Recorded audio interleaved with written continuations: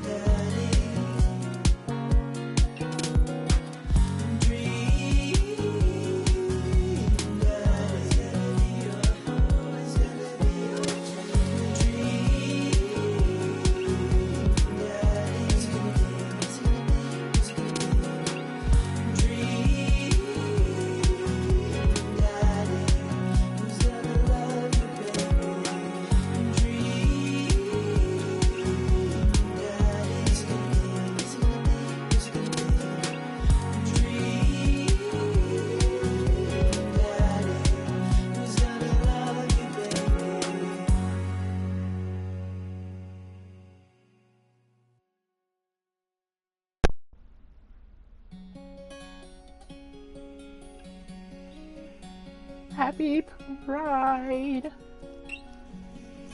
Okay, kicking things off with Dream Daddy. This is gonna be great. Don't pirate games. New game. Spend less money than you make. I should be writing these tips down. Well, I'm sleeping. Dad? Dad, wake up! 5 more minutes, please. You said that 5 minutes ago.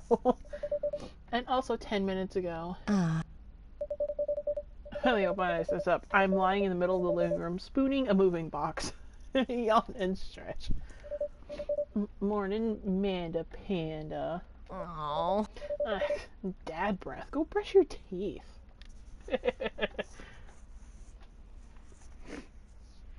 Sleep on your tent so you don't sleep on rocks. Build that dad. Build the dad. Oh, this is the fun part.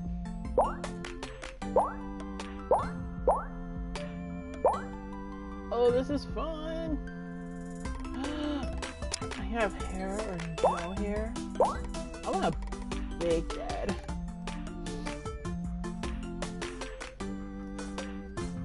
A big boy. Belly exposed? Belly exposed. Do I want hair? Yeah, there's nothing wrong with hair. There we go. Let's see. Head. Oh, 5 o'clock shadow. Not good.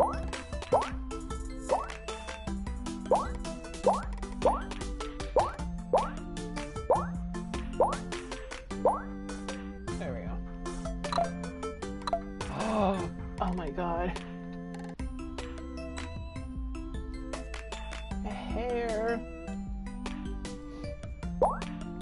I want nice looking hair. Yo, ponytail.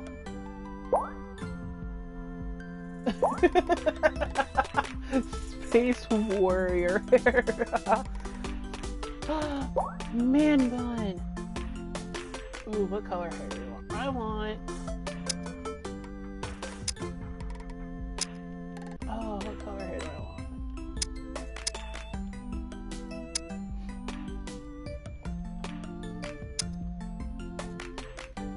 Let's do...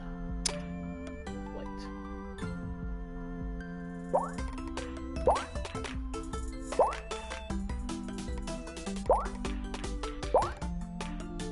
It's giving me Danny's texture. I like the poofy hair. The poofy hair is nice.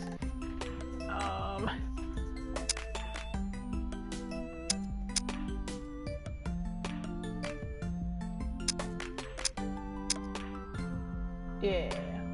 Maybe? Right here. The anime on it.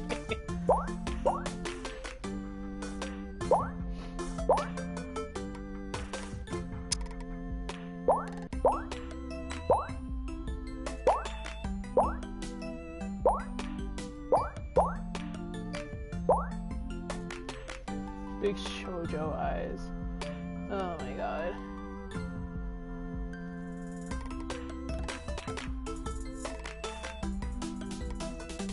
God.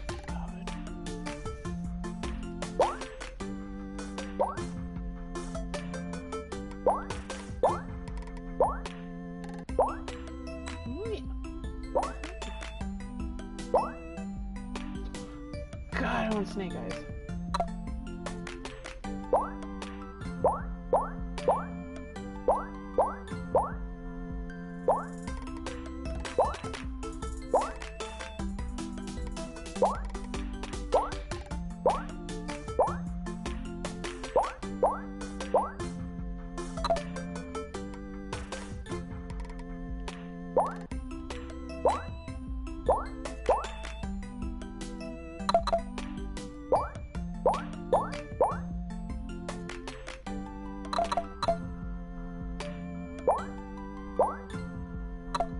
Maybe we'll change the hair.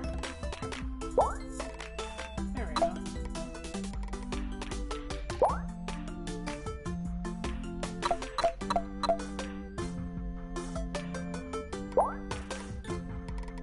Beautiful.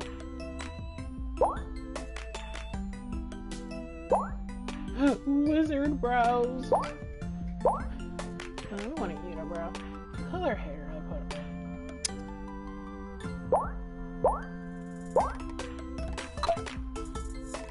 Facial hair.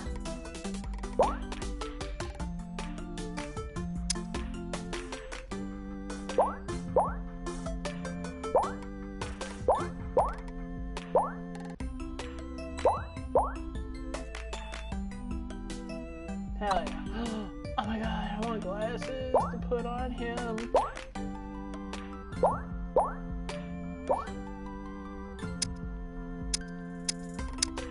Pink glasses! Okay. Piercings. I can't stay by!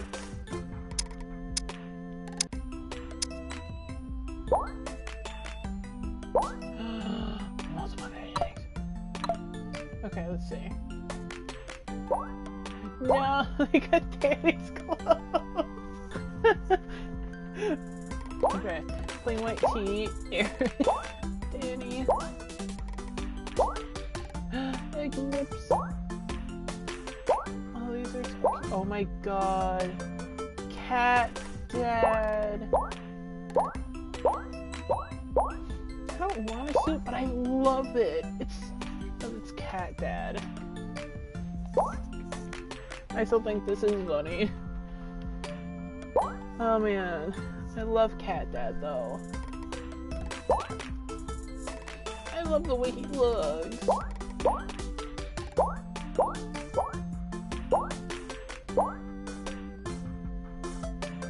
Let me go give him Aaron's clothes. Yeah, is that it? There we go.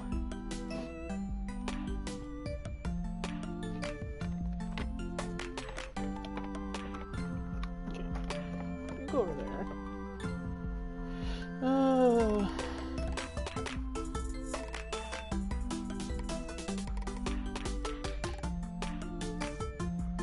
Let's see.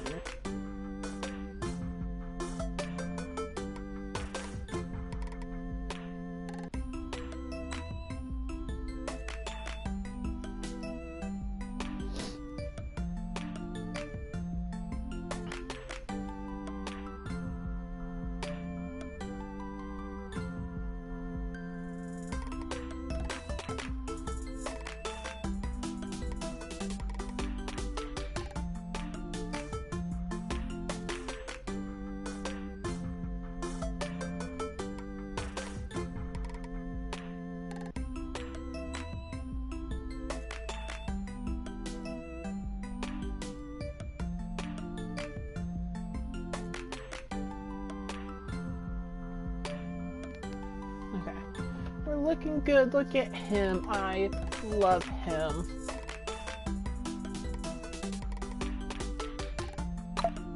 Name that dad.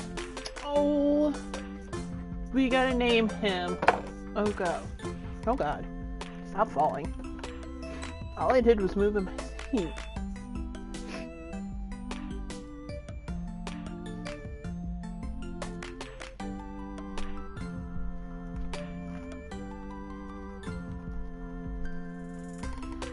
Oh man, what do we name him?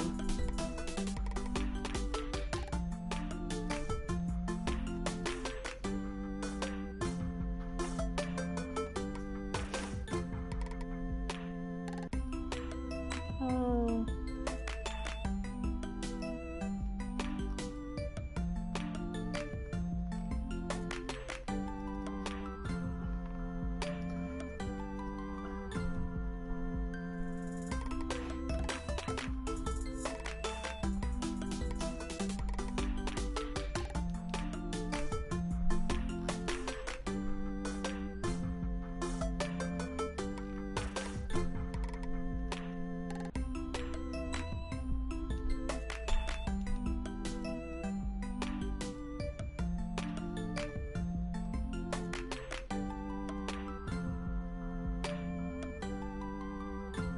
I want to know what we name him.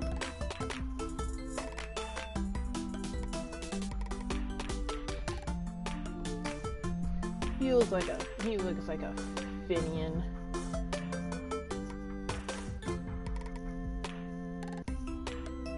I'm gonna name him Finn.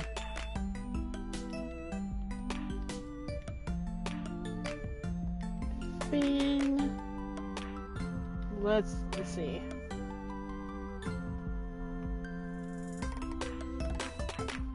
Finn DeMarco.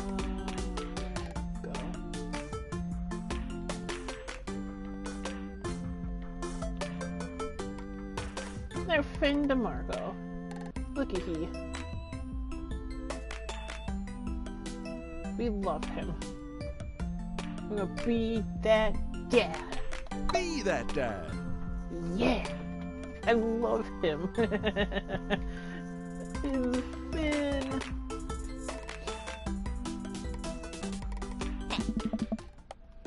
Did you fall asleep packing?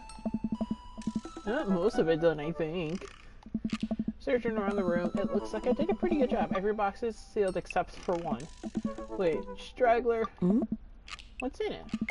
Looking into the box, I see a bunch of old photos in little photo albums. Alright! Whoa, I haven't seen these in years. I pull out one of the dusty albums from the top of the pile and begin looking through it. That's the coolest baby I ever seen.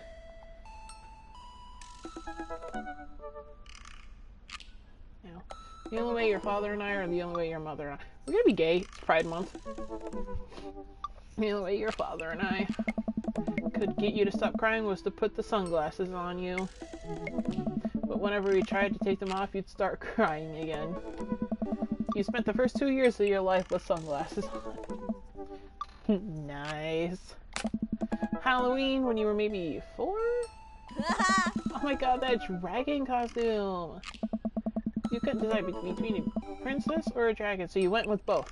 Princess Dragon. Why do I remember crying in that dragon costume?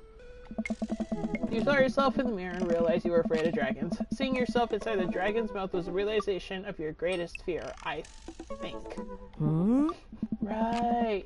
Yep, definitely repressed that memory. And this was you in your horse face. Look at her! She had a horse face. She's so cute. Tan, I believe you named that plush horse Sir Horsington the Brave. I don't think that was his... Amanda lunges for the photo, but I quickly snatch it away and hold it above her head with my superior dad arms. Nice try, but this is important blackmail for later down the road. Go ahead and try me. I've seen pictures of you in your ska band. Ouch, kid. The Communist Manifesto had a chance back in the day. I look off into the distance and reminisce about that rad horn section. Hey, it's Emma P. Ugh. No, Dad, that's Emma R. I didn't meet Emma P until high school. Honey, I promise you, wholeheartedly, that we'll never stop mixing those two up.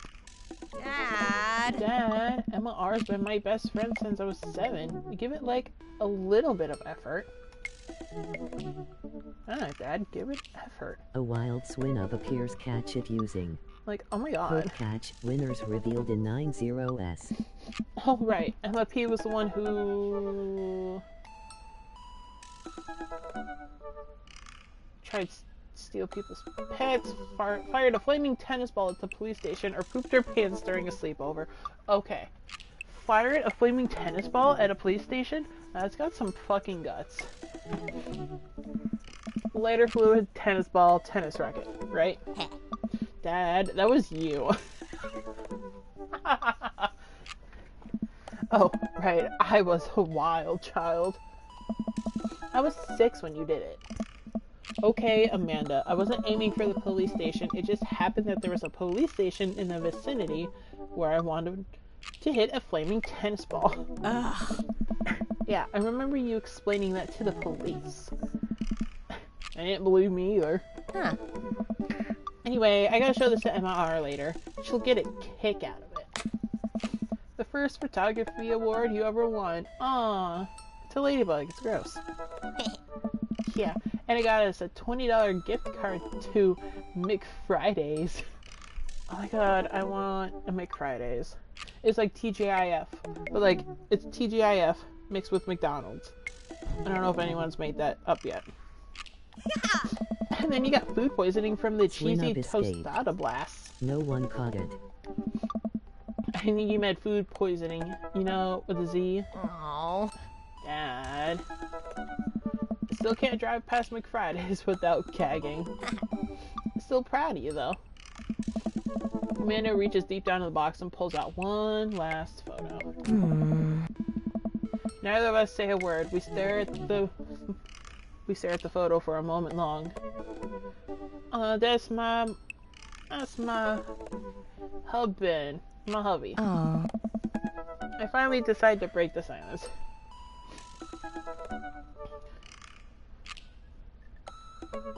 I want to say she's adopted. That this was the day we adopted you. It's kind of a funny story. The day we brought you home, we got into a car accident. It wasn't anything big, just a little fender bender in the parking lot. But of course I was freaking out, and the little old lady who crashed into us was freaking out, and I didn't know what to do. But your father, oh man. He holds my hand and looks me directly in the eyes. The calmest I'd ever seen him. He says, "It's okay. It's all gonna be okay." Oh. He's so sad. He was right, you know. I stare at the picture for longer. Maybe too long. I miss him. I can't even imagine what we must... I can't even imagine what it must be like for Amanda. She pats me on the back. Come on, Pops, we gotta finish packing. The moving van won't wait forever. You're right. Yeah. Amanda and I pile on the car, take one last look at the old house. So many memories here. Hard to believe your father and I bought this place almost 20 years ago. Huh? Hey, remember when I shattered the front window playing catch? He always had very strong arms. Ah. Hey, remember when I shattered the other front window pretending to be a robot who breaks windows? You were a very imaginative child. Alright. Hey, remember when I broke the back window? We get it, Amanda. You break stuff. And there'll be plenty more stuff for me to break in the new place. Memories to make and stuff to break. Ah. You ready? We sit in silence for a moment. I watch my daughter grow up in this house. It will forever hold a place in my heart, but it stings a little bit to leave it behind. I'm ready. the moving van begins to pull away, and I get the car into position to follow it. I watch our house, our old house, disappear in the rearview mirror. So what? So sell me on our cool new pad. I clear my throat and do my best cheesy announcer voice. Nestled in beautiful, scenic downtown Maple Bay, our new house features... That's right, you heard me. A garage big enough for not one, but 2 whole cars. As well as room for all my very important dad tools. And my motorcycle. My sick hog. The old steel pony. Dad's little motor velocipede. Dad. The 2-wheel transportation station. Dad! I have never ridden a motorcycle in my life, and to be honest, I am afraid of them. Anyway, it's also smaller than our last house. Cozier, one might argue. Good spin. I think it's great. Won't we be closer to a lot of cool stuff that we can walk to, so I don't have to waste gas? I mean, trying to park downtown is, you know... Amanda, you know you're gonna have to learn how to parallel park at some point, right? Finn, I don't even know how to parallel park, and I refuse to. Not gonna happen, Pops. Me and you, Amanda. Let's go. Never parallel parking. I think someone needs to do a 3-point turn on their attitude. Oh, already with the puns. I don't know how to do that either. Have you met the neighbors yet? Not yet, but the neighborhood seems pretty quiet. So, you won't have to chase any rowdy teens off your lawn? You are the very teen you mock when you say that, honey. I'm in my last year of high school. I'm practically dust. Oh my god. Yeah, you're a real... Don't you dare. Senior... Dad, I know where this is going. Citizen.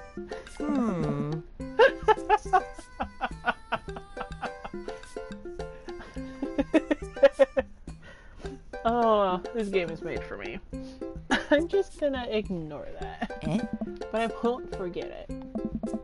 So what's item number 1 on the new house agenda? Well, first we need to forge a path through the solid wall of boxes that's blocking the living room. I still have to install the washer and dryer. We need to go grocery shopping. Pops, cool your jets. You have to promise me that we're gonna take a break and explore the neighborhood. Okay. You're right. We'll get some work done and then check the area out.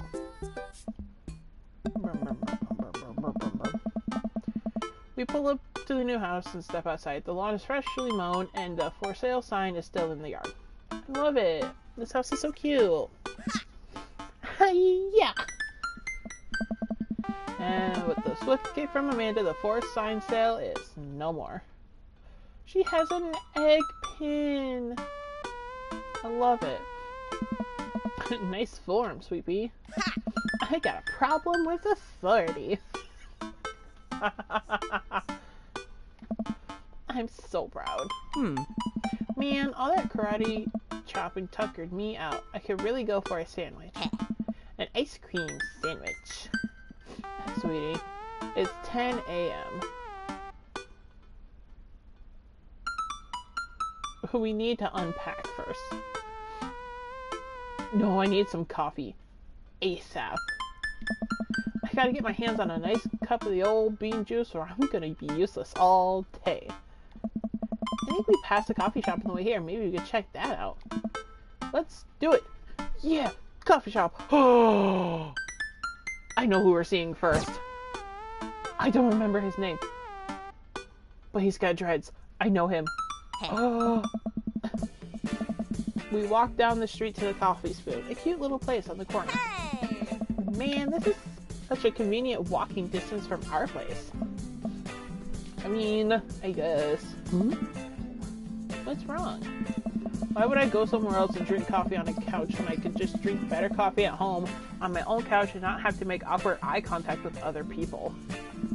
At least when I'm home, some random guy isn't going to come up and sit on the recliner next to me, and I won't feel like a little weird about it because technically he's not sitting at my table, but he is very much within my personal zone. Tad. And what's that? What the fuck is that word? Etiquette? What's the etiquette when you have a dirty mug? Is there a bin? Do you go set it up on the counter because you don't know where else to put it? Or do you leave it there and feel your face flush hot with shame as you consider the possibility that there is a bin somewhere just out of sight and now you're the jerk who left their mug? I feel this on such a personal level. Like, if I don't know where to put it, I feel real bad just leaving it there even though other people do it. Ugh. Dad, are you just afraid to meet new people? Yes, Amanda. Hey. Oh, it is him. Ah! The inside of the coffee shop is incredibly warm and inviting. Vinyl records line the walls, and patrons lounge around the well-worn-in couches. Some cool tunes spin on a record player next to a little stage. Hey. Welcome to the Coffee Spoon, guys. How's it going? Hi, Matt. Your name was Matt, that's right. I know who you look like. I just couldn't remember your name. What's with the name? Hey. Oh, it's kinda dumb. Hey. It gets mentioned in this poem I like, and I thought it was a good idea at the time. And I suppose now it's still got a good idea. Because, like, the business is still running.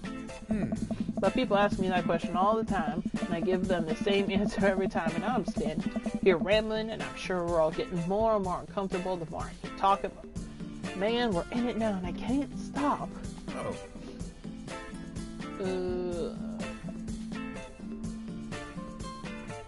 Awkward.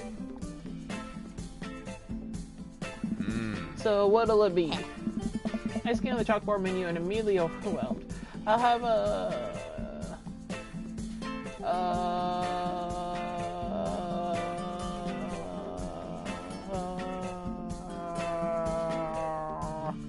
Ice Tegan and Sarah.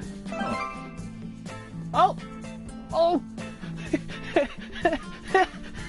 He exploded with hearts. Good choice.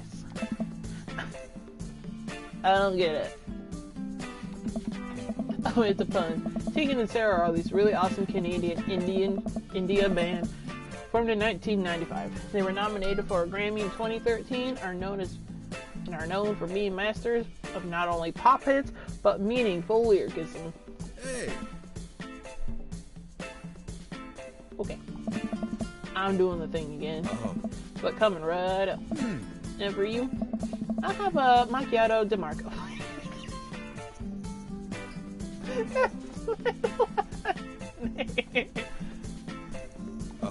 Coming right up. You want that in a small, medium, or biggie smalls? Welcome, Guacamole Boy. Jesus Get Christ. yourself checked in and your medication will be passed out shortly. Thank you and enjoy your stay. Brother Mancorn, thank you for the follow. Welcome in. Medium. How did you find me? I am very curious. Wait, is Biggie Smalls big or small? I should change that, shouldn't I? Matt sets to making our drinks, and Amanda, I take a seat on one of the couches. What's his deal? Let the man make his puns. They're cooler bands than you listen to anyway. Insulting my music. Hey. Hey. Ska was cool once. This couch is actually pretty comfy. Been friends with Mai and saw you stream and so decided to tune in. You're friends with Maji. Oh, thank you. Oh, I appreciate it. A friend of mine is a friend of mine. Hello. This couch is actually pretty comfy. Maybe not comfier than our couch, but it's alright. Good lumbar support. You sink right into it. Oh no! Okay, it's comfier than our couch. Amanda nudges me. This place is right next to our house, and that guy seems not only cool, but also just as uncomfortable with talking to other people as you are. You should totally become friends with him. A wild Sosbuk appears catch it using. Come on, what Hope catch winners Jesus revealed Christ. in 90s. Come on, what did we say about meeting new people? Hope catch.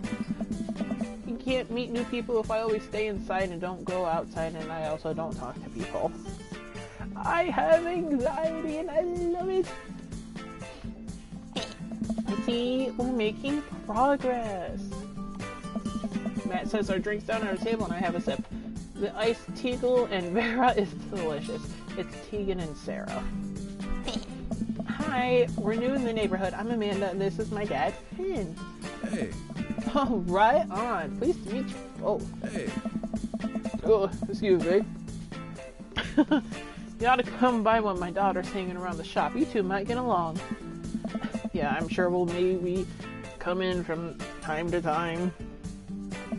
Amanda kicks my leg from under the table. Ow! Bitch!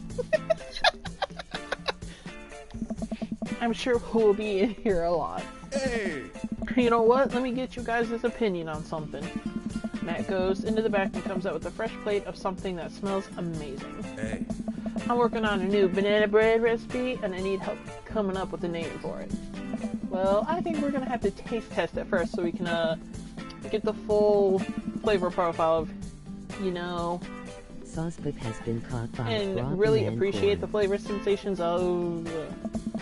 Amanda nods vigorously. She knows this game. Yeah, we need to give this Nana bread a taste if you want us doing free creative labor. I think it would be I'm not even gonna try to pronounce that word. I've taught her well. We have trained for this day. I was just gonna give you guys free banana bread anyways. Right, yes. That. New to the neighborhood and already getting free banana bread. Yes! Matt serves us each piece. Amanda and I happily chow down. Alright. This is amazing! Thanks. The secret ingredient is, you would never believe it, bananas. Missed a stream. No problem. So, any Click ideas? here to watch all past stumped. bots. Well, I think I might be only be giving you... one bots. I think I might only be able to give you dad band puns, but I'll give it a shot. Banana bread Kennedy's, grateful banana bread, right said banana bread. I like the right said banana bread. Like right said Fred, but now it's about banana bread. I think the youngsters would like it despite not getting it. I feel like an explosion of heart. I don't know what that is. Am I doing good?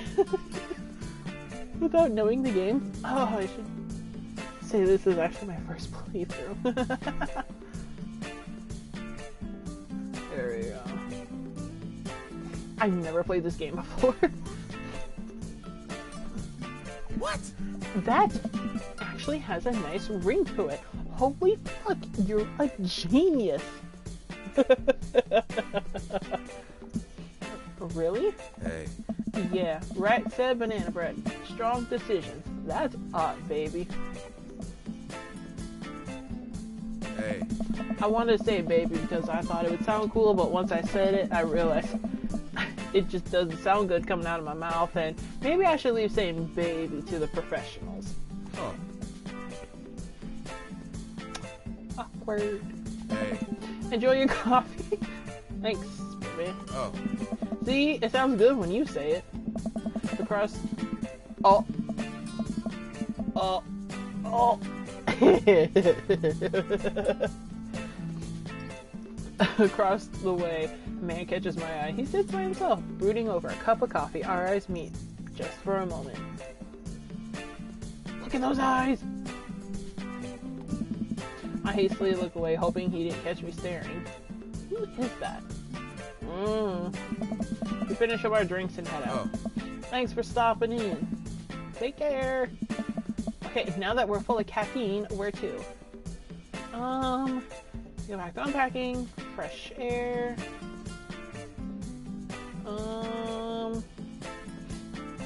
Let's go back to unpacking. I've got a lot on my plate right now. Did you know that moving is one of the biggest sources of stress for adults? Is it right behind the constant fear that you smell bad and everyone's too polite to tell you? Probably. Rude!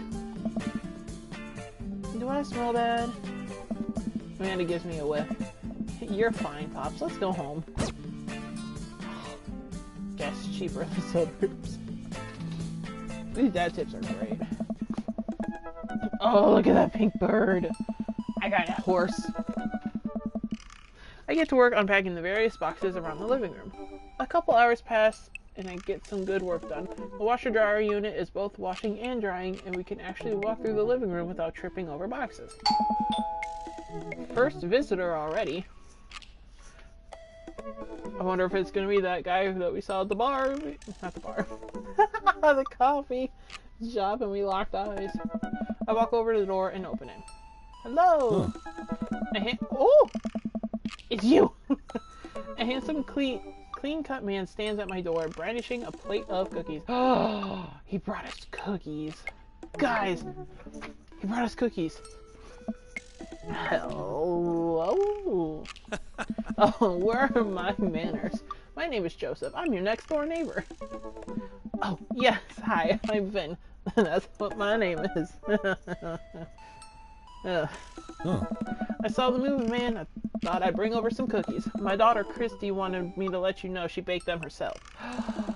Joseph leans in and whispers, but between you and me, she just sprinkled in the chocolate chips. Good one. We both share a laugh. Kids, right?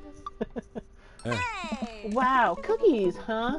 So nice to meet you. Joseph hands her the plate of cookies with a smile. Huh. Well, thanks for the cookies. Oh. Amanda disappears with the cookies. Hey, save some of those for me. Amanda, come. And she's gone. That's my daughter. Her name is Amanda. She's a charmer. Daughters are tough. Sons are also tough. Children in general are just tough. I hear that. I mean, there'd have to be something wrong with you to try and raise more than 2. I have 4 kids. What have you done? Oh, I mean, don't worry, you didn't mean to be rude.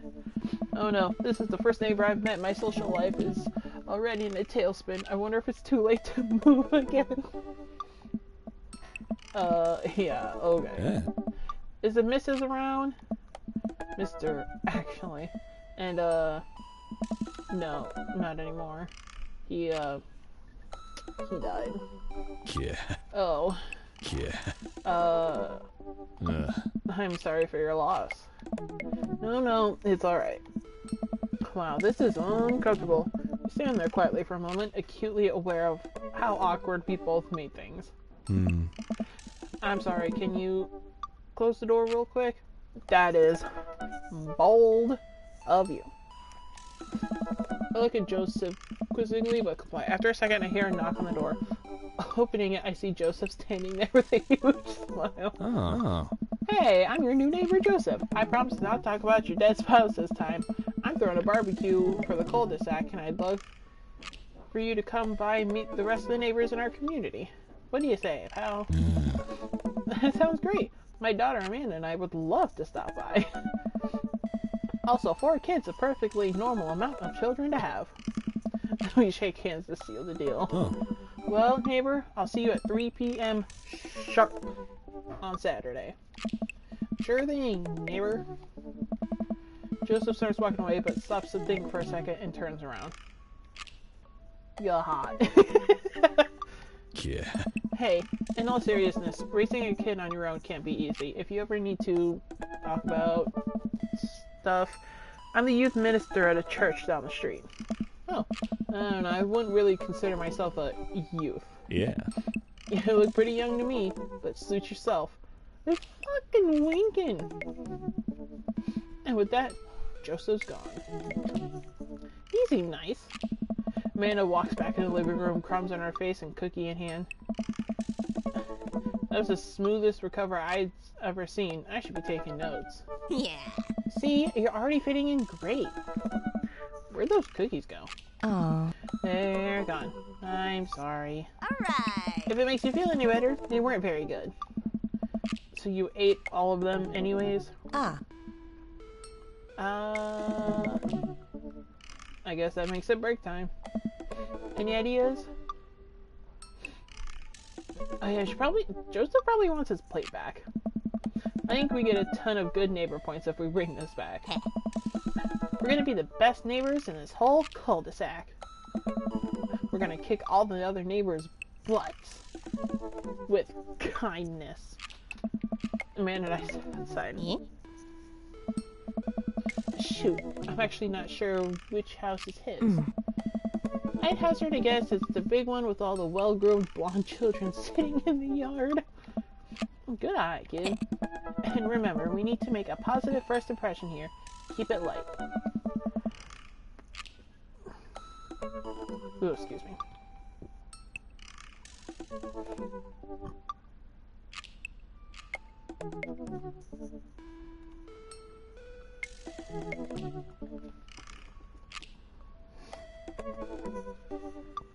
Hold on.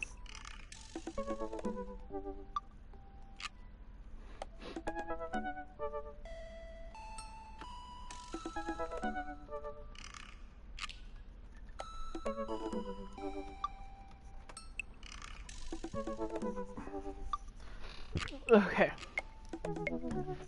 We walk up to the kids and wave. Hello. Hey guys, is your dad— oh my god, they're so fucking creepy. Is your dad around? They all just stare at us blankly. We just wanted to return this nice plate and thank you for the cookies. Geez, these definitely are Joseph's kids. They all look exactly like him.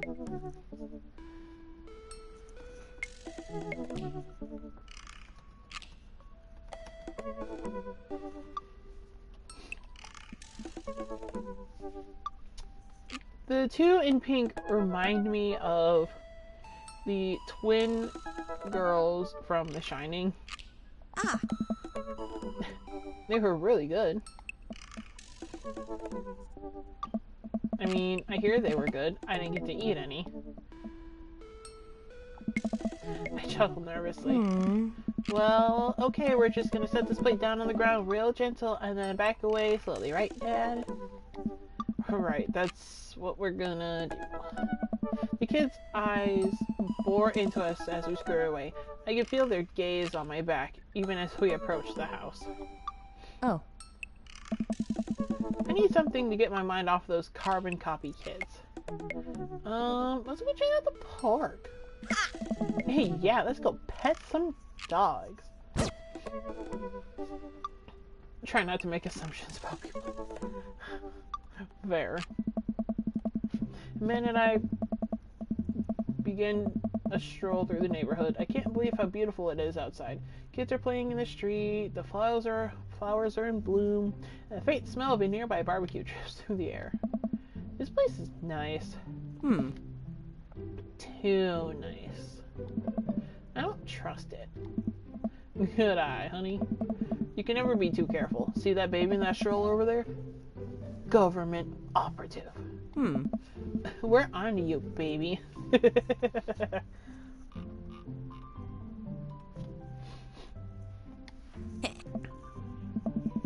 We walk for a while and eventually end up at a small park. Toddlers chase each other through the playground and dogs of all shapes and sizes romp through the grass. It's pretty crowded, but Amanda spots a nice empty bench. We start to make our way over to it when... Heads up! Ow!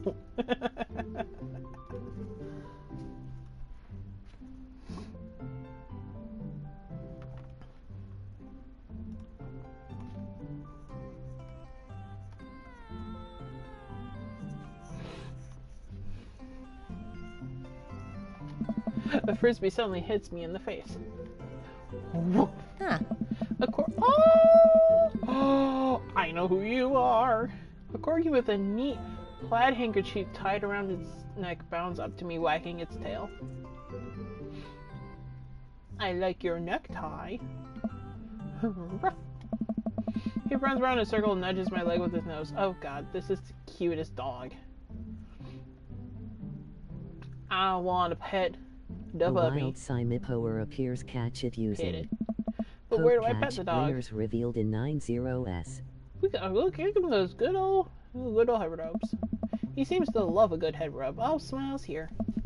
You definitely could have caught that. Yeah, look at you! A guy in a Hawaiian shirt jogs over to us and takes a frisbee from me. You know, frisbees are traditionally caught with their hands, not your face. Well, you're traditionally not supposed to aim for people's heads. It's a new technique. I'll catch it with my teeth. It's a new technique? It's like disc golf, but the goal is my face. Looks like you're winning. Jesus! What came out of you?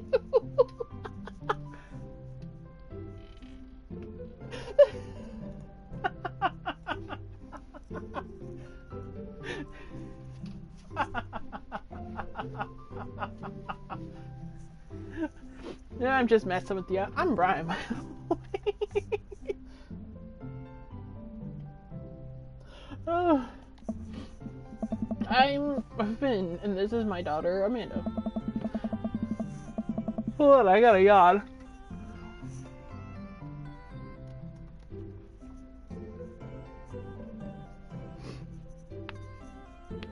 Simipower escaped. No one caught it.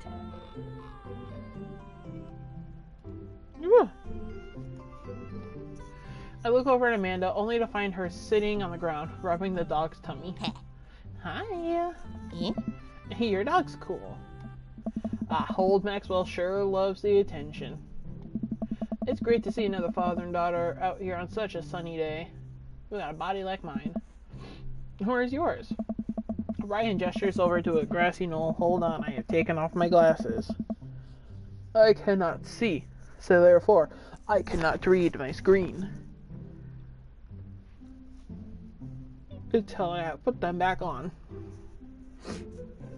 Anyways, Ryan gestures over to a grassy knoll where a young girl sits on a checkered blanket.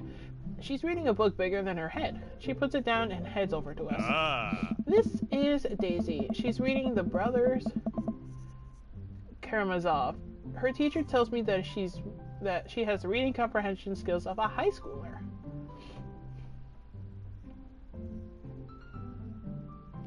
But you're almost as tall as Amanda. What the fuck? How old is she? 10. She's a precocious little youngster. You are 10.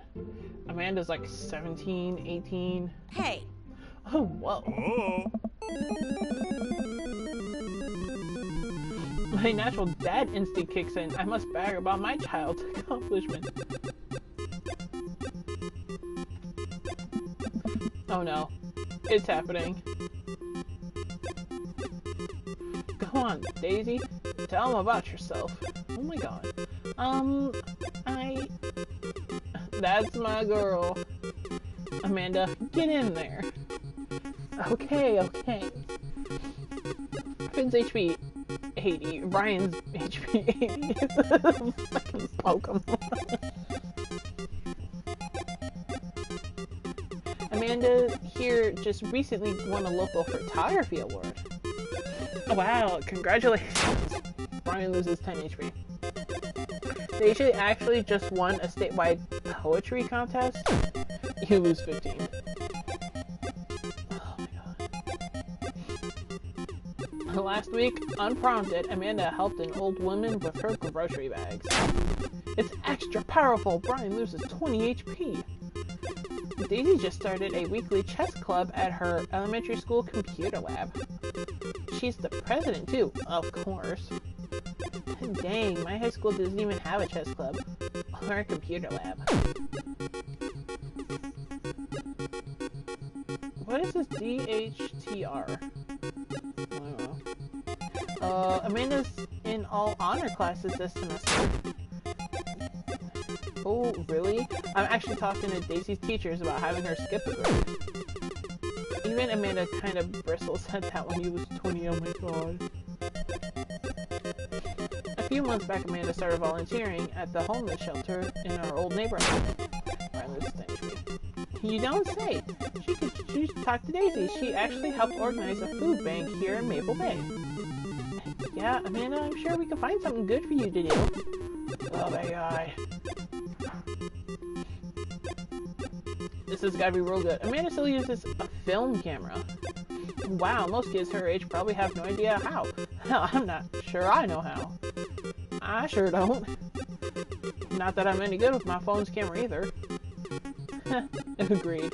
You and Brian share a bonding moment, and Amanda and Daisy look. Oh my god!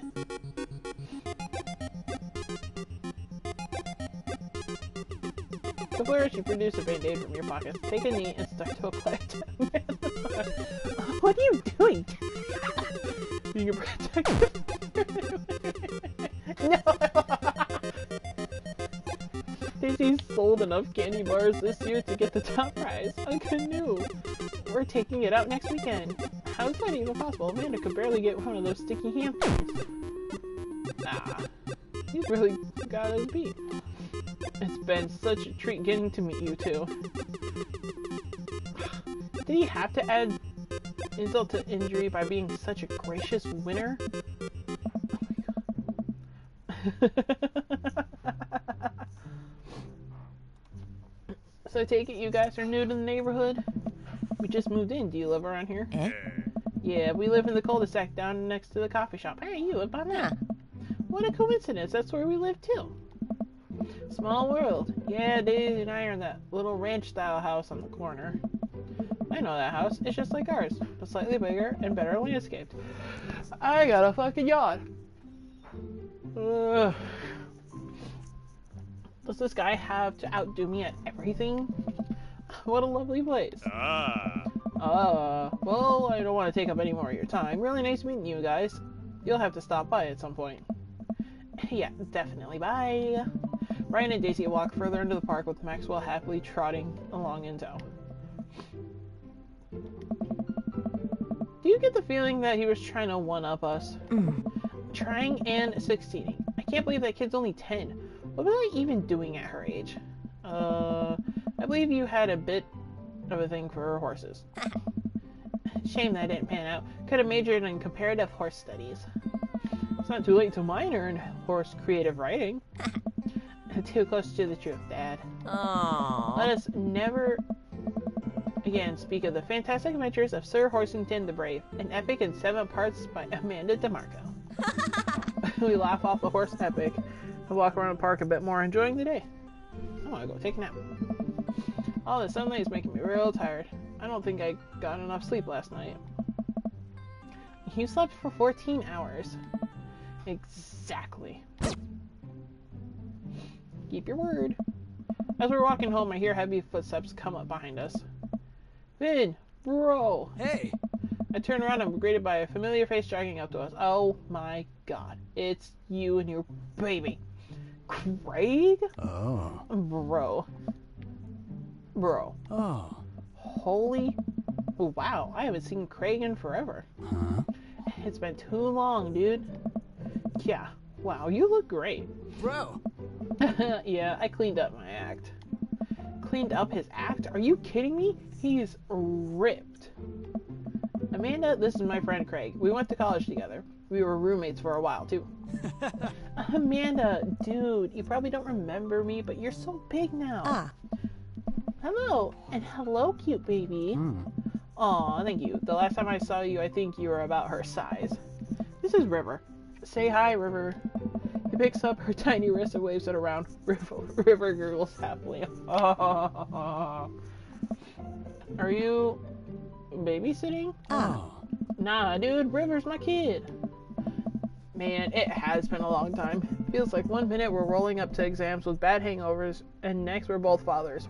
Where you been, man? I was working out in California, but just relocated the business back to Maple Bay. No kidding. Amanda and I just moved to this side of town. How's Smashley doing? Hi. I mean Ashley. Ashley is her name. I... She's still actually goes by Smashley, and we got divorced last year. Oh, dude, I'm so sorry. Hmm? It's old news. We take turns taking care of River and the twins. It's all copac... words. Who the fuck just started streaming? Was that Keys?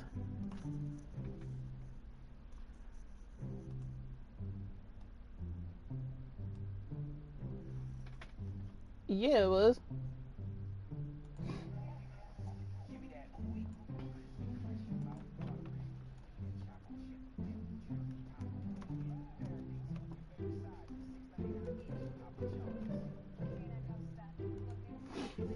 Okay. Twins? You have 3 kids? Hmm? Ain't laugh something, bro. Right. Keg Stand Craig is the father of 3. Hmm? Keg Stand Craig? Oh. Oh, yeah, it was my old college nickname.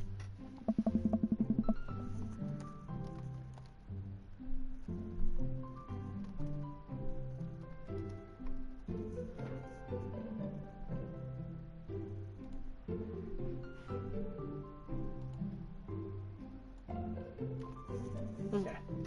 He got it because he did a lot of keg stands.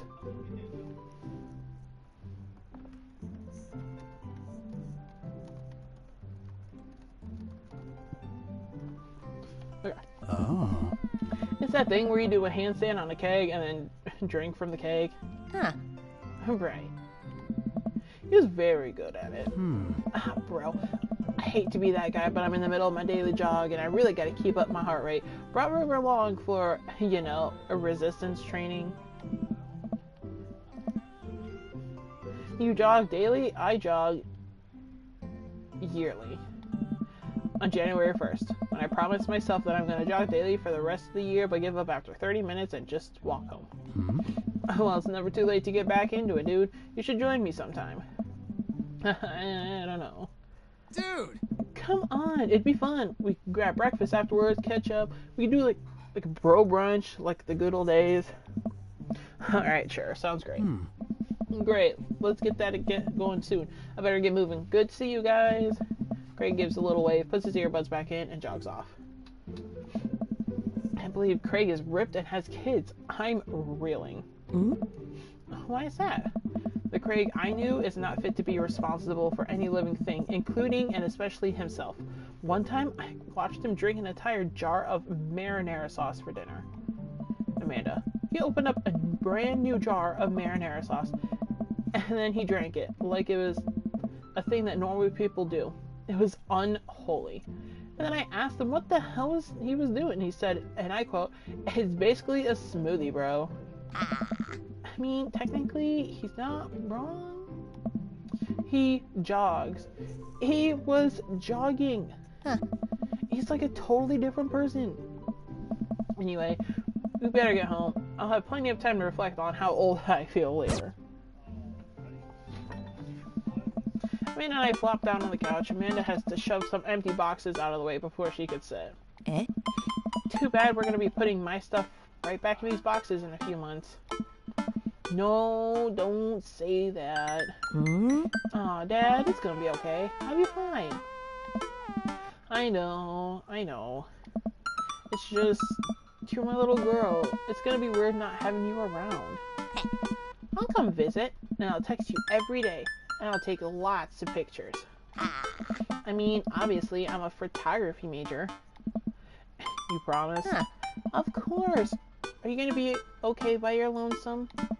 Oh, come on. I'll be fine. I'll get a dog or something. A dog? Forget art school. I'll stay for the dog. Is that what it's gonna take? Medium-sized dog, handkerchief around the neck. I get to name it.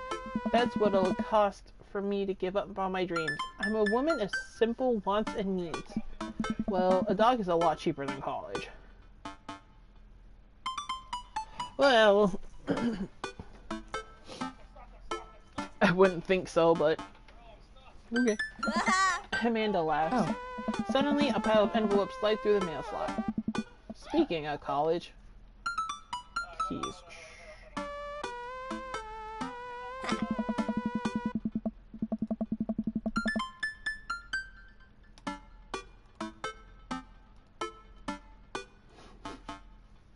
Amanda darts over to the envelopes and shuffles through them. She pulls one out and throws the rest back on the floor. Yeah! This is from McGowan College of Art and Design. Open it!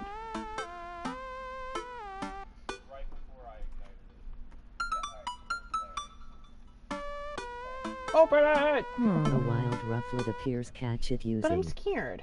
poke catch. Winners revealed in It's 90s. just an envelope. Huh. Yeah, it's just like my entire future. Not a big deal. Eh? She takes a deep breath and rips open the letter with her teeth. We have a letter opener, but okay. Huh?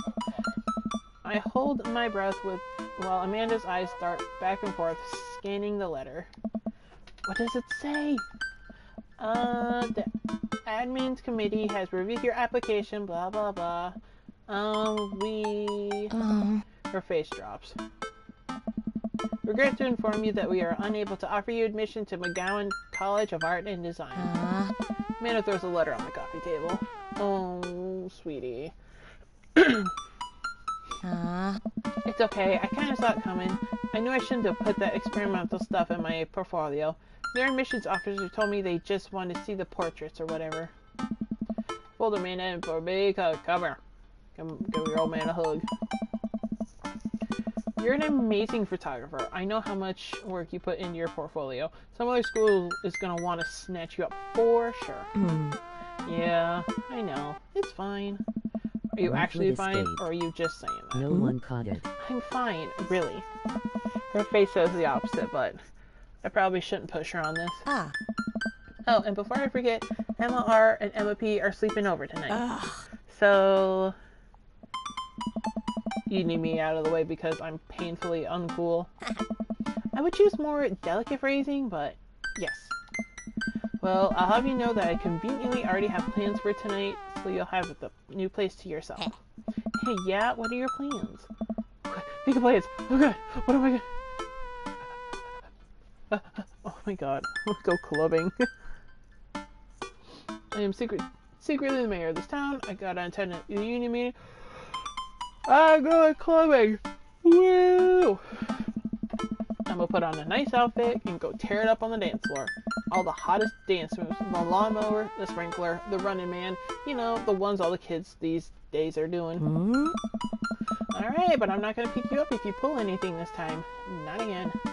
I'm just kidding. I'm actually going to go out and watch the game. Nice. Which game? You know, the game. The one that's on tonight. Ugh. The game on TV at somewhere other than here. Okay, cool. While you do that, I'm gonna go do drugs and commit some light arson with the Emmas. I'm concerned you're hanging out with the wrong crowd. No shrugs. I would have expected you guys to be up to white-collar crime by this point. Maybe money laundering at the least.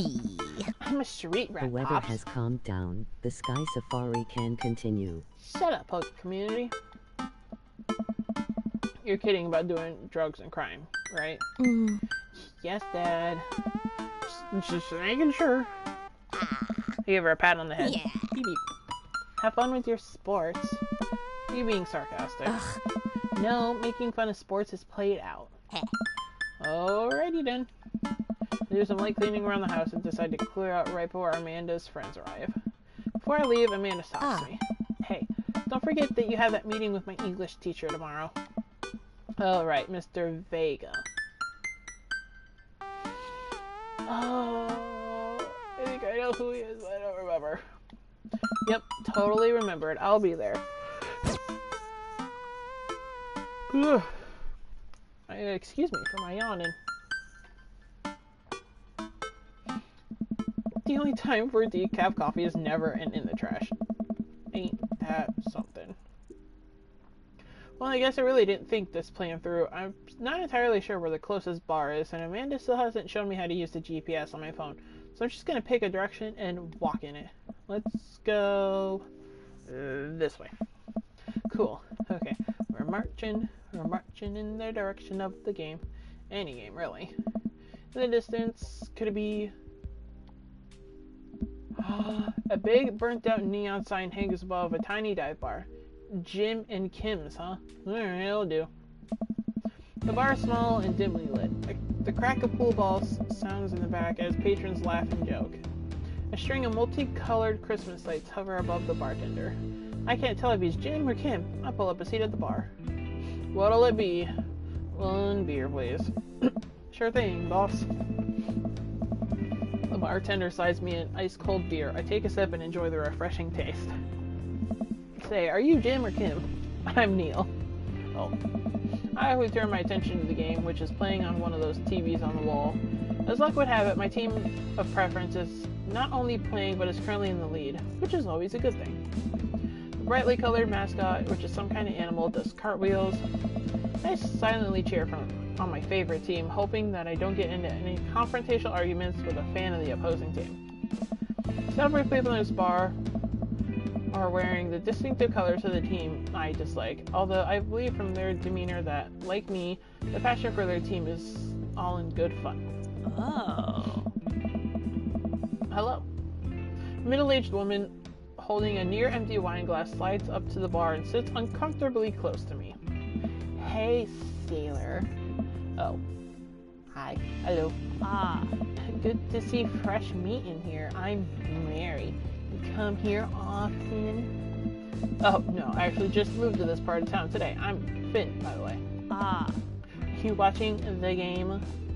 Yeah, my preferred team is in the lead. If they keep this up, they'll win the game with ease. Hey. Oh, I love that team. I also love that game. I love someone who knows their way around balls.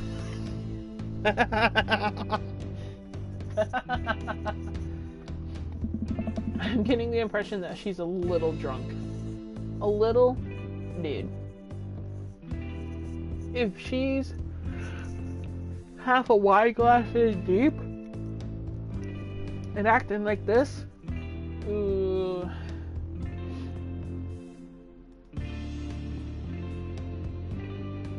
Nope. Okay.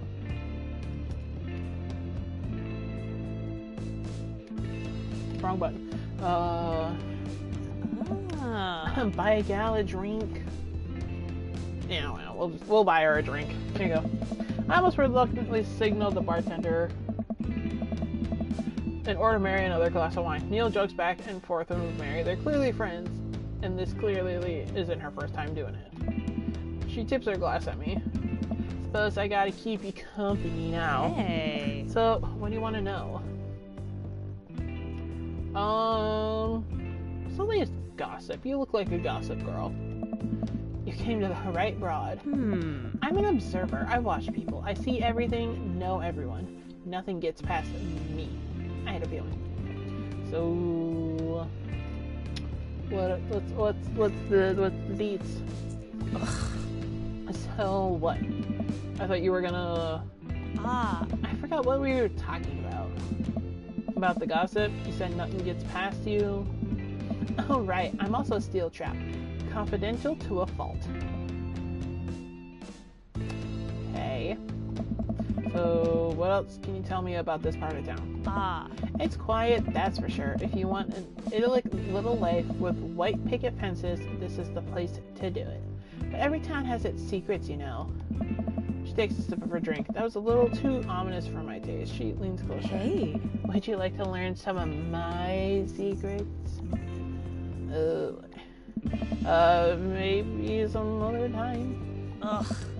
Suit yourself, sailor. Mary saunters off, setting her sights on the news. Bar patron to enter. I happily watched the game over another beer. The game has gotten close in terms of points, a little too close than what I'm comfortable with. After a particularly skilled player scores a number of points for the other team, putting them in the lead, I hear an affirmative grunt from another man at the bar. Go team! Oh, it's you! It's a brooding man from the coffee spoon. He sits alone, sipping whiskey and watching the game as well. Enjoying the game? I am now that we're winning. Oh, you must be rooting for different teams. In my opinion, my team is far superior. I have to disagree with that. Based upon our win-loss record, I'd say that my team is superior. And that's where you're wrong, since as it stands right now, my team is beating yours. The conversation ends there. We both go back to silently rooting for our respective teams. The game is close, with both sides playing their hardest to win. But in the end, my team prevails. Quiet cheers ripple throughout the bar. I raise a respectful glass to the man drinking whiskey. He raises his in response. An unspoken truce is formed between us based on mutual love for the game. He motions to the bartender, who pours 2 glasses of whiskey. The man slides one over to me. The name's Robert. Thanks. I'm fit. You must be new here. Mary already hit on you? Yeah. Huh. She's a peach. Well, you picked the best bar in town. As slimy as it is, you'll never find a better spot than Jim Kim's. Is there actually a Jim or Kim that runs this place? Hey. No, that'd be Neil. Neil waves from across the bar. Good guy, Neil. Not enough Neils in this world. Okay. Oh? You a whiskey fella or a beer fella? Beer, but I'll drink most things. You lack shots? I love shots. Thank God. You're a shot. I can tell you're a shots man. Robert nods to Neil, who serves up 2 shots of whiskey, hands one to me. Here's to your health. We take the shots. The whiskey burns going down, but I'm trying my hardest to look tough. Wait, I think this is what making friends is.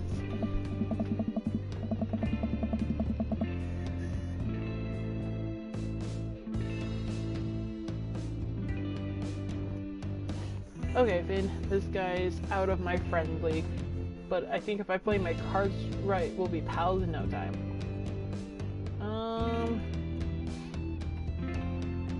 I like your jacket? I like your jacket. Thanks. Been in my family a long time, passed down from the firstborn to firstborn. Cursed, some would say. Man, this guy's mysterious. Yeah, cool. Oh. Way cooler than I am, at least. Robert signals to the bartender for another round. What are you doing here tonight? Trying to make friends. I'm new in town, figured it might be good to put myself out there. You seem pretty cool. The key to being cool is acting like you don't care about anything, but actually care very deeply about everything to the point where it's deliberating. Really? Oh. Robert downs the rest of his drink. Of course not. He gets up. Be right back. Gotta powder my nose. You're doing coke! Never seen Robert this talkative. He must like you. I guess so.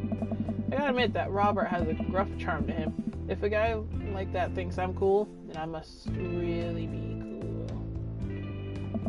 Robert comes back from the bathroom and grabs his leather jacket. You did coke. I'm gonna go home. You headed my way? We're gonna walk and talk. Robert and I leave the bar and find ourselves walking in the same direction. Sup? I live in this cul-de-sac down the way.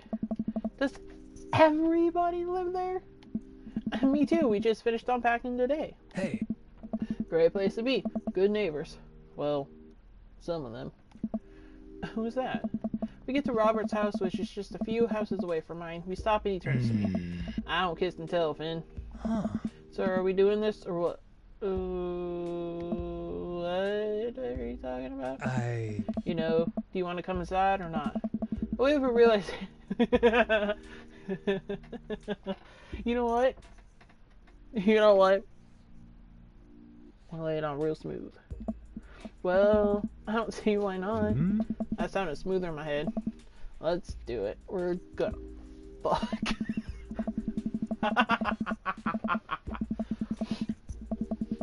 I follow him up to his door. He fumbles with his keys for a second and unlocks the door, leading me inside. My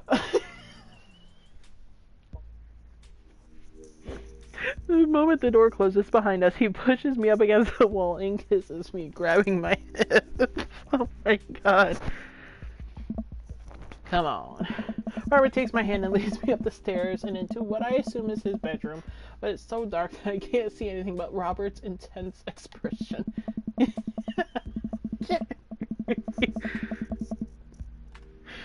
He kisses me again. I hear him shuckling off his jacket. I clumsily take off mine too. His hands run down my He's suddenly he's tugging at my belt. I don't normally do this.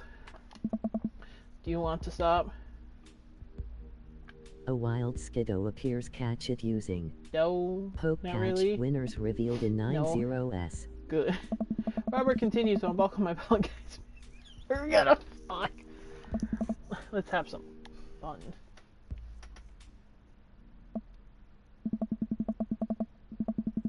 The sunlight streams in between the slates of the blinds. My head is pounding. I really overdid it last night. Wait a minute. This isn't my old house. Or my new house. Where the fuck am I? What the fuck happened? Oh, right. I look around for Robert, but find myself alone. Hello? Hello? There's a clatter from the bathroom and the door opens. Robert is fully dressed and grabs his keys. That was fun. Yeah, it was. You should go. That's certainly not what I was expecting. Well, talk to you later? Mm-hmm. Robert cracks a smile. Sure, your clothes are over there. Hey. I hastily get dressed and show myself out. The sun is embarrassingly bright. I need to lie down. I start to make my way back home when I suddenly remember. Amanda! I couldn't do bad, Dad. I rush back home and Skiddo throw the escaped. door open. No one Something caught it. smells delicious. Amanda! Amanda runs out the kitchen and looks slightly disappointed. Oh man, I was kind of hoping you had gotten kidnapped and I was gonna have to come rescue you. No, I made a friend at the bar last night and ended up sleeping over at his place. Where are the Emmas? They left a little while ago. Oh, you guys have fun? Yeah, watched some movies, ate snacks, stole a car, you know, usual sleepover stuff. You teens in your larceny. Turn down this music a little bit.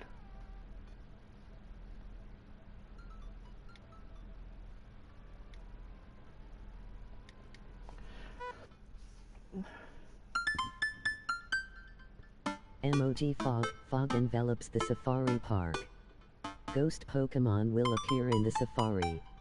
Caught Pokemon are likely to have better IVs.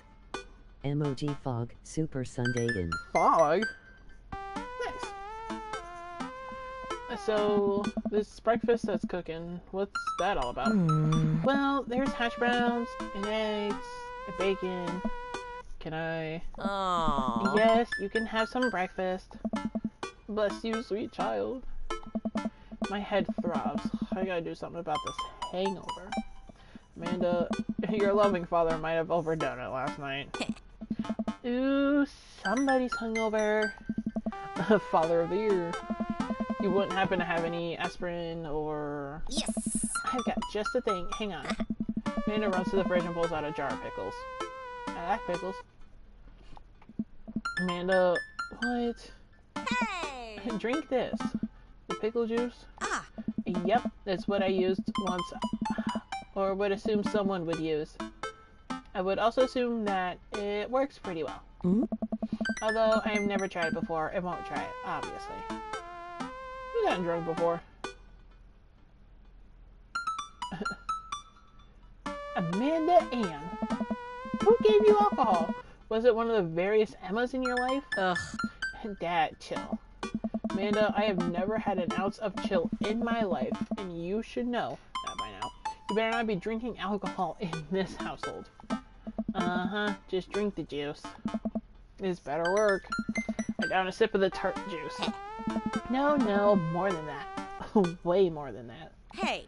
I mean, I assume. Eh? Watch it, you. I drink more pickle juice and help myself to the delicious breakfast that Amanda has graciously allowed me to partake in. After inhaling some hash browns and dunking several pieces of bacon into my runny yolk, I'm starting to feel a little better. Amanda grabs her backpack and keys. Well, I gotta get to class. Don't forget the meeting with Mr. Vega, okay? He said it was important. Love ya. Oh, I forgot about that. Oh, I'll be there. Knock him dead, kiddo. Always do.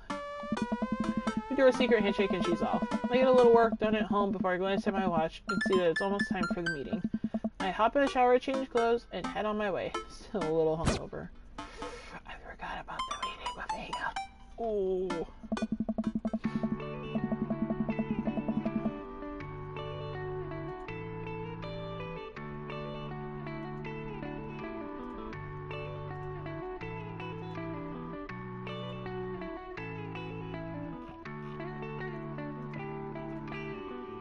That's broken. I gotta refresh. I arrived at Amanda's school and check in at the front desk. They gave me a bright orange visitor sticker and sent me on my way. I'm barely awake and feeling pretty haggard, but hopefully nobody will notice. Check my watch and relieved to see that I'm only 2 minutes late. Wait, was it room 103 or 108? I spot a youth standing at his locker and approach him for help. Excuse me, do you know where Mr. Vega's classroom is? Youth turns around and looks me up and down with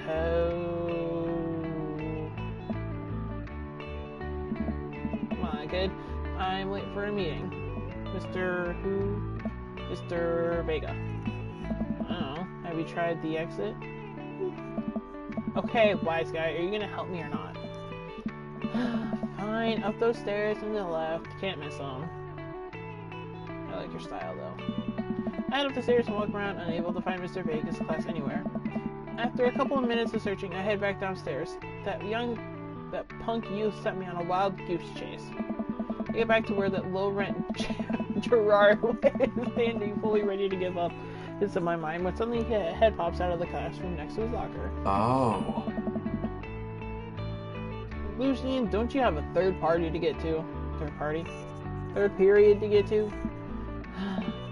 Fine, Mr. Vega. Oh, wow. Now I'm officially 10 minutes late. I glare at him as he walks away. We're not cool. You must be Finn. This period's almost over. Would you mind waiting in the back? Oh.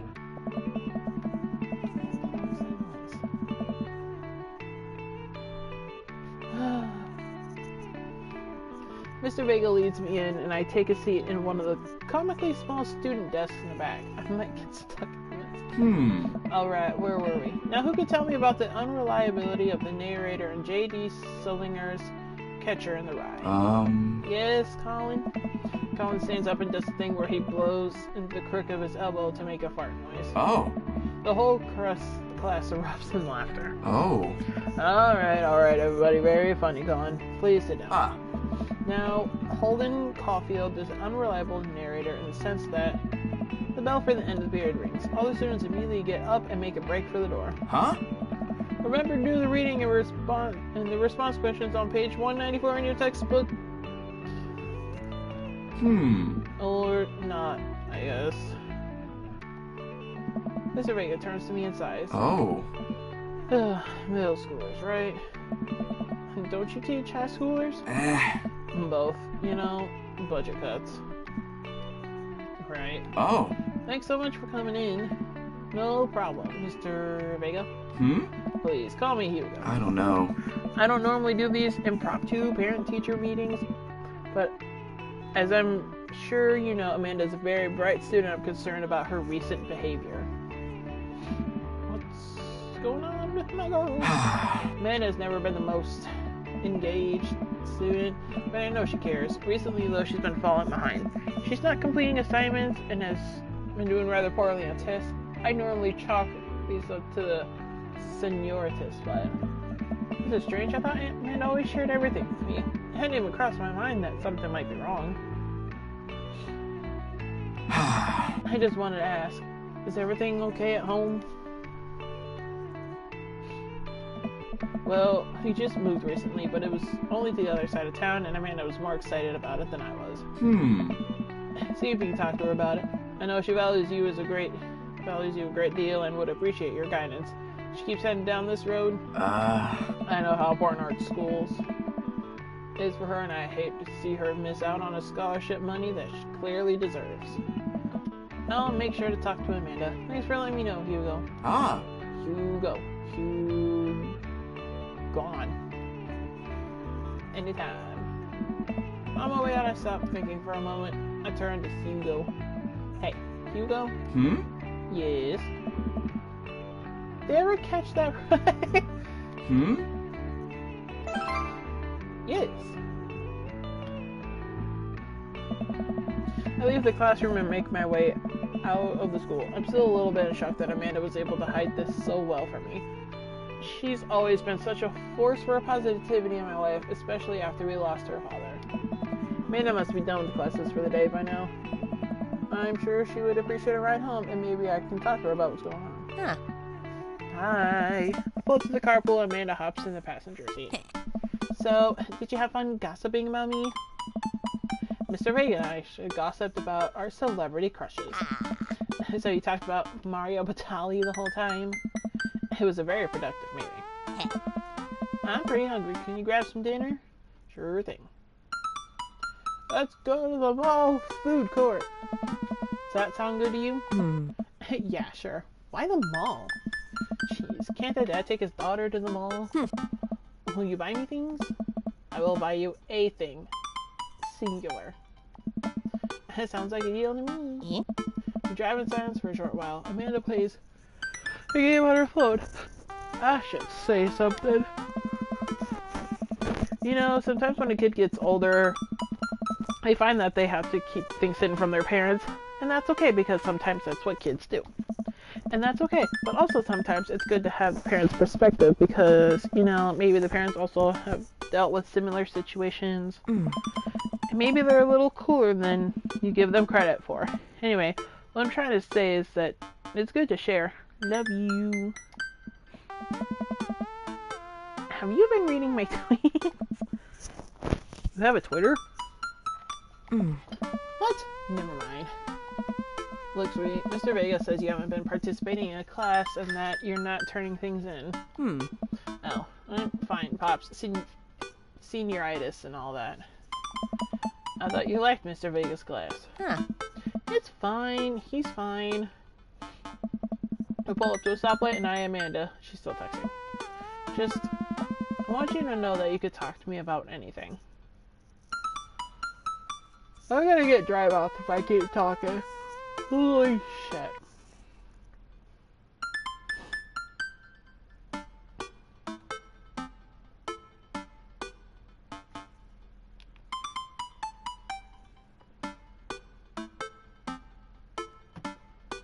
I don't know, whatever.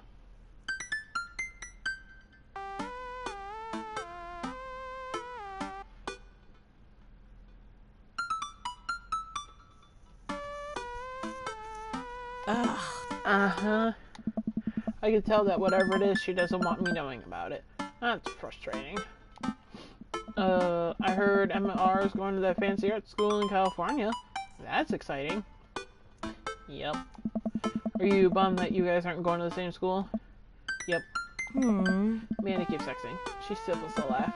That's so funny. I don't think you get it. Okay. Who are you texting? Noah. Who's Noah? My friend. Does he go to your school?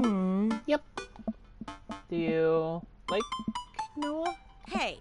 What? No. Dad? Ugh. I can't believe you would. Dad. I mean, jeez. Why would you... Gross. Alright, just asking. Dad, he's just my friend. Guys and girls can be friends. He's my friend. Okay. Jeez. This is going well. Well, good talk. Love you, kiddo. She leans forward and turns up the radio. I guess that conversation is over. To the mall, then. Wee.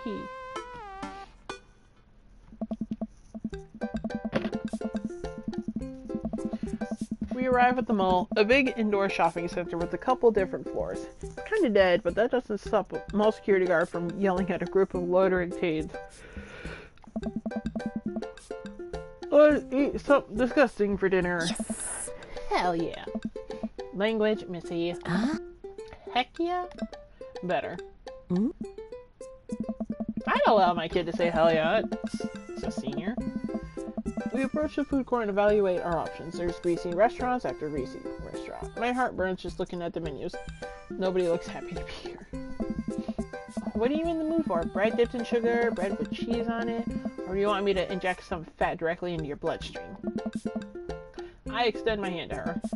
Would you do me the honor of sharing some A wild nachos? cutie, a fly appears, catch it using. She takes my hand with a grin. Catch, It winners would make me revealed the in happiest, 90s. cheesiest girl alive. We order a giant pile of chips and unnaturally orange cheese from a very unenthusiastic and possibly stoned teenager. We take a seat at a rickety table and dig in. I gotta get something to drink. Hold on.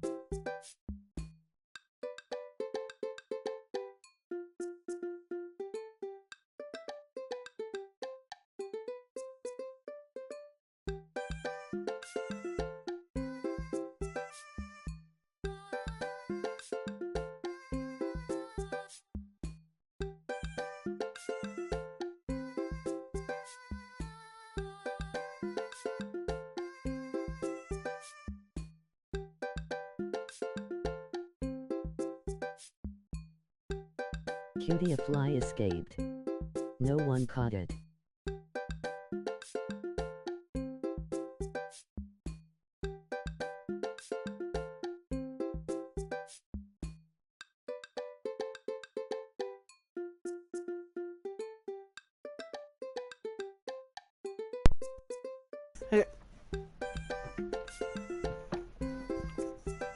Probably went upstairs. Can I drink those yet? Ah. These are bad. These are very bad. But also strangely delicious. We had to eat through the pain. Eat through the pain. We enjoy the fluorescent cheesy goodness together until we're all out of nachos. So, something's been bothering me for a while. Can you explain memes to me? Which meme? All the memes. All of them. Every single one. Please. Amanda sighs deeply and places her head in her hands. What time is it? Why am I tired? 6:48. Dad, it's complicated. See, memes are inside jokes shared by a bunch of people that get less funny the more people do it. So, the problem is that by the time a meme gets to you, Dad, all the youths have already done the joke to death. And what's worse is that movies and TV and video games will try to jump in on a meme train, but just based on how long it takes to make them, the meme will be long dead by the time it comes out. So it just dates it, and it isn't funny. Oh shit, what up? That's so cool, right? Oh. Dad, please. Anyway, changing the subject. Where to now? Wanna go to that goth store? What? You know, the one that's all black and tries to establish itself as anti-establishment despite an exact representation of the establishment? I don't know what store you're talking about. You know, the one where you could buy chain wallets. It's basically an assault on what people fought so hard against in the punk and hardcore movements of the 70s and 80s. Dude, you gotta be more specific. The one you threw up in that one time. Oh, that one. Miranda runs in the store with me trailing behind her. She makes a beeline for the back. There it is. You can still see the outline. Kinda. I'm so proud. Speech, Amanda. Yeah. Speech. I don't know if you stop chatting. Amanda stops immediately. Clear my throat. Thank you. Hold on. I'm gonna yawn before I end up doing this.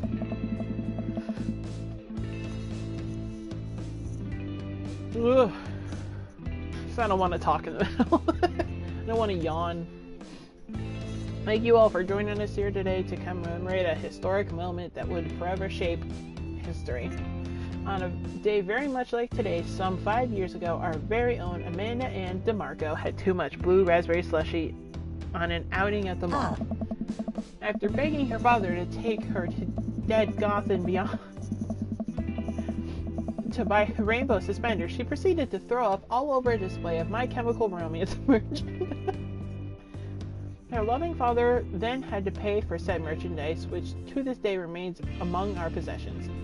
Thank you. Amanda's moved. She begins clapping, slow at first, then faster and more vigorously. Several other patrons turn their heads. One of them also starts clapping. I bow my head. Yes. Oh, hey, chain wallets. While Amanda busses herself looking at band t-shirts, I try to find something of interest to myself. Not much for a dad to look at in a Dead Goth and Beyond. I'm gonna look at some mugs. I'm suddenly stricken by existential fear. If there's only one number one dad, then why are there so many mugs here that say that? This whole time I thought I was the only one. If I'm not number one, where do I place on the global dad ranking charts? I have work to do. Look, this is very important to me. You!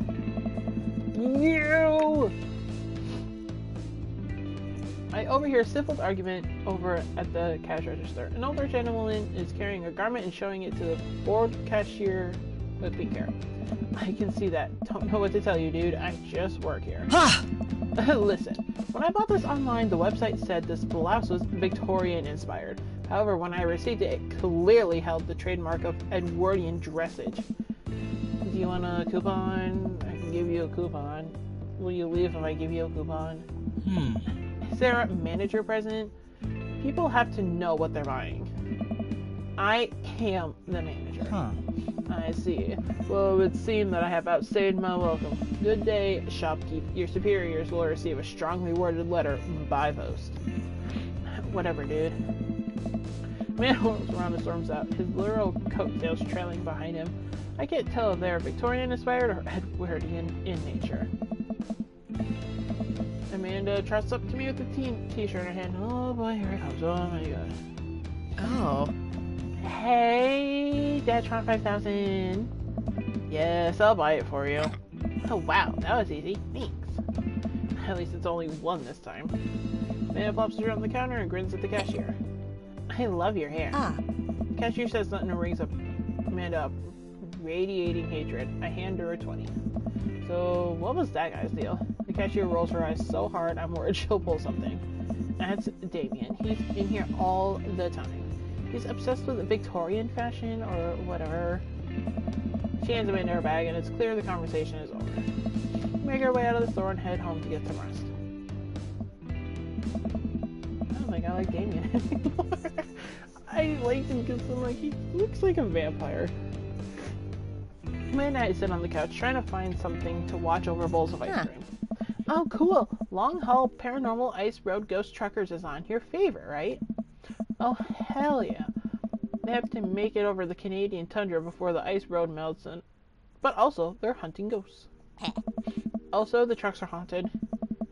Episode I've seen already, but it's one of the best. Callum and Flint Dogbone, the twin brother truck driving and ghost hunting duo, find themselves in the greatest peril yet. Yeah, the ghosts have gotten control of the truck. I can't steer them in there. Damn ice roads.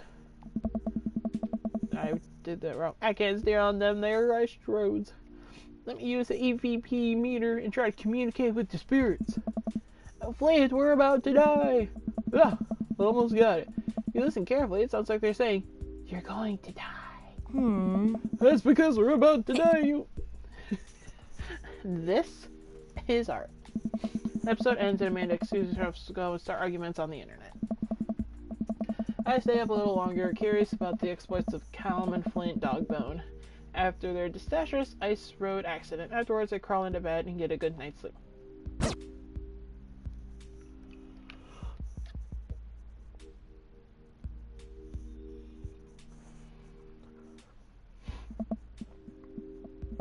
Sleeping. Morning, sleepyhead.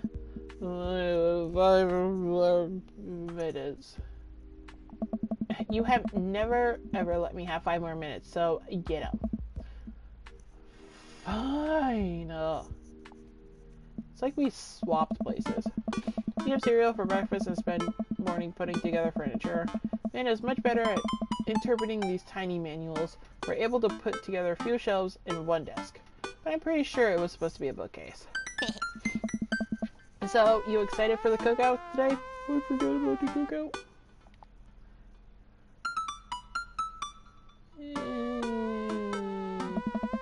That's a bad attitude. Don't you want to meet some of the people in our neighborhood? I'll probably end up standing uncomfortably in the corner with a plate of food and hope that nobody talks to me. Me too. Finn is me.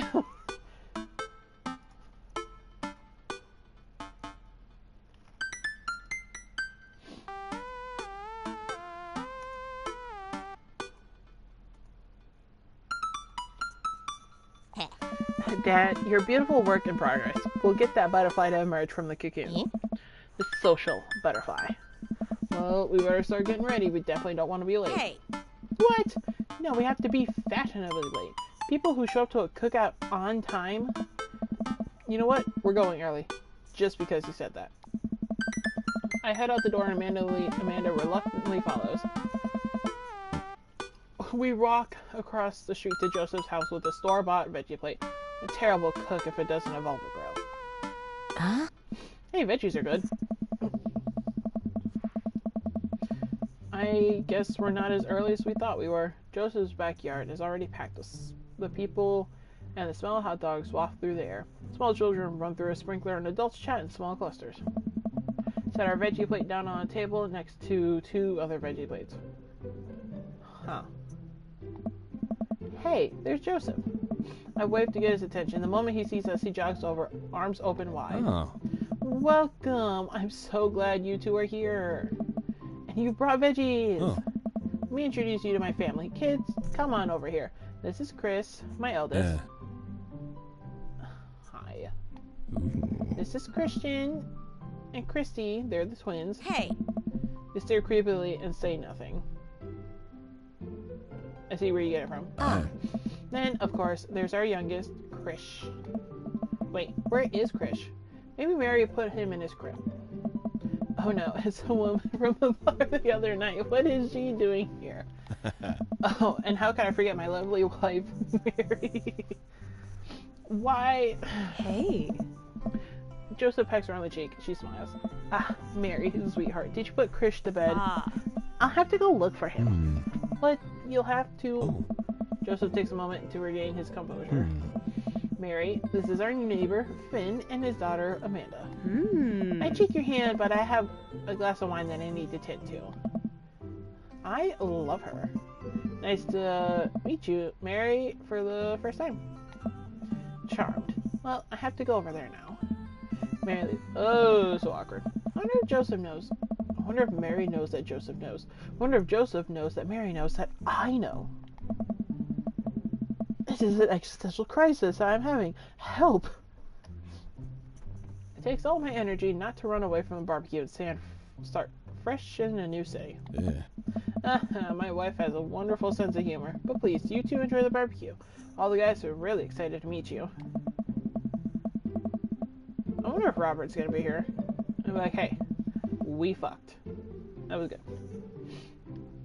Amanda and I mill around, try some of the food spread out on the table. I pick at some deviled eggs. Amanda grabs a small paper plate and immediately begins piling it with baked goods. Ugh, I don't want to have to make friends. Ugh. Come on, Dad. Who are you gonna party with when I go off to school? I don't want to have to do little pleasantries. Dad. Oh, we're not gonna talk about the weather. Oh. Go do it. Make a friend. How could I possibly abandon my only child at a social function? That's bad parenting. Bitch, you left your daughter with 2 Emmas on like your first night there, and you fucked some dude in a bar.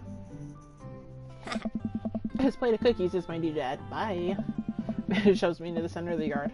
Oh, you're gonna look around the party. I'm surprised to see some familiar faces. Isn't that the barista from Coffee Spoon? Mad.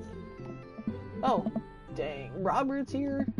Didn't that guy throw a frisbee at my A wild head? Pinkerton appears. Catch it using poke catch. Winners revealed in Isn't that the guy who's 9-0s. throwing a fit in Dead Goth and Beyond? Isn't that Amanda's teacher? Hey, I know, Craig. Oh, wait a second. All these people live in our cul-de-sac? This can't be right. I'd better investigate. I want to talk to...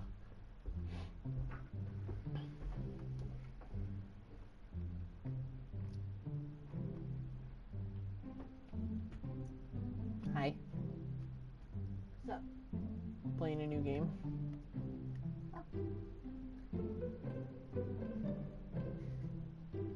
I may have fucked some dude already on my first day moving into a new house. Telling your girlfriend. She knows. This is Dream Daddy. I fucking love this game. It's a daddy dating simulator. Mm-hmm.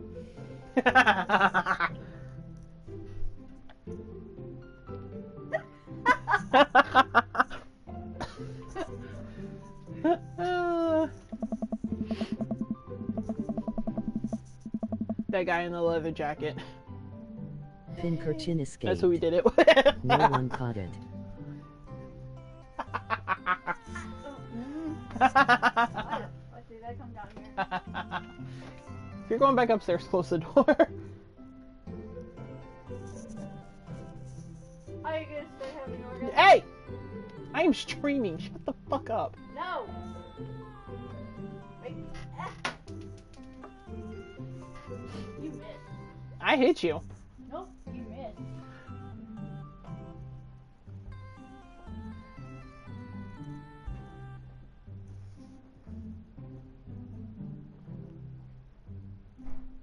I walk over to Robert and Brian, who are chatting over drinks, determined not to be weird about what happened that night.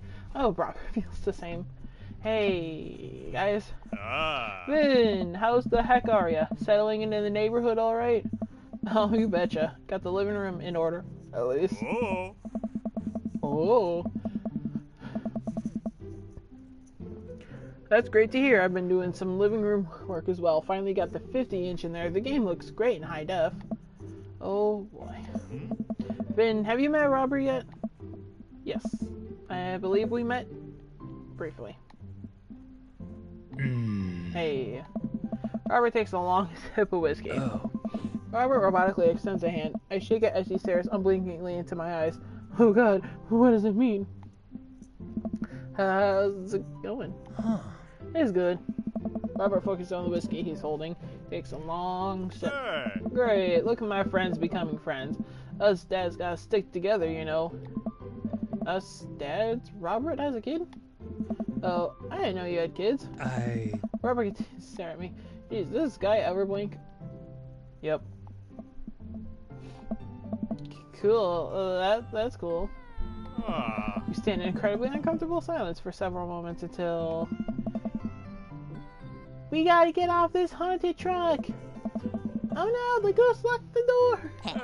Daisy and Amanda run up to us, thank God. Yes. Quick, hit the emergency escape button!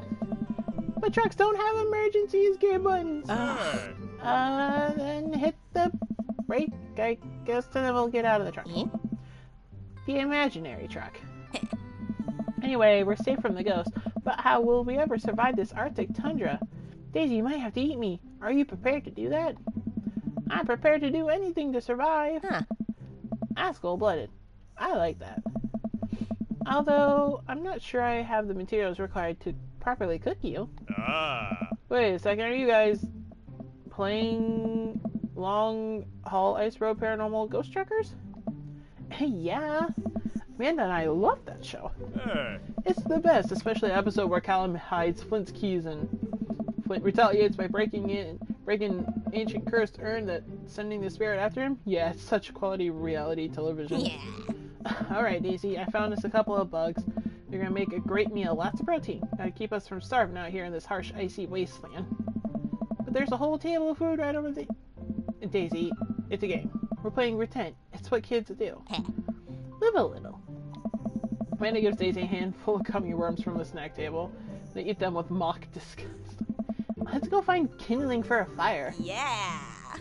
Okay, but not an actual fire. Because we're playing pretend? And now you're getting it.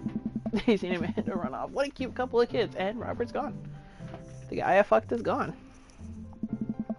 Turn my attention back to the conversation, but wait, where did Robert go? I skim the party and finally find him in the corner talking to Mary. Does he not want to talk? Man, I've never seen her get along with anyone so quickly. I snap out of my Robert-induced haze. I guess Amanda just heart has a way with kids.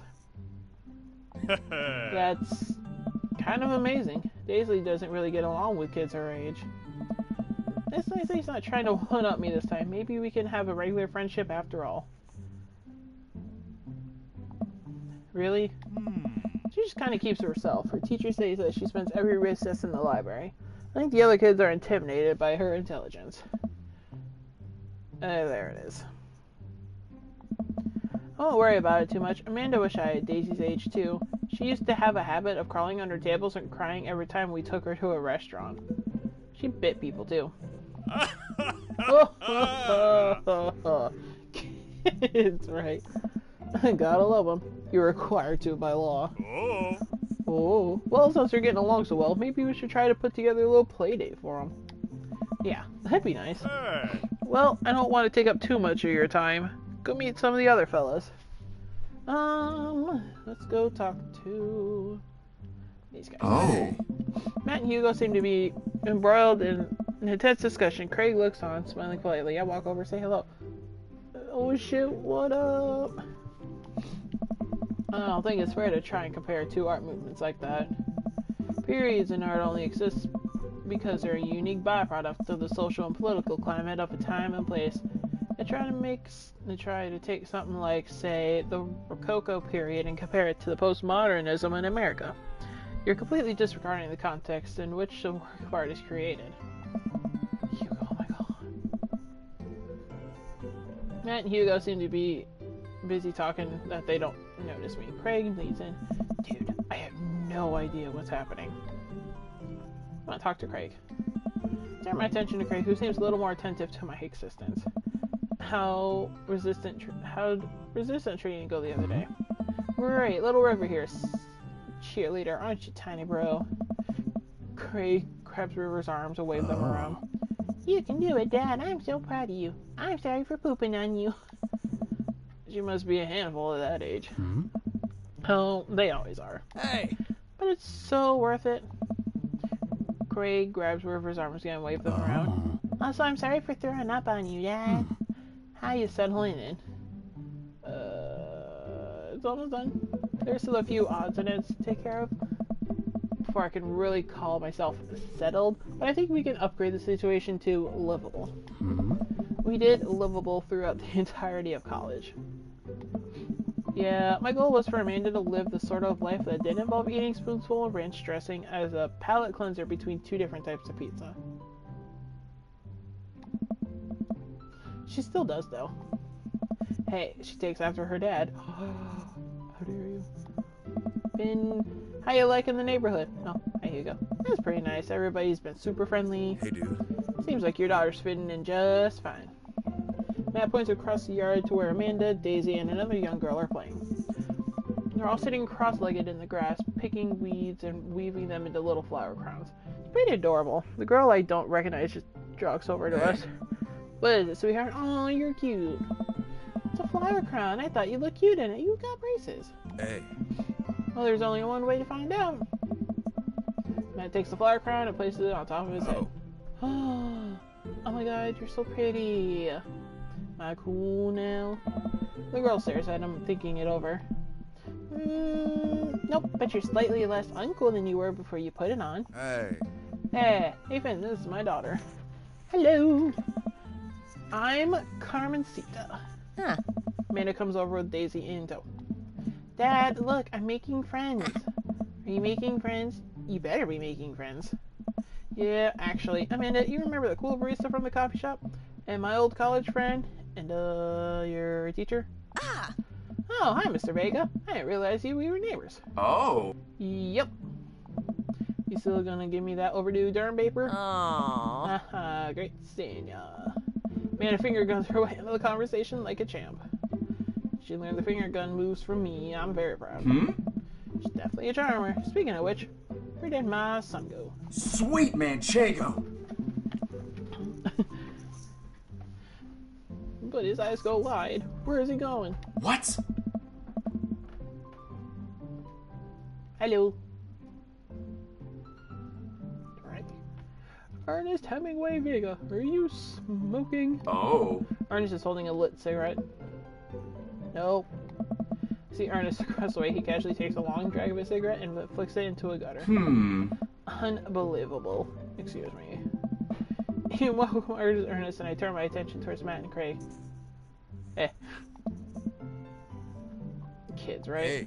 Man, I do not envy Hugo. The last barbecue we had, Ernest tried to shove a sparkler down Joseph's pants. Nearly burned down half the yard. Oh, sparkler, not sprinkler. The barbecue we had before that, he actually burnt down half the yard. And then it spread onto my lawn and burned half of my yard too. Oh my god. You guys look alike. Hugo walks back over to us, practically dragging Ernest behind him. Sorry about that. Finn, this is my son, Ernest. You're such a book nerd. Ernest Hemingway Vega. You're such a nerd. A nerd.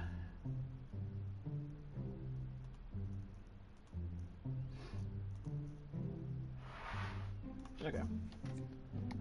Hello. Ernest looks away, sulking, and his hands shoved deep into his pockets. Neo nudges him impatiently. Hey. Nice to meet you, Ernest. What grade are you in? Doesn't matter. Oh. Ernest. Okay, I'm in 8th grade. God, are you happy now? I'm sure you were just dying. You're in 8th grade and you're smoking? What the fuck? Hugo, you're not doing a very good job. Yeah, good for you. Oh.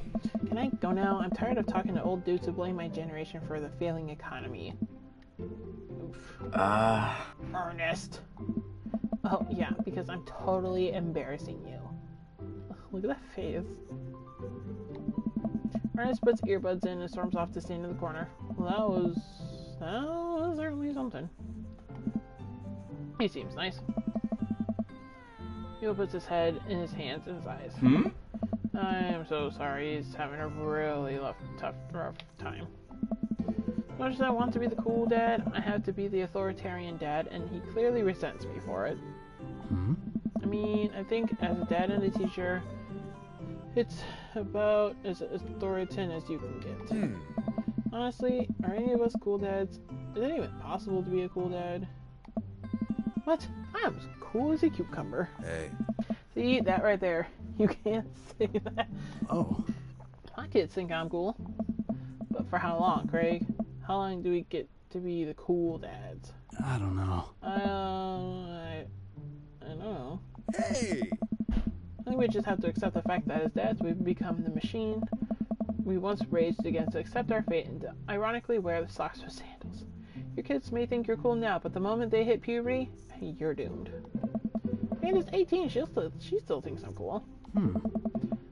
I yell across the yard to my daughter, Amanda, I'm cool, alright?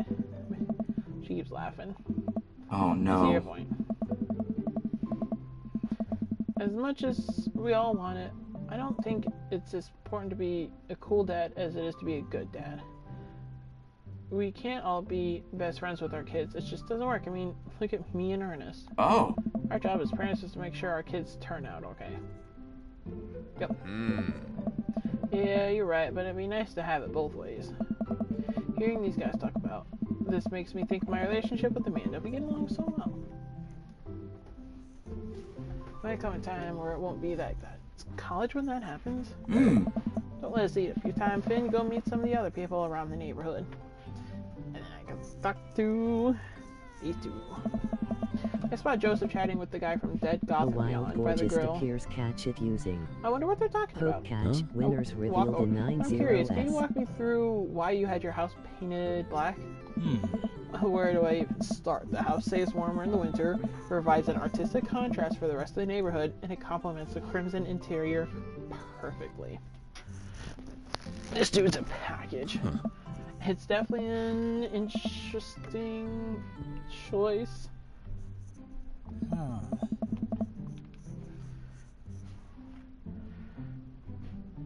Whatever.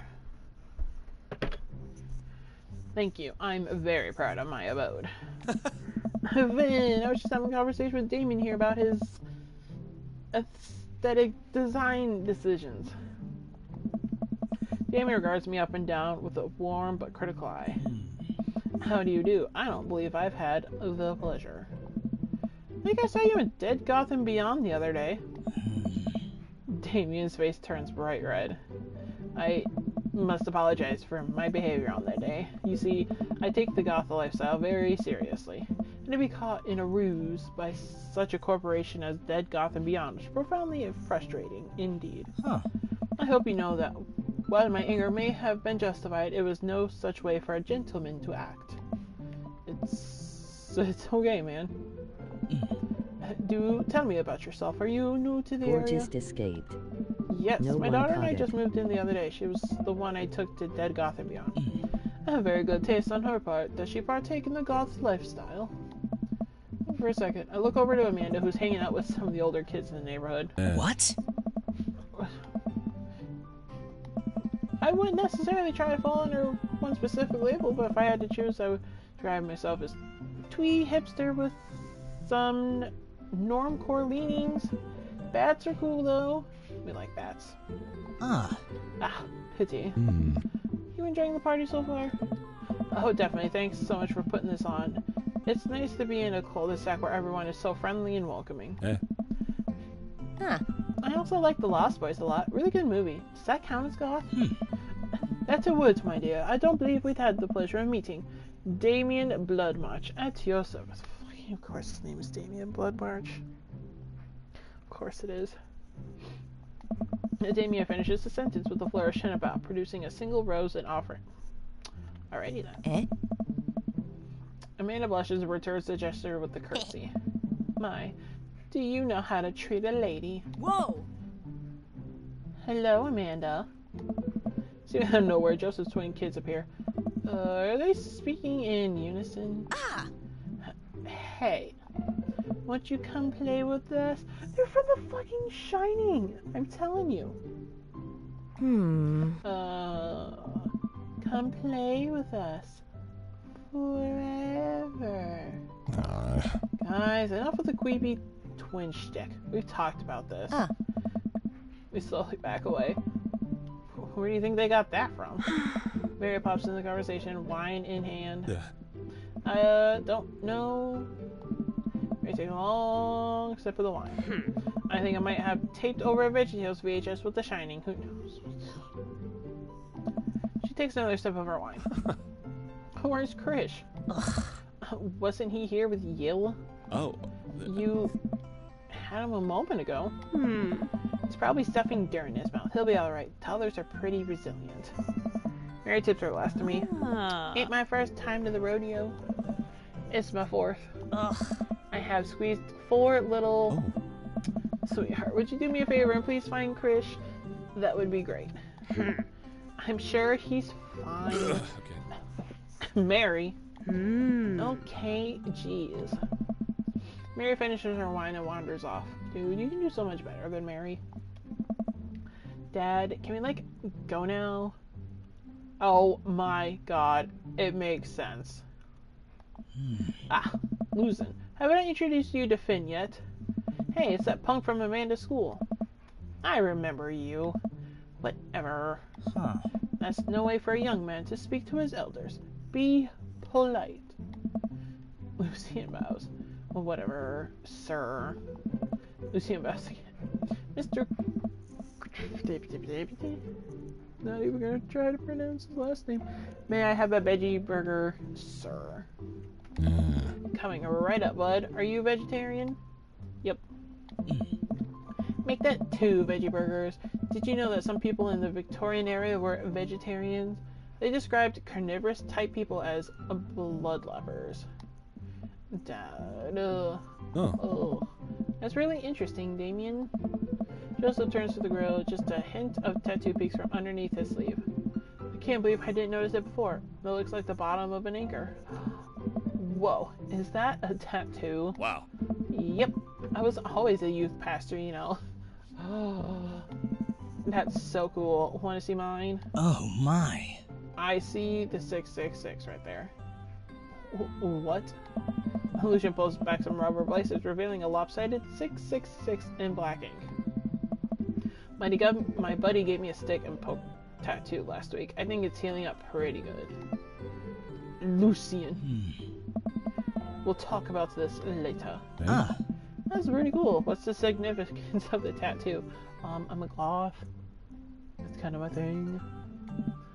No. I just thought it looked sick. Huh? Well, in my opinion, the only reason you need to get a tattoo is because you want one. Careful though, that number carries weight. Yeah, Joseph was way cooler youth pastor than I thought. I just figured youth pastors popped out of the womb with the Bible. I wonder what he did before preaching. Oh. Without further ado, let's work some magic. Closes his eyes, takes a deep breath, and gets to work. With the greatest of ease, he sets patties on the grill, flourishing as he flips the spatula in the air. It's easily some of the best grill work I've ever seen. Oh. You guys think this is my first time in front of a grill? He's working faster now. Effortlessly tossing cheese onto patties and perfectly grilling onions on the side. After a minute, the dad takes notice and crowds around Joseph to admire his masterful technique. Oh. Probably didn't know this, Finn, but Joseph knows his around here knows. Joseph's known around here for his grillmanship. He's ungrillable. Oh my god, here it comes. Hey. I try to get on his level, but I just can't catch up. Oh.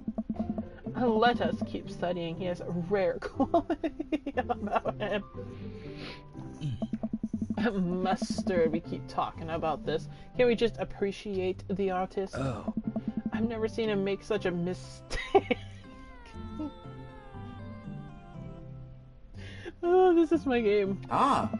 Okay, we need to stop. This is getting too cheesy. Please stop. All the children of the party boo at the glorious display of puns in unison. Wink. Alright guys, the boo's ready. Did you just say wink? Please form an orderly barbecue. Amanda groans. We all get our food and hang out, enjoying perfectly cooked cheeseburgers. Aye. Man, it's so wild how all of us dads live in the same cul-de-sac. Oh. Kinda nice, isn't it? I feel like there's real community here. Totally helps when you're just a single dad trying to raise a kid. Oh. We're happy to have you here, man. I think you'll like this neighborhood a lot. Oh. Plus, Amanda seems to be getting along with all the kids. If she decides to get into the babysitting game, she'll really make a killing. Hey, why don't we add us all on Dad Book? Dad Book? Oh. Yeah, it's a great social network for dads to keep in touch with each other. We're all on it, so if you ever need to reach out to anyone, that's the simplest way to do it. Sorry, I'm just an old-fashioned dad. Social media goes over my head sometimes. Don't worry, Pops. I'll help you figure it out. The rest of the barbecue goes smoothly. We all trade stories and drink beer as our kids play on the lawn. Amanda breaks up a fight between Carmencita and those weird twins. I think they wanted her soul. Hey, Amanda and I walk back to our place as the sun sets over the neighborhood. Pretty fun party, don't you think? I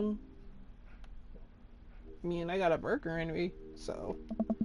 Sweetie, if I can impart any sort of wisdom upon you right now, and not that this was a bad situation, but if you're ever in an uncomfortable situation, always look for the silver lining. The silver lining gets you through the other side. We ate Rockenbergs today, and it was good. Amen. Well, hey, at least you met some of the other cool dads. You should hit them up on Dad Book. Maybe I will if I ever figure out how social media works. I have a good feeling about this place. Me too, Dad. Yeah. No one tells you that a drink isn't manly, never knows the heartache. Man and I arrive home with the remains of our veggie plate. Seems like nobody was really into the cauliflower. Any big plans for this evening? Actually, yeah, I'm going out with some friends. Oh. Is that okay? Of course, just keep me posted and be home before midnight. You got it. And be careful. I will. Make good choices. Of course. And call me if you need anything. Dad, you're not going to do that thing where you wait silently for me to come home in the living room with all the lights off, are you? What? No, I've never done that, and I will never do that. Okay. Do you have plans tonight? My plans were kind of to eat ice cream and watch TV with Amanda, but I'll find something to do. I'm gonna work on some stuff. You know, that stuff. Just relaxing tonight. Have fun, okay? Great. See you later. Watch Amanda drive off into the night. I really do hope she has fun. I plop down in front of the TV and turn on some Wine and Dine Mastermind with celebrity chef Gavin Chapman. Looks like Gavin's making a roasted rack of lamb with rosemary mashed potatoes. Oh, that sounds so good. I'd love to be able to cook like that, although I think if I was actually good at cooking, I'd use my powers for evil. Just like making baked Alaskas all day instead of any food of real nutritional substance. Man, Gavin Chapman just caught that thing on fire, but he meant to do it. What a professional. Lose track of time as I played through several episodes of Wine and Dine Mastermind. And also one episode of some cooking software called Meat Hell. Not sure what that one's about. There's a lot of yelling.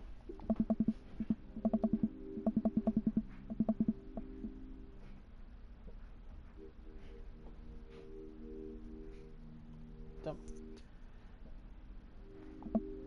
Go, you good?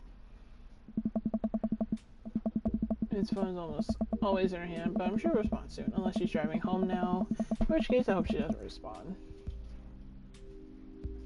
Go text and drive.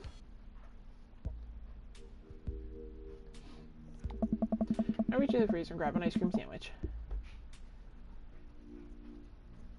Ice cream sandwich. A little late for this, but I think I earned it after a long day of socializing. I check my watch again, and then my phone. Nothing yet. Okay, see, now I'm ready. Do I call her? Do I call the cops? No.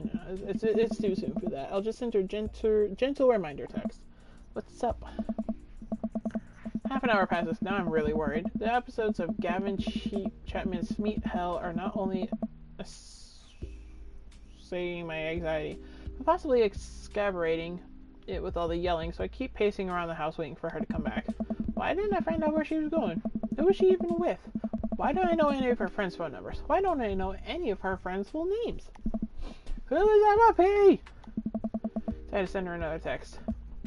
And please text me and let me know you're okay. And how about think of all the awful things that could have happened to her. Oh, thank God, it's her. Man opens the door and shuffles in. Finally, she's back home. I'm glad she's okay. Sup, sweetie? Thank God you're safe. Oh. Yep. But now that I know that she's okay, I'm really mad. Why didn't you answer my text? Amanda pulls her phone out of her pocket. Oh, whoops. Guess I didn't see those. She starts to walk through her room. Amanda Ann. Whoa, we're pulling out the middle name now? Amanda, you came home an hour and a half after your curfew and you didn't respond to any of my texts. You really freaked me out. I was about to call the cops. Dad, you're seriously overreacting. You're not going to be like this when I go off to school, are you? I have a right to be concerned. You're my only daughter.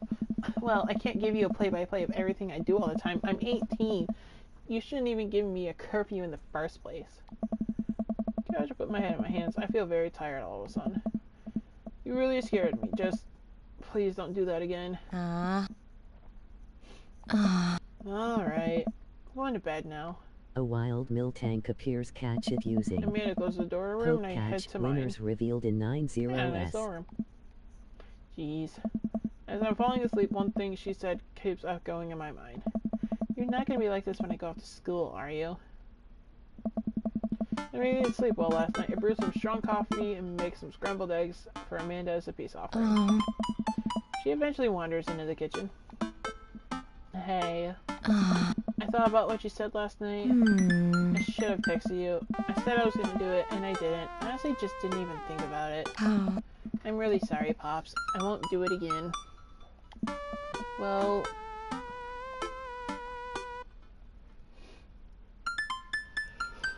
I'm sorry for freaking out on you. You're an adult now. I shouldn't have gotten so worked up. Team DeMarco? Team DeMarco. Amanda gives me a hug. Want some eggs? You know it. Sprinkle some cheese on them. Already did. Bless you. Amanda scarfs down the eggs in the time it takes me to wash the pan. Alright, I'm off to school. Smell you later. Wait, one more thing before you go. What? What's that book? Mill tank is saved. The social media No one platform. caught it. Wait. What? It's a social media platform. Dad, I have to go to school. Come on, Amanda, I'm an old man. I can't put together a dad book profile on my own. Alright, I'll help you sound interesting on the internet. Aww. Yeah, I spent the next couple of minutes setting up my profile on Dad Book, which it turns out is a place where dads can get together and talk about fatherhood. Aww. Alright, Pops, we gotta fill out your profile. Let's get some likes and dislikes. Do I get to fill out my profile? Oh my god. On a Friday night, you're most likely to...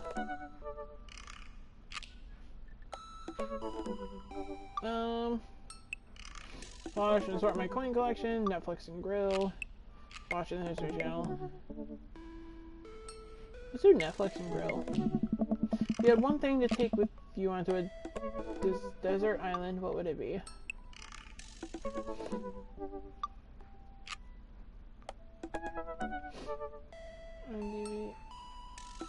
If you were...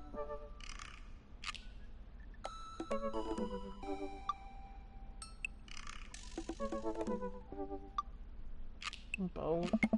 What are your turn-ons? Strong dad arms, tennis shoes with long white socks, well-manicured lawn, street smarts, top-tier grandma shit, comfortable with crying. Comfortable with...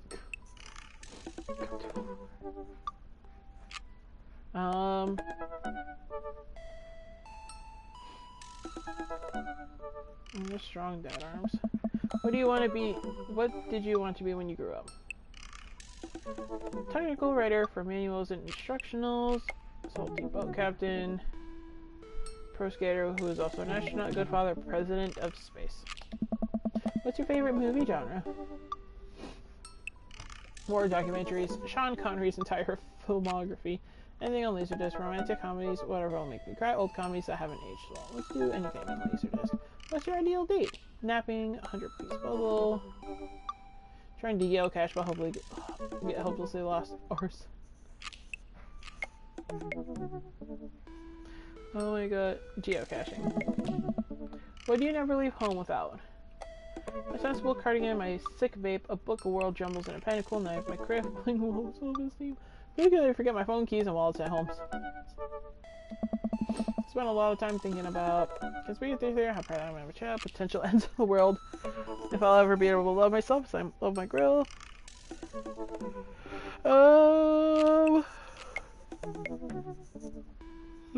Potential ends of the world. Profile complete. See, that wasn't so bad. Yeah, that was actually kind of fun. I could totally spend all day on here just looking at people's profiles. Hey! Should message one of them, or more than one of them. All these dads seem pretty interesting. Okay, I promise I'll make some friends. And it gives me a hug. Go get him, Dad. Welcome. You've got dads.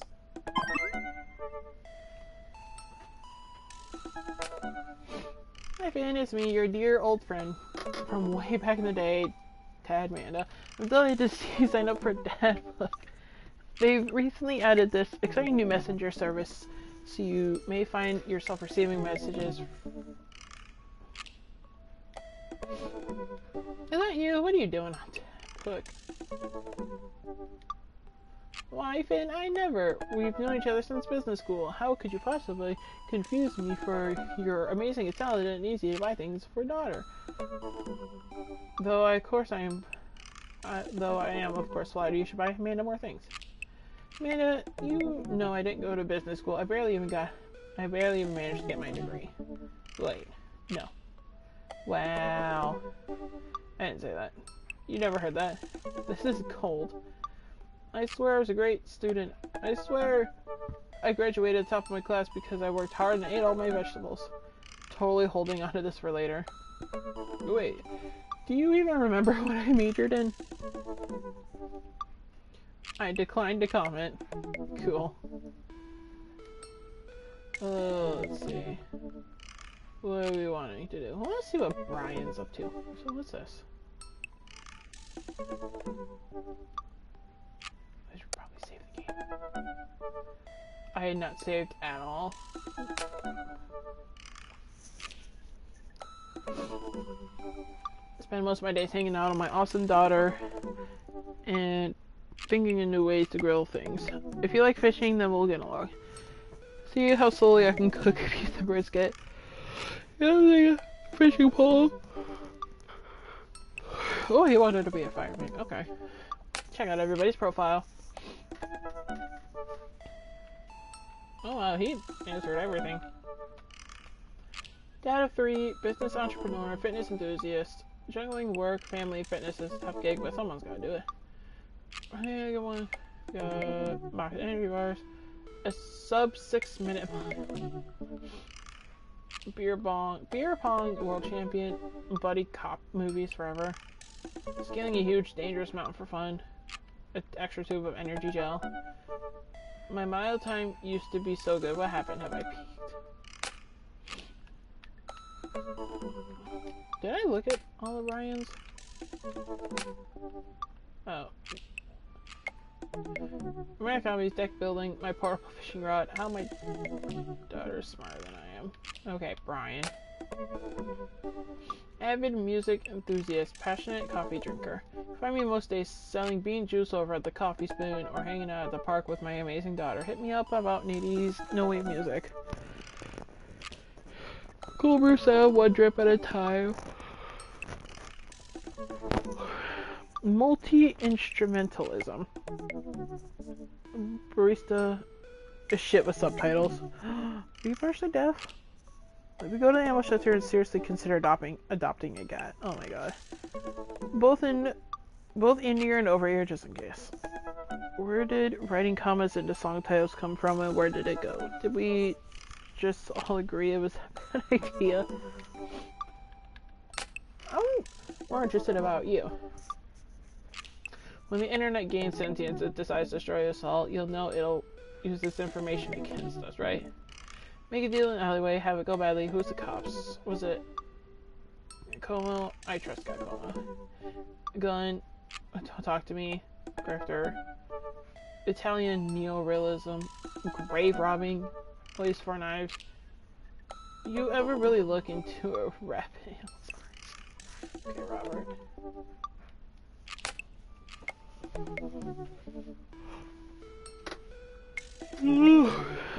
I finally decided to join this information superhighway. Oh god. I might call it here though. Oh my god. I'm not entirely sure how this works, but I will try my best to understand. I love long strolls through graveyards and spending time with my son. If you would ever like to chat about the latest in Victorian fashion, the inevitably of our own demise, or black cats, please send me a letter. Listen to True Crime Podcast while I taxidermy my newest specimens. A coffin, pronouncing bosom correctly. He wanted to be a bat. I can see it. Foreign art house horror. Yeah, tonight we are at an industrial dark wave club in Berlin. The music drums to the beat of our hearts. An upside down cross. Mortality ceiling. Oh my god. I fucking love Damien.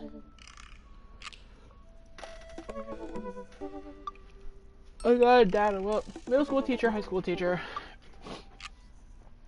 writer of scholarly articles in the 18th century literature for various esteemed publications. Hold on.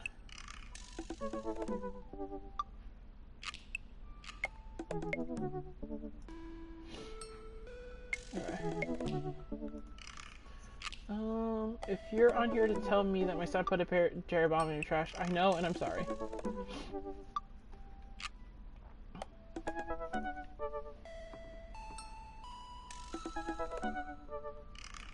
my god, of course. I streamed for 2 hours, and then one friend I was talking to decides not to. Okay. Brew some strong tea and paint my miniatures. A remembrance of things passed by Marcel Proust. Oh, he likes muscles. I don't have muscles. Want to be a movie star. Documentaries on art history. Each of us reads a different book on opposite sides of the couch in comfortable silence. Glasses. Actually, I forget them at home a lot. You have glasses. I want to see him in glasses. Or that people who are against e-readers are more in love with the idea of books than actually reading them. And Joseph.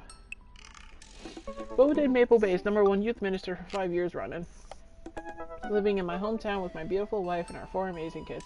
If I'm not in church, you can catch me out in the open water setting sail on the seas of adventure. I love playing guitar and crushing my kids at Candyland. Leading community of fun mixer, 6-string, your loving wife, a ship captain, feel good movies, lovely night on the town with my wife. Why are you even an option if you are married? The good book, I could be a better man, husband, and father. Oh, fucking message. Damien.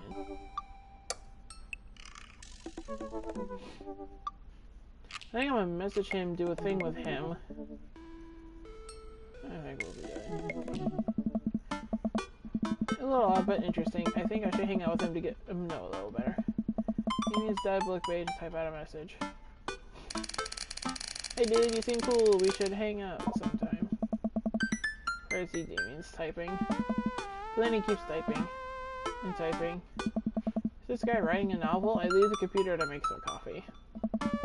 And he's still typing. I sip my coffee and the computer finally dings. Finn. I must confess my excitement to be receiving your kind letter, for as you see, I do find myself available to enjoy your company. I must ask for your forgiveness, however, as I believe our first meeting did not paint me in a gentlemanly manner as I would have liked. I'd be highly flattered to enjoy your companionship at my residence for an afternoon tea and a stroll around my garden, should it please you. Till then, adieu. Yours humbled, D. Bloodmarch. Oh my god. I start the screen, reread the letter several more times. Hey, Amanda! Pops out of her room. Her eyes are a little puffy, almost as if she'd been crying. Aww, poor baby. Hey, you alright? Oh, fine. yeah, totally. I'm cool. Ah. It's found out that the succulent I've been watering and singing for the last 3 months was actually made out of plastic. Even the dirt was fake. Oh, honey.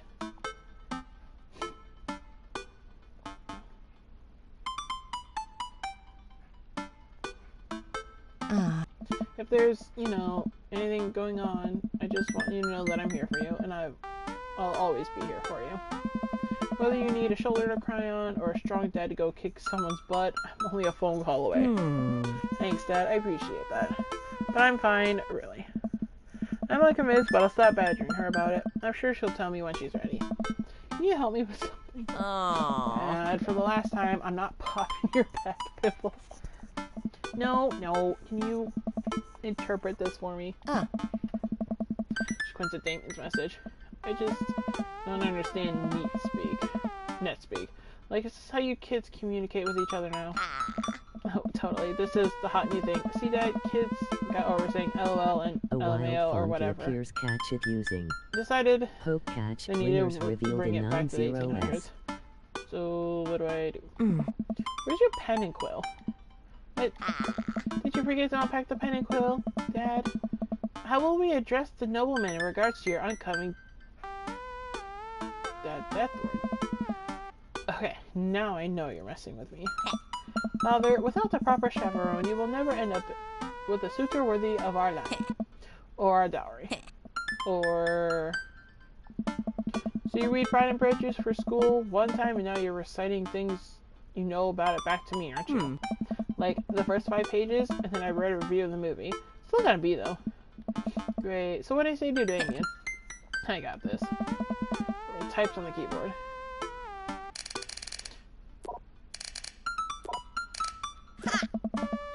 And it hits send and smiles at me.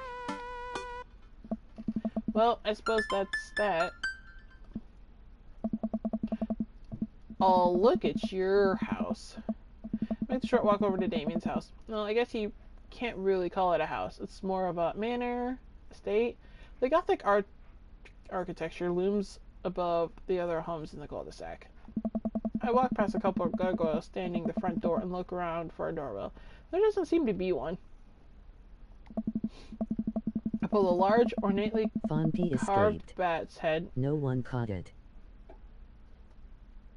Door. I pulled the large, ornately carved bat's head door knocker back, and a hollow sound echoes throughout the house as I strike it against the door. I wait several moments before the door slowly creaks open. It's a little creepy, but I enter the home and take a few steps into the foyer, noting the oil portraits of who I assume are dead relatives hanging on the wall. Oh my god, he's got the... Let me do it for you. As I'm admiring them, the front door slams shut behind me. Hello. Silence. An oil lamp in the corner flickers dimly, casting ominous shadows against the wall. Why do I feel like all the people in these paintings are staring straight at me? Why is it so cold in here? Where's Damien? Finn, pleasure to have you in my home. Look up and see Damien standing at the top of a majestic staircase with a walking candle holder. You have a candelabra? I love candelabras. What's with the door slamming shut? Oh, sorry, there was a draft. And the door creaking open when I knocked? I accidentally left the door unlocked. And the creepy oil paintings? I like oil paintings. Right. Right. Please, let me show you around. I love your little smile. You're so cute. Damien leads me around his house, showcasing his parlor, sitting room, auxiliary sitting room, and the parlor again for some reason.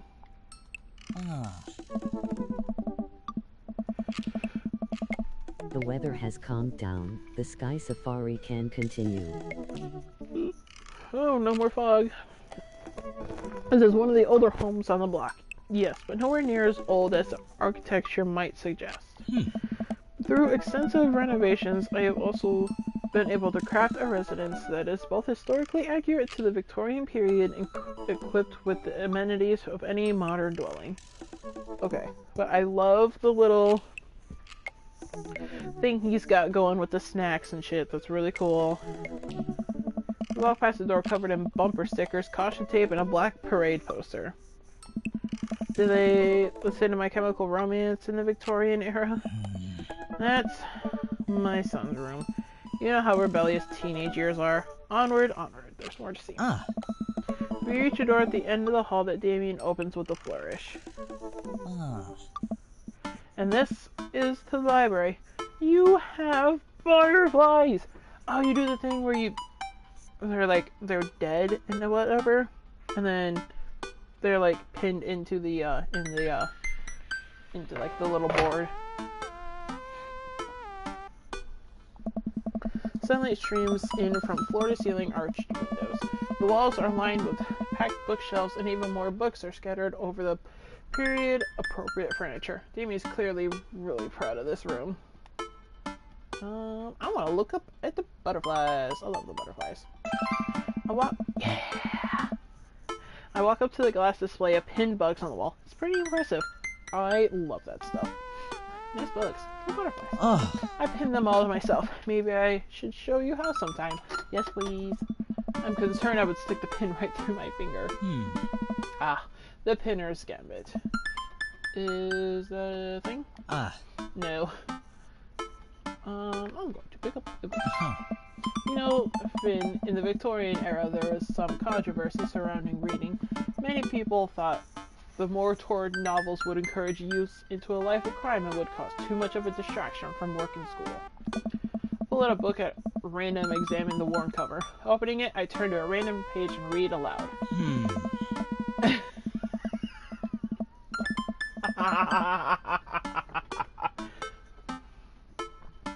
Naruto struggled against the chains that Sasuke had bound him with. Shirtless and out of breath, he looked up at Sasuke. Let me go. Sasuke smirked, unbuttoning his ninja pants. Oh my. Okay, I think that's enough. Amy snaps the book shut and puts it back on the shelf. That's a rare book from my private collection. I look at the window. I walk to the window and am greeted by a beautiful view of Damien's backyard. It showcases a beautiful view of the rest of the cul-de-sac. Hey, I can see Craig on his lawn. He's doing push-ups with his daughters on his back. Damn. He sees me and waves happily doing push-ups with one hand now. Damn! Did you know that Victorians spent at least 20 hours a week gazing longingly out of full-length windows?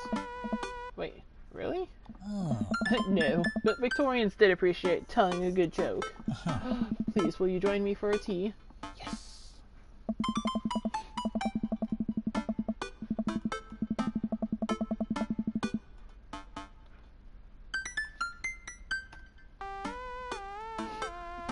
I follow Damien to a sitting room where finger foods have already been set out upon a beautiful tiered silver tray. I love that stuff. I take a seat on one of the high-backed chairs as Damien pours and serves me some tea. I can't believe we're having a high tea. I never thought I'd get to do this. Damien smiles to himself. What? It's a common misconception that high tea refers to the wealth or class of the people enjoying it, when in fact the high refers to both the later times of the day that the working class had to enjoy tea and the height of the tables on which they're served. Oh. My dear friend, we're currently enjoying afternoon tea. That's informative. Damien takes a seat next to me and serves me a tiny sandwich. Your home is really impressive. Oh! It seems like you really put a lot of work into this place. Thank you. No one's ever complimented my home before. Hell, I could really get matching salt and pepper shakers in my place, and look at what you've done. I'm kind of jealous. That's very generous of you to say. What's got you so interested in goth stuff? Oh! Well, when I was a young boy, my father, when I was a young boy, My father took me to the city. Sorry. Did you guys see a marching band? I'm afraid I don't understand. You're serious. Of course. But it's, you know, the song. Amanda made me listen to it. Seriously? I love to see a marching band. Oh, poor man doesn't get the reference even though it's a My Chemical Romance song. Nevertheless, I've always had a love for art, history, and fashion. What started off as a small hobby of collecting taxidermied animals grew into sort of an obsession. It's a privilege to be able to experience the lives and culture of those who came before us, I think. Why not go all the way? I like not dying when I catch a cold. Takes. I can acknowledge that there were many very terrible things about the Victorian era, but to try and live a life that strictly aligns with those ideals would be admittedly horrid. But I think it takes a critical mind to truly appreciate something to the fullest, to be cognizant of its flaws and love it all the same. Tell me, Finn, do you have any hobbies? Oh man, do I, but I don't know if I care about anything the way you care about this stuff. I love to hear about your interests. Hearing someone talk about the things they're passionate about is intriguing, and quite honestly, rather attractive. Please, do tell me about your hobbies. Sounds sophisticated.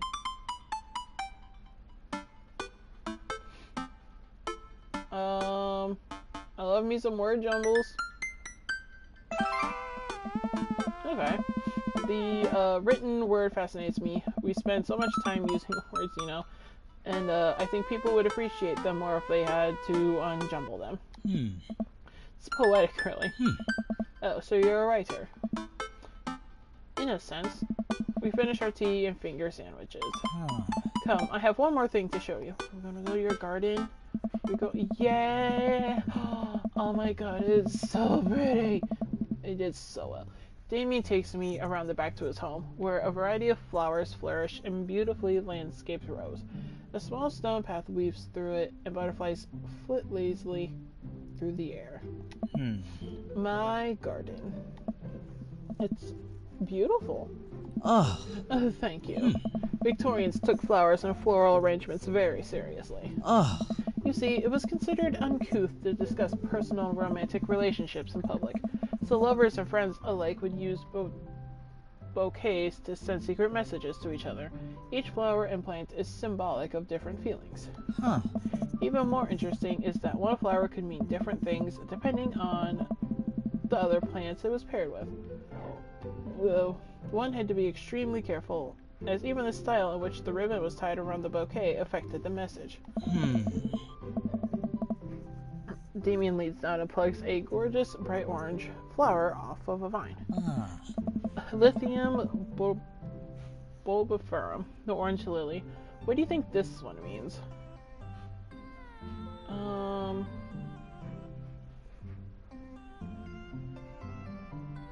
I see orange and I think of blaze. The orange lily is actually symbolic of pure hate. And that's precisely why floral arrangement is so challenging. What's your favorite type of flower? I like snapdragons. Because they're cute and you can do the thing where if you squeeze them so it looks like they're talking. What a lovely choice. I'll have to remember that when I put together a bouquet for you. Oh! He would put together a bouquet for me? Nobody's ever given me a bouquet before. Sorry for bothering you. I want to offer promotion of your channel, viewers, followers, views, chatbots, at the price is lower th. Nope. I follow Damien down the footpath and admire more of his flowers. Suddenly a phone rings.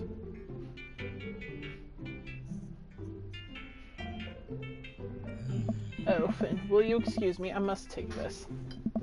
He pulls his cell phone out of his pocket. I'm not surprised it's not a rotary phone. Go for it.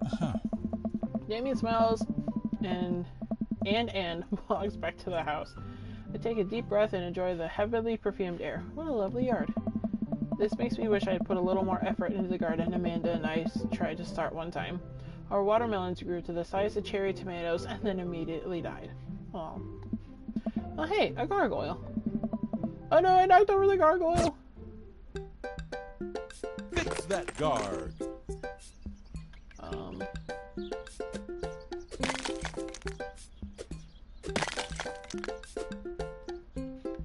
Oh.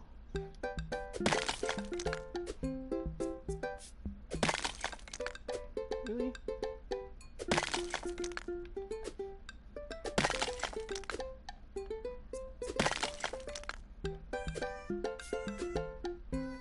Oh, I see.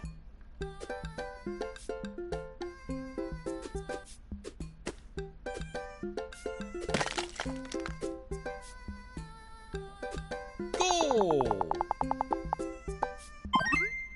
Ooh, our secret. Okay, those mini games are cute. Ooh, that was a close one. Oh, here comes Damien. He looks upset. Ah!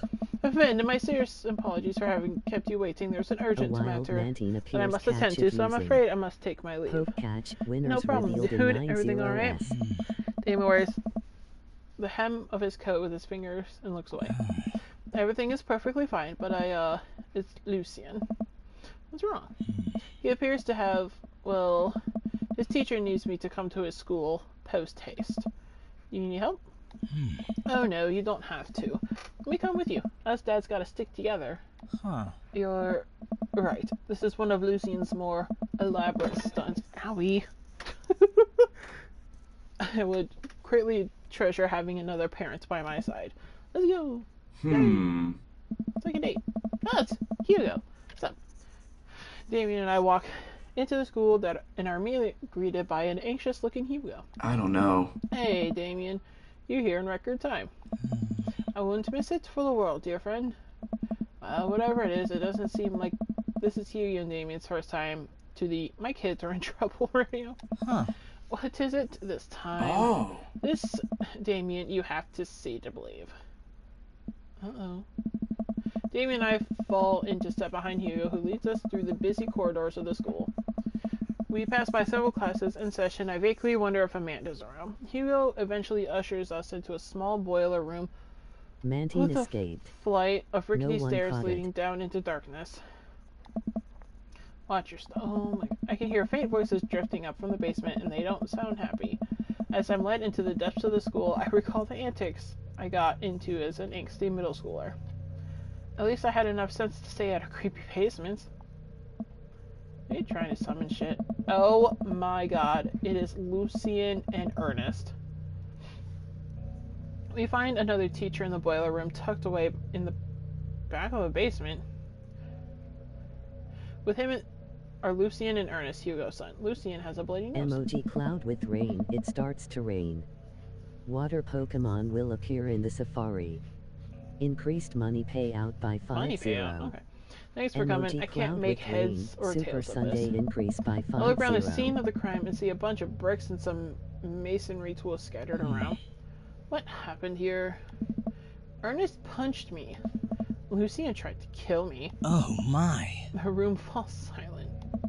I was not trying to kill you, dumbass. I was trying to build a brick wall around you and see what would happen. You promised me there was wine down here. You tricked me. Whoa, wait a second. Lucien, did you try to cask of Amontillado Ernest? I'm neither confirming nor denying it. I turned to Damien and whispered him, What's Cask of Amontillado?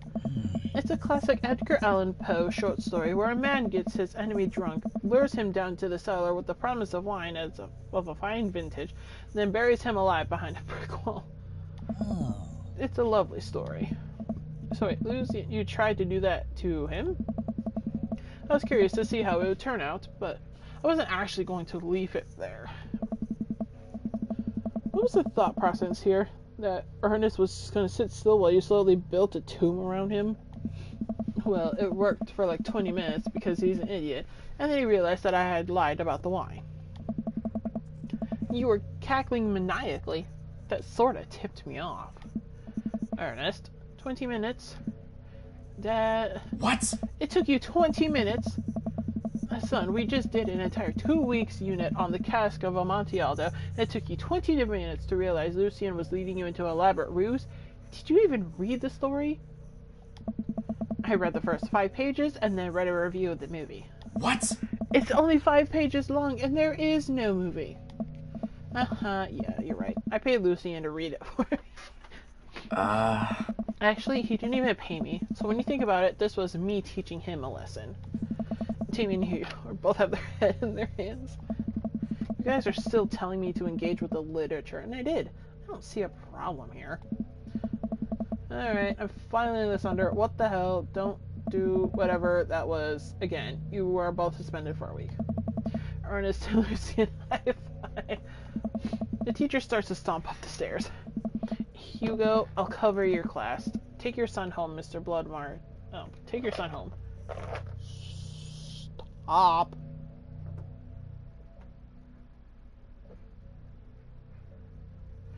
Mr. Bloodmarch, you too.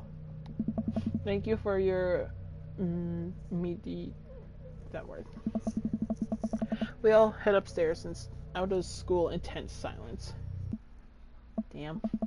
Lucy and Damien and I all pile into my car and begin to drive home. Lucien immediately puts his hood up and stares out the window angrily. I'm not going to therapy again. Oh, okay. I know, son. It's entirely up to you whether or not you want to go. But I care about you and I can see that you're struggling. So if you do decide that you would like to speak to a professional about your feelings, we can do that too. Huh. Maybe you can spend this next week looking for a summer job, I know how much you want your own car. Can't believe Damien's keeping his cool. I'm impressed. Fine. Thanks for not freaking out too hard. I love you, son. Lucien continues staring out the window. I love you too. Aww. We spend the rest of the drive in relative silence. Well, that was nice. The moment we pull into the driveway, Lucien hops out of the car, slams the door, and runs inside. Oh.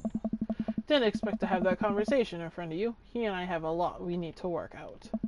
It's alright. In all things considered, Lucien's bricklaying was pretty good, so there's your silver lining. There is that, yes. You were a lot more diplomatic with him than I would have been. I just want what's best for him, and I don't think yelling at him would do either of us any favors. It really does. You're a good guy. Yeah! Dicks everywhere. See you around soon. It would be my honor and my pleasure. Damien bows with a flourish. Classy. Yeah. Came home to find Amanda curled up on the couch with a blanket watching TV. Popped down next door. Yo. Oh, what you watching? Yeah. A Tiny House Hunting Brothers Extreme Edition. Ugh, I hate this show. The couple on-screen bickers back and forth while standing in an extremely small house made of recycled bottles. The Tiny House Hunting Brothers watch them with bemused expressions, both of their heads touching the low ceiling. I told you I wanted a 2-bed, 2-bath, shabby chic cottage. This house doesn't even have a bathroom. Well, honey, that house is only 20 yards away. It's not that bad. I am not pooping outside, Greg. Why don't they just get a regular-sized house? I don't know.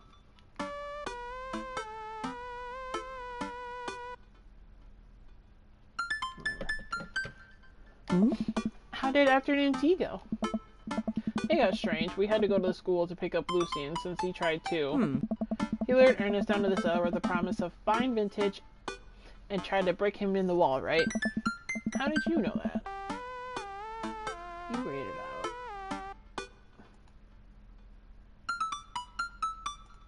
out. How did you know that? Has everyone read this story except for me? Lucien livestreamed the entire thing. This entire day is beyond me. But otherwise, it was a fun day. That Damien guy's a character, but he's really good company, and a surprisingly diplomatic dad. I dig his style. You know what? Me too. Awesome. Date complete.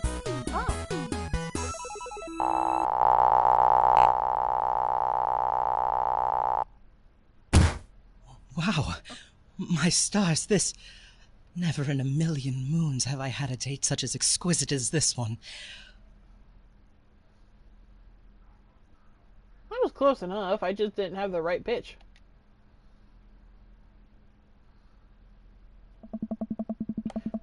While I'm doing my afternoon word jumbles, I hear the mail truck pull through the cul-de-sac. I wonder if we got any coupons today.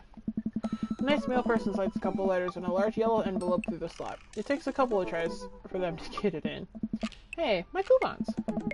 Take a closer look at the large yellow envelope. I lightly knock on Amanda's door. She probably has headphones on. Amanda! She yells through the door. What?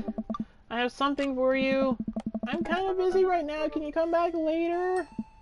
Okay, just that you want this big old envelope we got from HIA. Alright. Immediately, Amanda pushes her door open. Horn Institute for the Arts? I mean, if you're busy, I can come back. Yeah. Father, please! I hand her the envelope, which she tears open with her teeth. That's probably bad for your teeth. She doesn't seem to hear me and spits out a piece of the envelope. She pulls out a letter and unfolds it. And... the suspense is killing me. This is her dream school. Amanda's face is unreadable. I can't believe this. Oh, honey, it's okay if you did. I got in! Yay! I got in! Amanda tosses the letter aside and gives me a big hug. Congrats, sweetie. That's amazing. I'm so proud of you. She pulls away and looks at the letter again. Oh my god, I really can't believe I got in.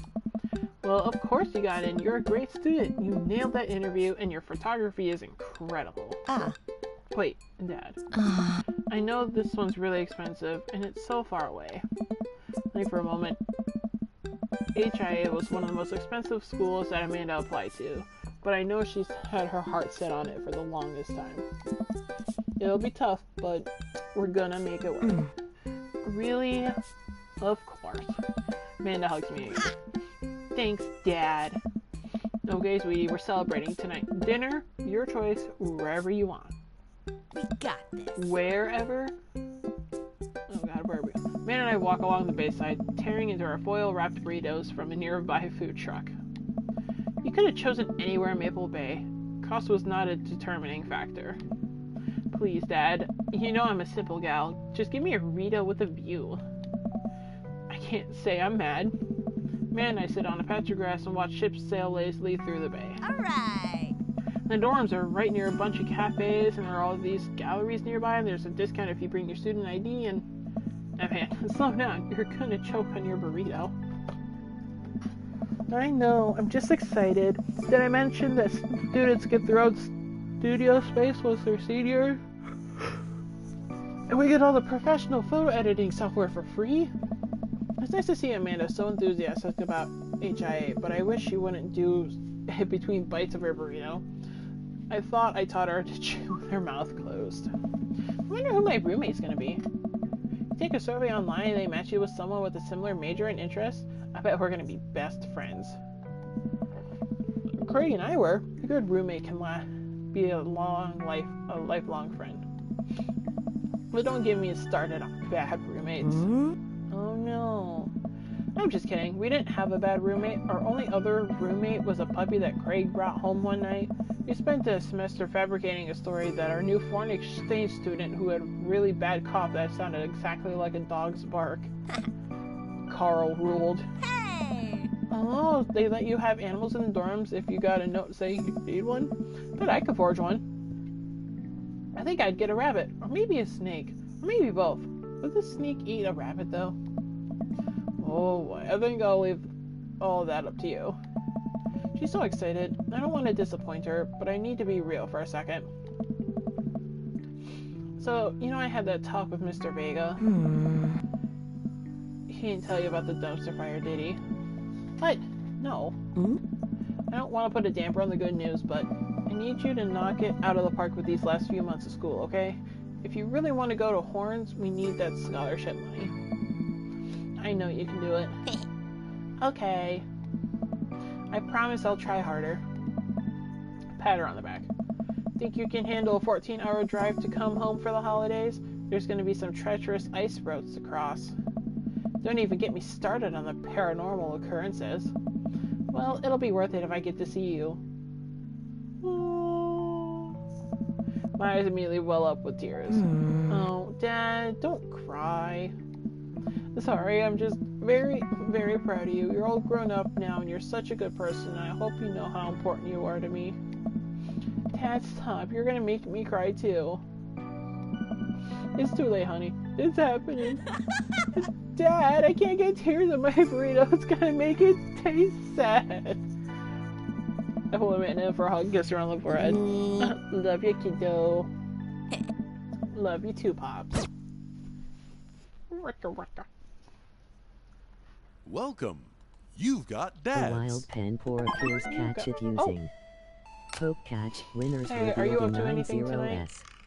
Hugh and I were planning to go to the art walk downtown and wondering if you would care to accompany us. I would normally write a long letter longhand, but I've run out of distressed Bird. parchment paper. A little birdie told me that a super amazing Michaela? person has joined the stream. Hi. Hi, Michaela. Hi, Lucy. Hi, Michaela. How are you? Whoa. Why can I see Damien in Hugo's chat? Am I a hacker? But I don't even have a hacker alias. I'm good, how are you? I'm alright. Kinda. That's fine. The feds are gonna bust down my door any minute now. I've gotta destroy this computer. Finn, this is a group chat. Oh my god. Do either of you know how to destroy a computer? You can run Derek's boot and nuke from a startup flash drive, but once you've done that, it's best to physically destroy the platters together. I didn't think anyone would stop by the stream. Yeah. The Victorians were well versed in information security. Panpour escaped. Finn, No one caught do you it. want to go see some art or not? Art is good. Let's go see. Oh, I don't want to see the art right now. Okay. Don't smoke. I don't smoke. Damien and Hugo invited me to the monthly art walk in downtown Maple Bay. I gotta stop yawning. Never really been to one of these before, so I'm not quite sure what I'm in for. I think I'm here a bit early. I don't see Damien or Hugo around anywhere, and I just feel a little uncomfortable standing among all these fancy art people. Finn, turn around. It's Joseph! And Joseph, what are you doing Missed a here? stream. Oh. No problem. Joseph scoffs at me. Click here What to am I watch doing all here? past How could you VODs. ask me that? I'm obviously a URL huge Lucy art G21 VODs. Oh. appreciator appreciatist? Joseph. Okay, fine. Damien invited me to this art walk thing. I'm guessing he invited you too. Yep. Admittedly a little out of my depth here. Thank God, I thought it was gonna be the odd one out. Are you allowed to say that? I say what? Michaela Beard has been a mental ward Yeah. patient for 9 months.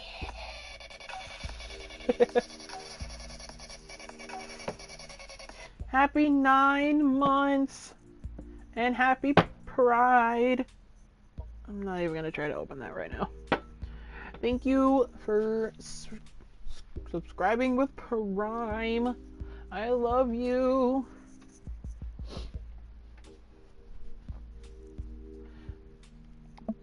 You know, Isla 2. honestly, thank God. This is honestly the best game to kick off Pride Month. because this is a daddy dating simulator. And you can make your own character. As you can see, I named him Finn. And you go around you're going around dating dads and stuff, and I'm like, it's perfect for Pride Month. And like, I had just gotten this game too. Didn't take me very long to download either. Yep, It really is. It really is. I actually get double points when I say it since I'm a minister. You're a youth pastor and a minister? Joseph, what the fuck? Also, divorce your wife. She's awful. The points get you into heaven. That's how it works. Anyway, where are the guys? Look around and spot Hugo and Damien, who seem to have just arrived at the gallery. Good eve, good eve, good eve. I love Damien. Damien is the black hair, Victorian-esque. I'm gonna go for him. Oh. Evening, friends. Oh. Who's ready for some art? Art is dead. You know I am. You know I love looking at paintings that are in frames, and also paintings that aren't in frames. Art is good and stuff. Oh. Well put, Finn. Oh. All you have to know is that if you're ever feeling overwhelmed, there's generally always a table that has free wine and cheese. I like art now. I got the table in my sights. Now if you'll excuse me, I'm gonna go help myself to some tiny wines. I wanna go talk art. I want more points with Damien. So what's this first place? Ah, This particular artist specializes in landscaping, painting, and various locales within the American Northeast. Look at the art. It is rad art. Why is art capitalized? At the risk of sounding uninformed, do all of these landscapes look like butts to you guys? Oh. Damien and Hugo lean in, examining the paintings in earnest. It would appear as if you are correct. A valid assessment, Finn. Hey, this art stuff's pretty easy. All of it just looks like ass.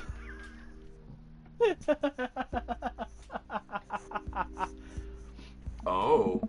Oh, it gets more complicated. Ah. Sometimes the butts are more symbolic. Sometimes the butts are metaphors. Sometimes art is about the butts they don't draw.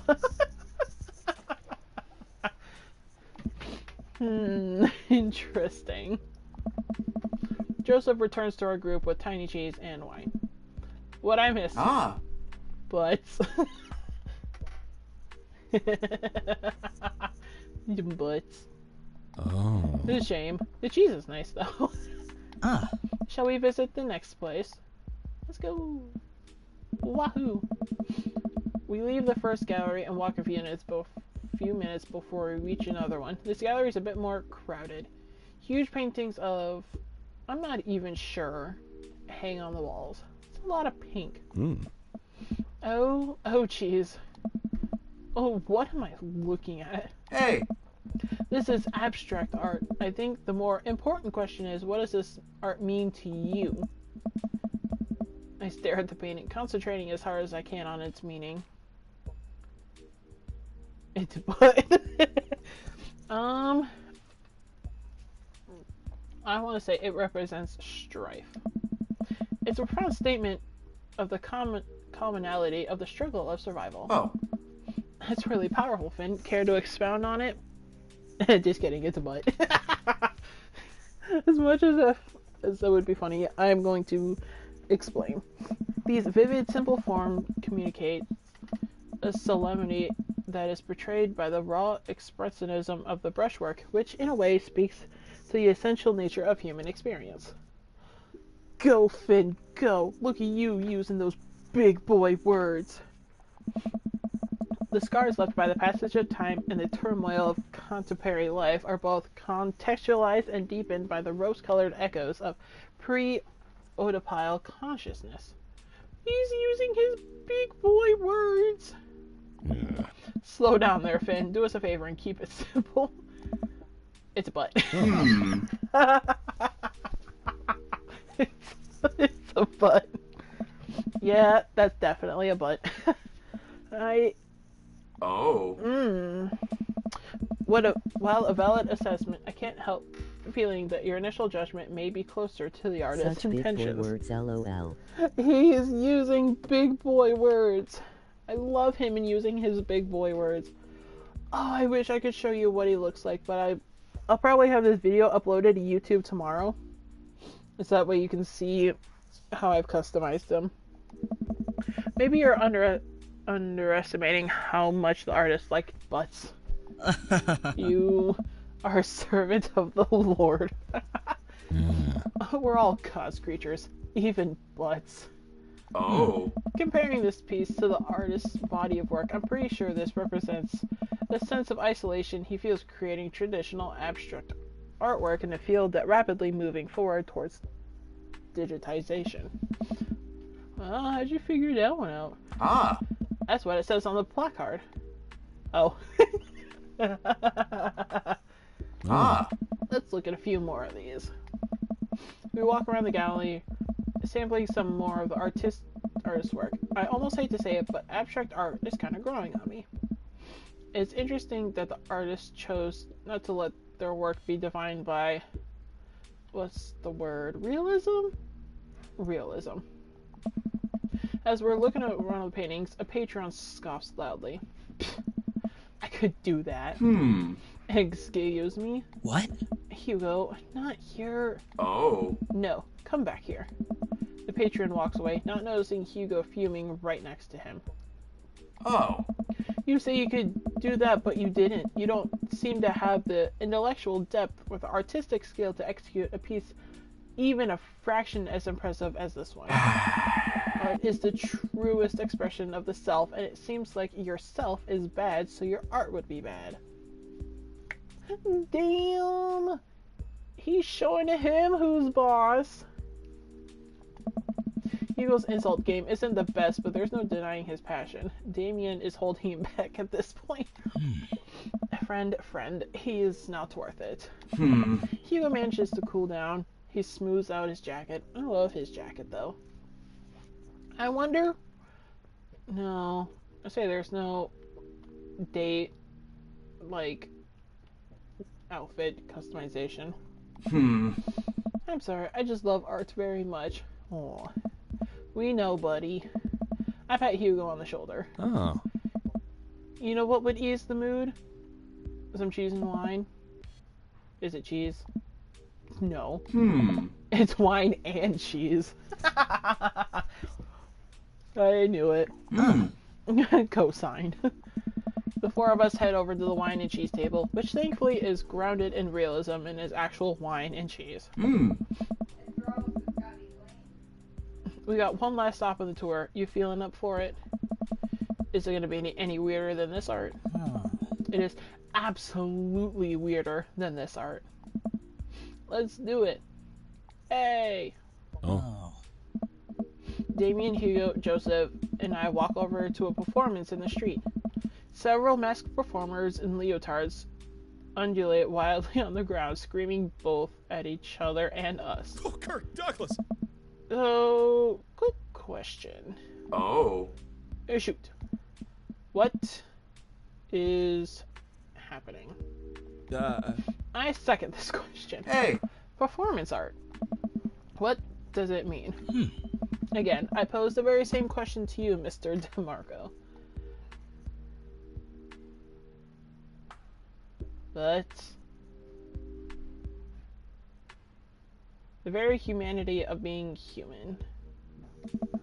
What do you think they're trying to say? I believe it's less about what they're saying and more about why they're saying it. I think there's something special about performance art with almost every other form of art. Music, painting, photography. The artist uses their medium as a conduit for their emotions. With performance art, the medium is the artist. It is the purest expression of raw human emotion. It's art as catharsis. Catharsis. I can't do words. That's beautiful, Damien. So what you're saying is, if I start making really loud fart noises right now, it's art as long as I like really mean it. So what the fuck? Damien fixes him with a hard stare. I was gonna start making fart noises, but based on the look on your face, that joke isn't gonna play well with this crowd. Ah. Oh, wise. Hmm. We watch the rest of the performance as earnestly as we can and clap politely after the dancers scream their way off stage. I think I'm all arted out. Agreed. We all decide to walk home together. We make our way back to the cul-de-sac, tiny wine and tiny cheese sloshing around in my stomach. I think what I've learned tonight, and not just what I've learned about art, which is nice and extremely informative, but what I've learned tonight is that when you put a bunch of tiny wine and tiny cheese together, it eventually becomes regular wine and regular cheese, followed by too much wine and too much cheese. The tiny cheese lulled me into a false sense of security. I felt safe with the tiny cheese. Masson Dubois has been Mason! a mental ward patient for 4 months. A wild applin appears catch it using. Poke catch, winners revealed 14 in months 90s. is wild. Hi, Mason.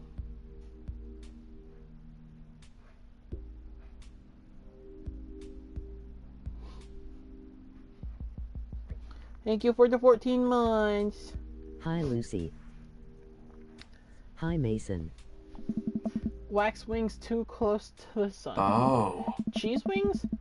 Those would melt in the sun too, and I feel like it's more appropriate imagery. Plus, it'd be delicious. A nice menthaler. Hey, if you guys were painters, what would you paint? I actually dabble in oils. I mostly paint landscapes. I'm not very good, but it's a nice way to pass the time. I think I would focus on personal portraits of people in unique professions, like, for example, luchadors. Ooh, luchadors are very good. I think I'd paint boats, seascapes, maybe some lighthouses. Mostly boats. Really? Hey. Yeah, I'm surprised you're choosing boats in favor of a long history of religious imagery in artwork. What? Boats are cool. Oh. What about you?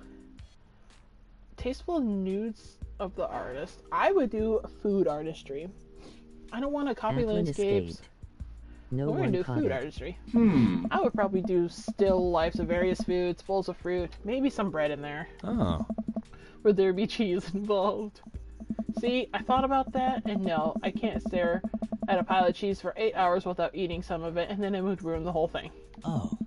Excellent point. We finally get to the cul-de-sac. Alright, boys, good art. Good art. Agreed. See you guys around? Whether you want to or not, we're all neighbors after all.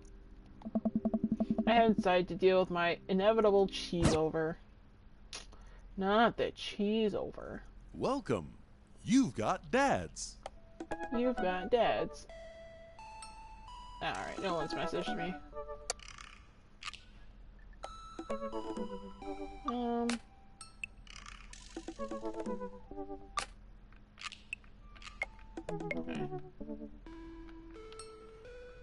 Oh, what time is it?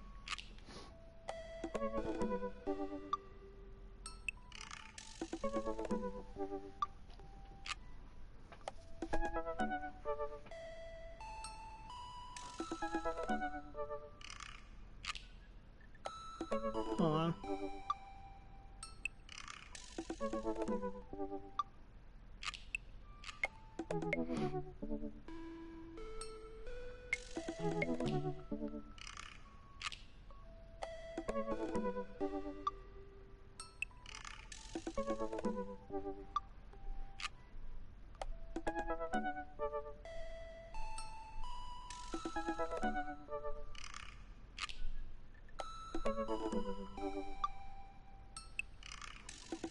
Okay. Who do we, let's see, it says 8:30. Let's do one date. Who do you think I should go on a date with?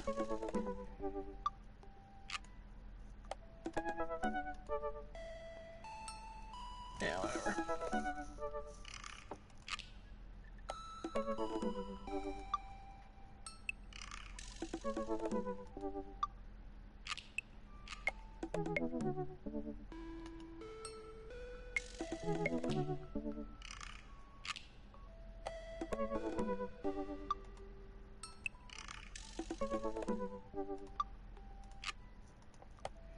Let's see, 1, 2, 3, 4, 5, 6, 7. I don't have my D8s, otherwise I would roll one. You know what? I want to see what the fuck Robert's deal was with that night. I'm gonna message Robert. I'm gonna go fuck with Robert.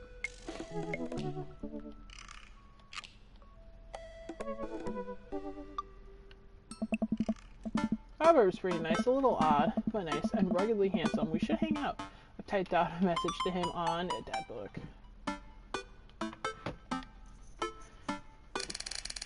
Alright, good seeing you again at the cookout. Wanna grab a drink?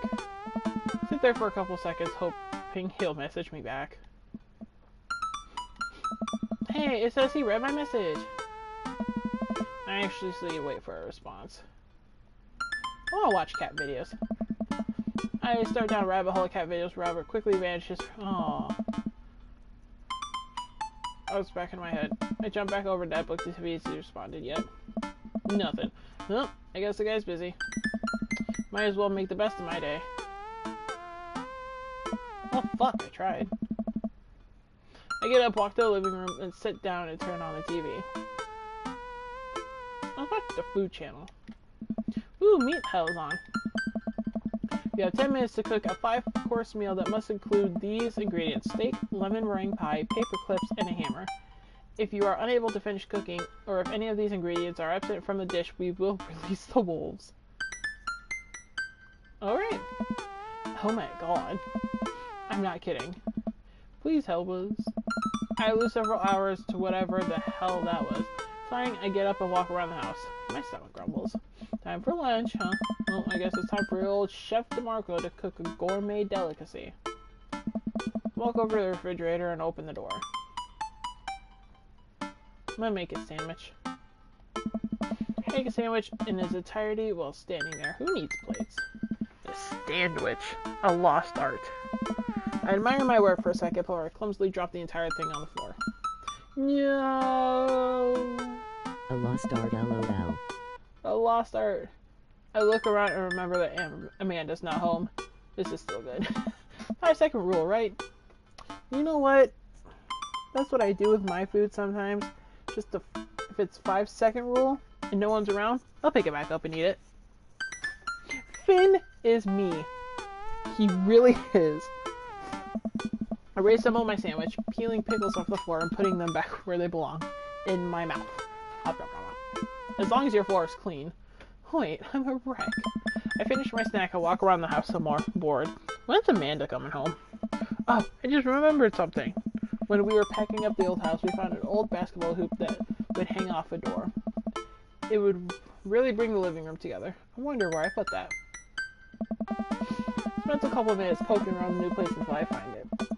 After installing it above one of the doors of the living room, I'm ready to my house due to all the animals, lol. A 3-second rule. That's fair. I like the 5-second rule. Because my cats really don't care. Plus, they don't really go into the kitchen a whole lot. And that's cleaned pretty regularly. Come on and slam.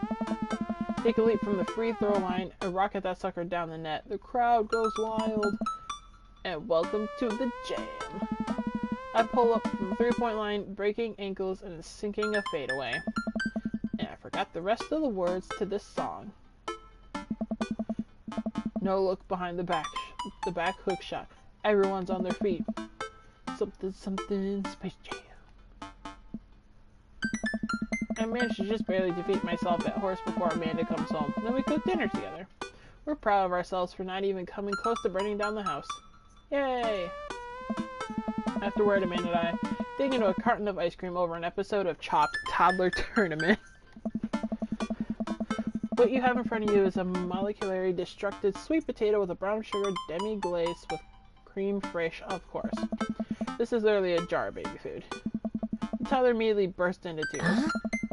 Are we bad people for watching this? Yes. After a few more episodes, Amanda goes to bed. Is Robert gonna text you? I checked my computer one last time. Still nothing from Robert. Asshole. But it says he's read my message. Is he ignoring me? Bitch, that'd be really uncomfortable after what happened your first night here. Eventually I climb into bed to get some rest, but I just can't stop wondering why Robert won't message me back. Well, damn.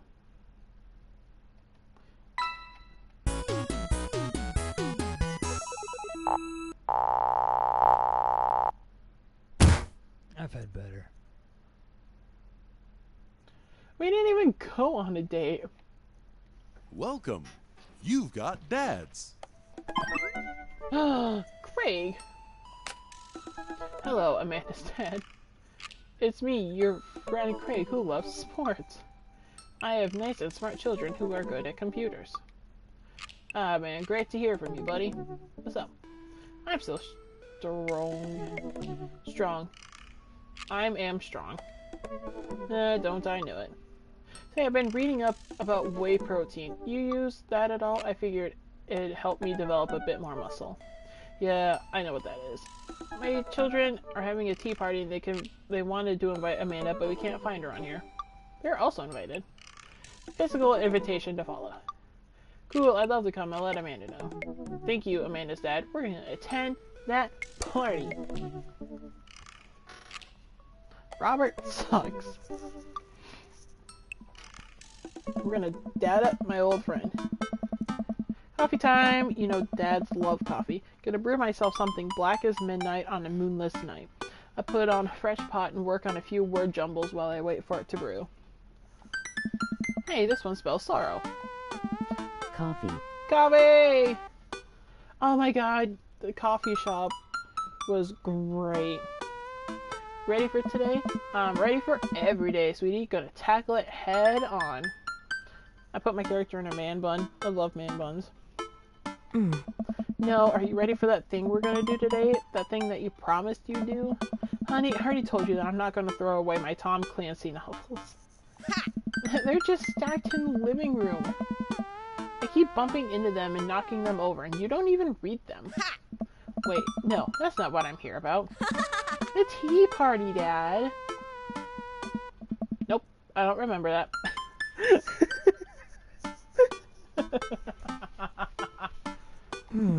Craig's kids, that hand-drawn invitation.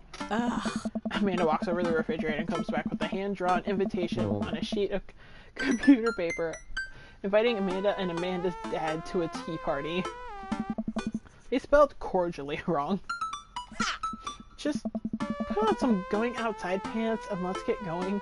I can go outside in sweatpants. Nothing's stopping me. Also, do you love my shirt? I think my shirt's great.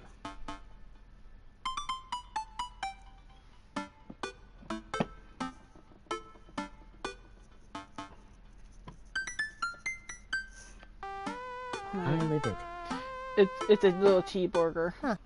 Love. Dad, just see you in a minute. Fuck the authority. Now I'm gonna put on some outside pants. Oh! Hello, thank you for coming to our tea party. Briar, I do my best to bow and present my daughter. Knit the outside pants. Not the outside pants. I'm wearing the outside pants. Who thank them with a curtsy. This way, please. Hazel and Briar. Matt's here! Briar and Hazel lead us to a small table with tiny chairs. Some are occupied by stuffed animals, and Matt and his daughter Carmencita are here too. Matt raises a comically small plastic teacup at me. Hey dude, how's the tea? Hey. The imaginary tea is absolutely wonderful. I taste a hint of lemongrass. Hello, Carmencita. Hello, Mr. Amanda's dad. Please have a seat. I sit down between Amanda and Matt.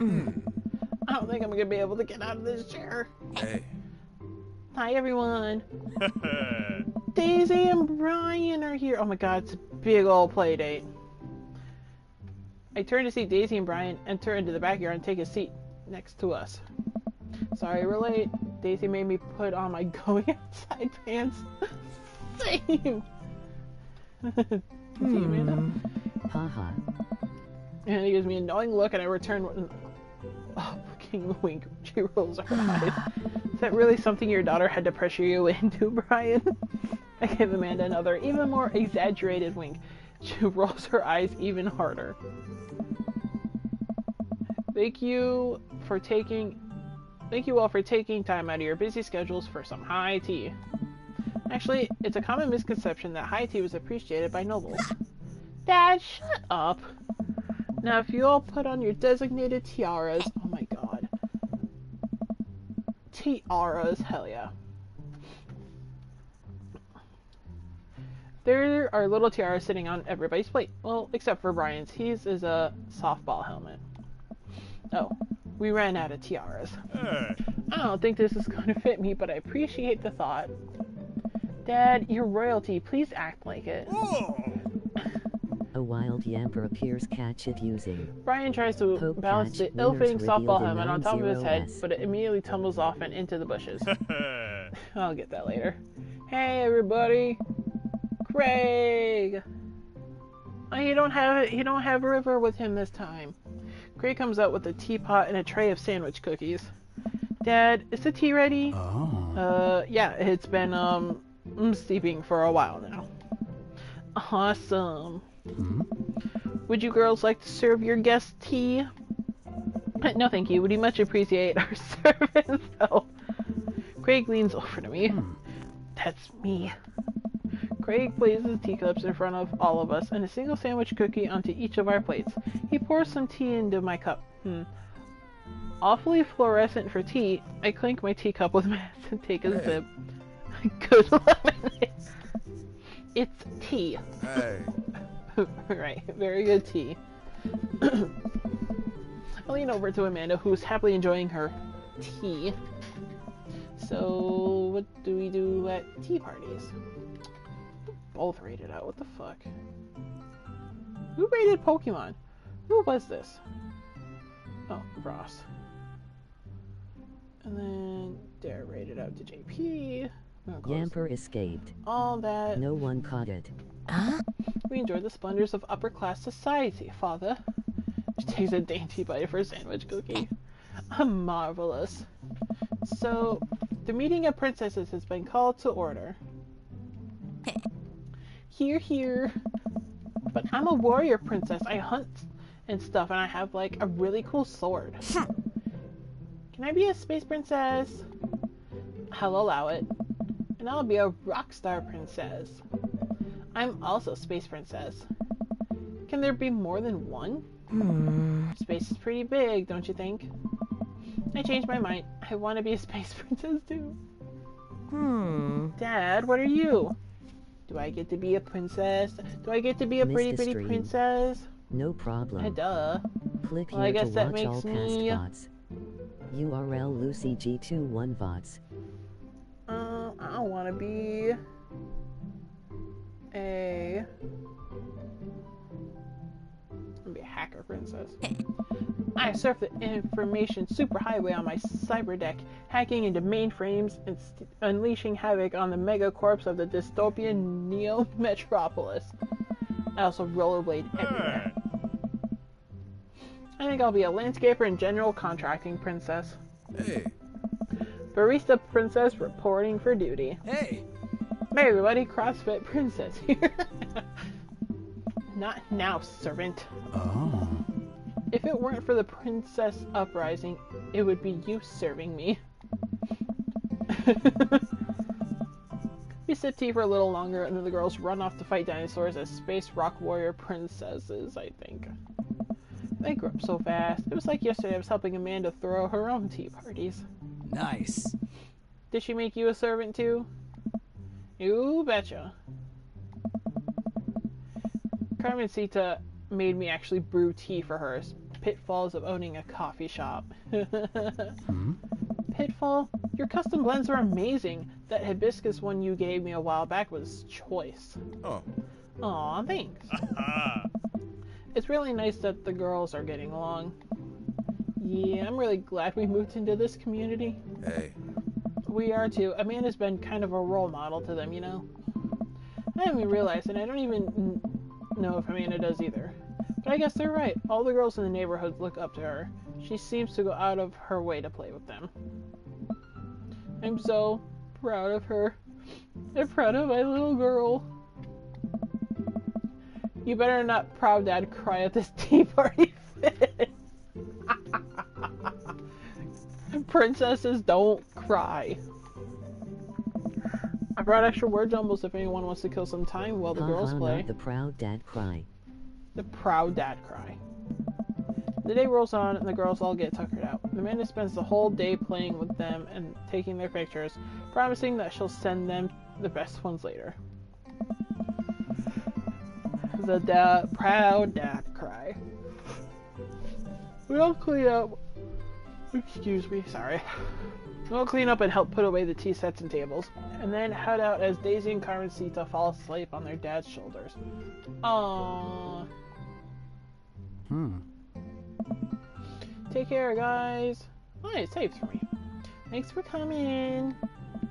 Bye, Hacker Princess. Bye. Bye, Briar. You want dinner? Nah, I filled up on cookies. Me too. I'm tired.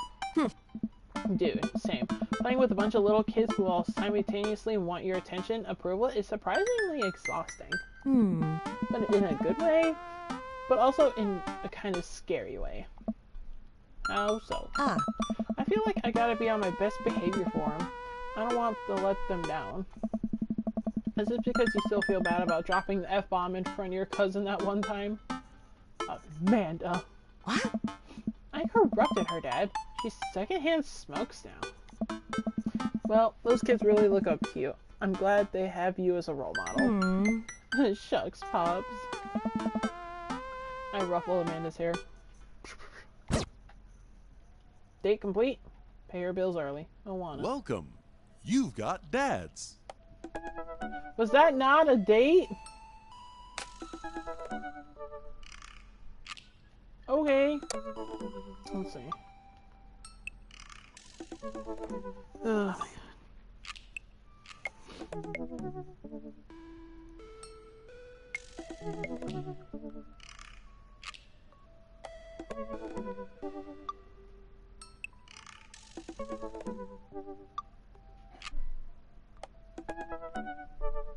Hello. Hi, Shadow.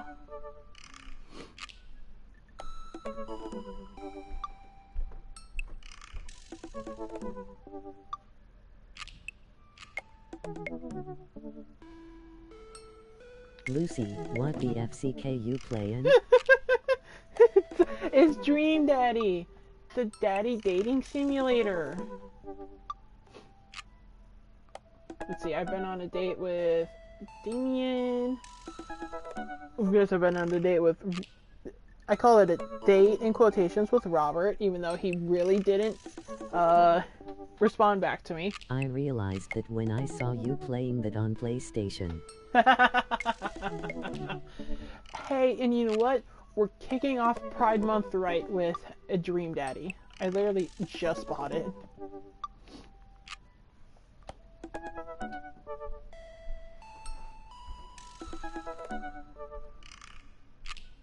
I forgot it was Pride Month. Happy Pride! I'll do one more date. Ooh, who do I want to go on a date with? We've done Damien, we've done Robert. This technically wasn't a date, so it didn't count. You know what? I want to go on a date with Joseph. Oops.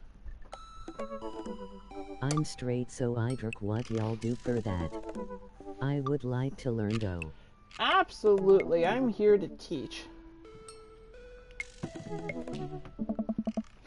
His family's a little weird, but Joseph seems cool. I should take him up on his offer to hang out. Like, oh my god. No, I am not in the closet at all. You're not in the closet at all. That's fair. I still kinda am.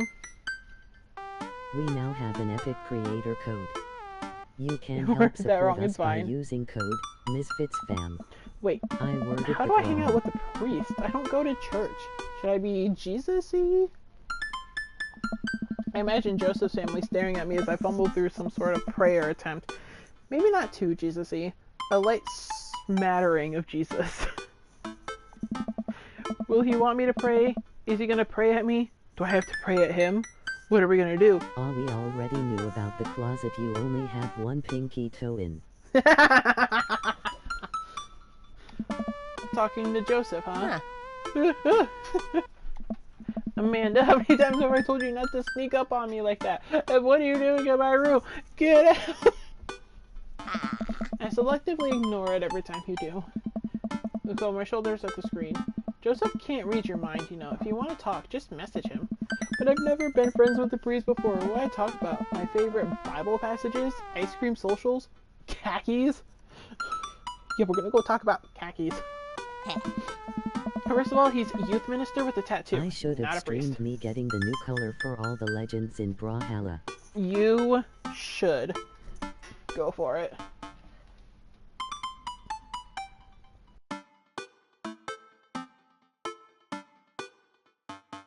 It's one where you have to win with each of them to get it.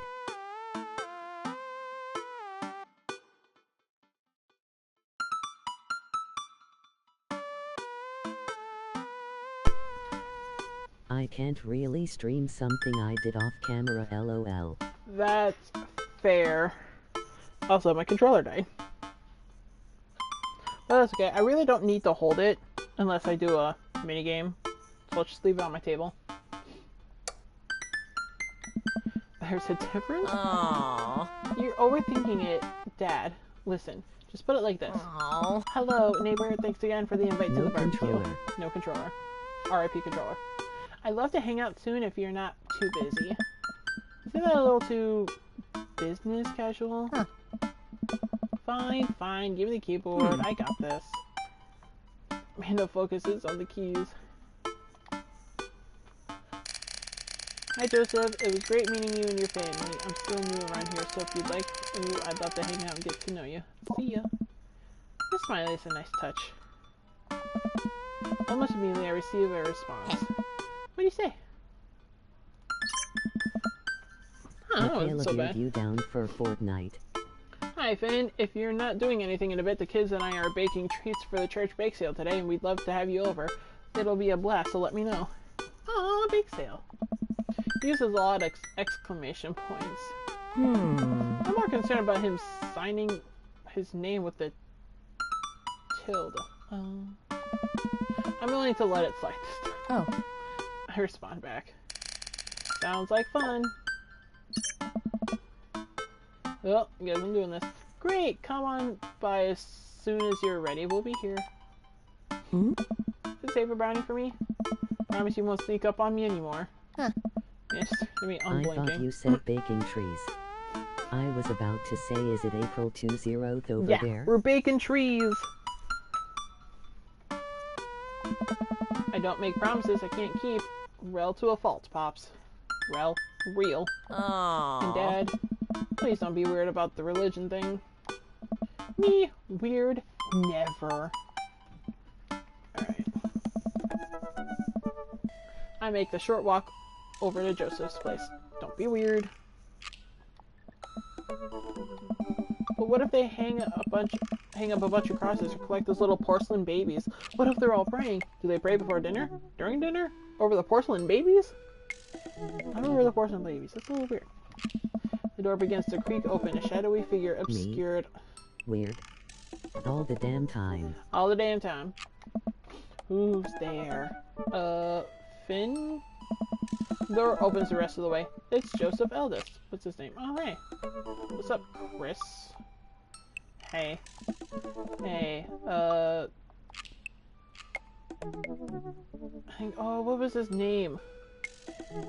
Fuck. I want to get this right. What the hell was his name? Krish. Was it Krish? Christmas. Christmas.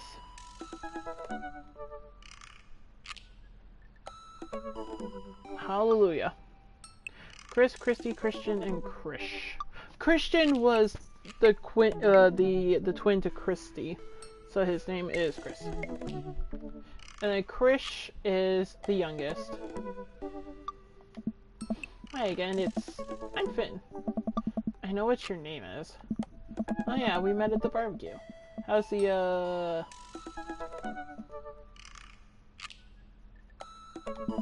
Please don't say it. Jesus? Chris blinked slowly. Maybe he didn't hear that. You're weird. Is your dad... Before I finish, Chris walks into the adjacent room, leaving me in front of the open doorway.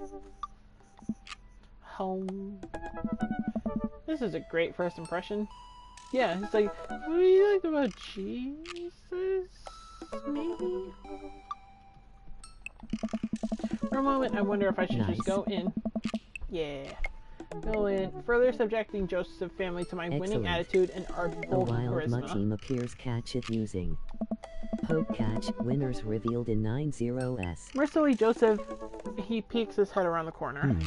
Finn, you made it. Hi, Joseph. You gay as fuck. Oh, we can Poke tell catch. that. Joseph approaches with his arms wide. I'm so glad you could come by. Are you ready to bake? Yeah. Yo. Let's bake. Woo!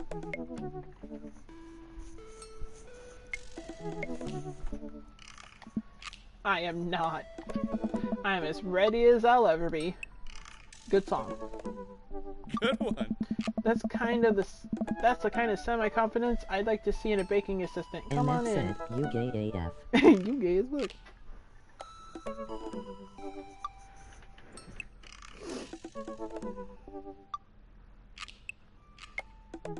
I was at to say, I'm finna dip. Oh. Good night, Lucy. You going to bed tonight, Shadow? Thank you for popping by a weird stream. Joseph leads me into a bright, spacious home full of And nautical Michaela Beard. knickknacks. This isn't what I imagined at all. It's actually pretty charming.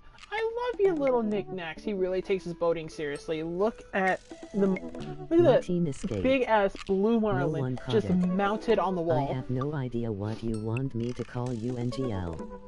Good night, Shadow. Just Michaela is fine. We can call her a bird. Caw. She's a bird.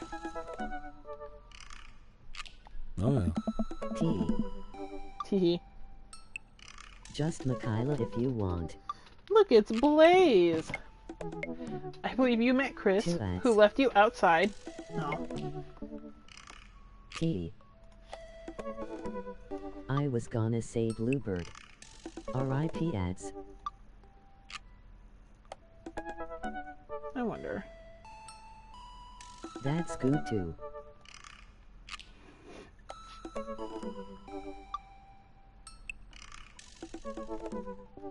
I had two coming in here. Pause. Pause.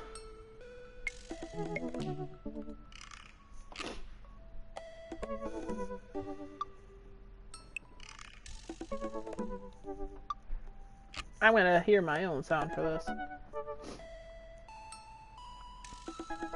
But it's fine. One of them and 2-1 gifted 1 subscriptions.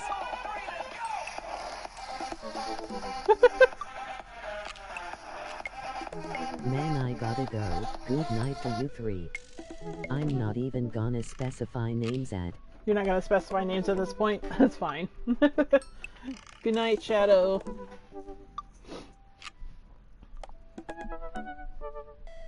Yeah. Chris, The weather has calmed down. The sky safari can continue. aren't you going to apologize? No. Right. Sorry. No, you're not. Bleached blonde butch build bussy boy. I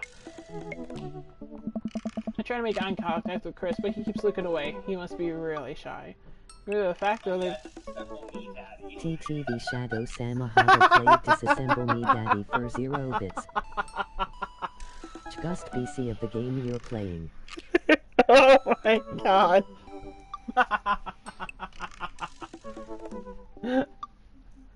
That's fun. That's alright. Next time, just be a little more inviting to our guests, okay? They watch too much of The Shining. Too much. Lol. Sure. Chris seems to relish the chance to escape the conversation and quickly vanishes into his room. Joseph turns to me apologetically. Don't take it personally. Chris likes to keep to himself. I mean, we didn't start off on the best foot in the world. Plus, being the eldest in a family can't be easy. Oh. In a big family. Not just a family, a big family. We try to cut him a little slack wherever we can. Ah, here are the twins. Christian, Christy, say hello to Finn.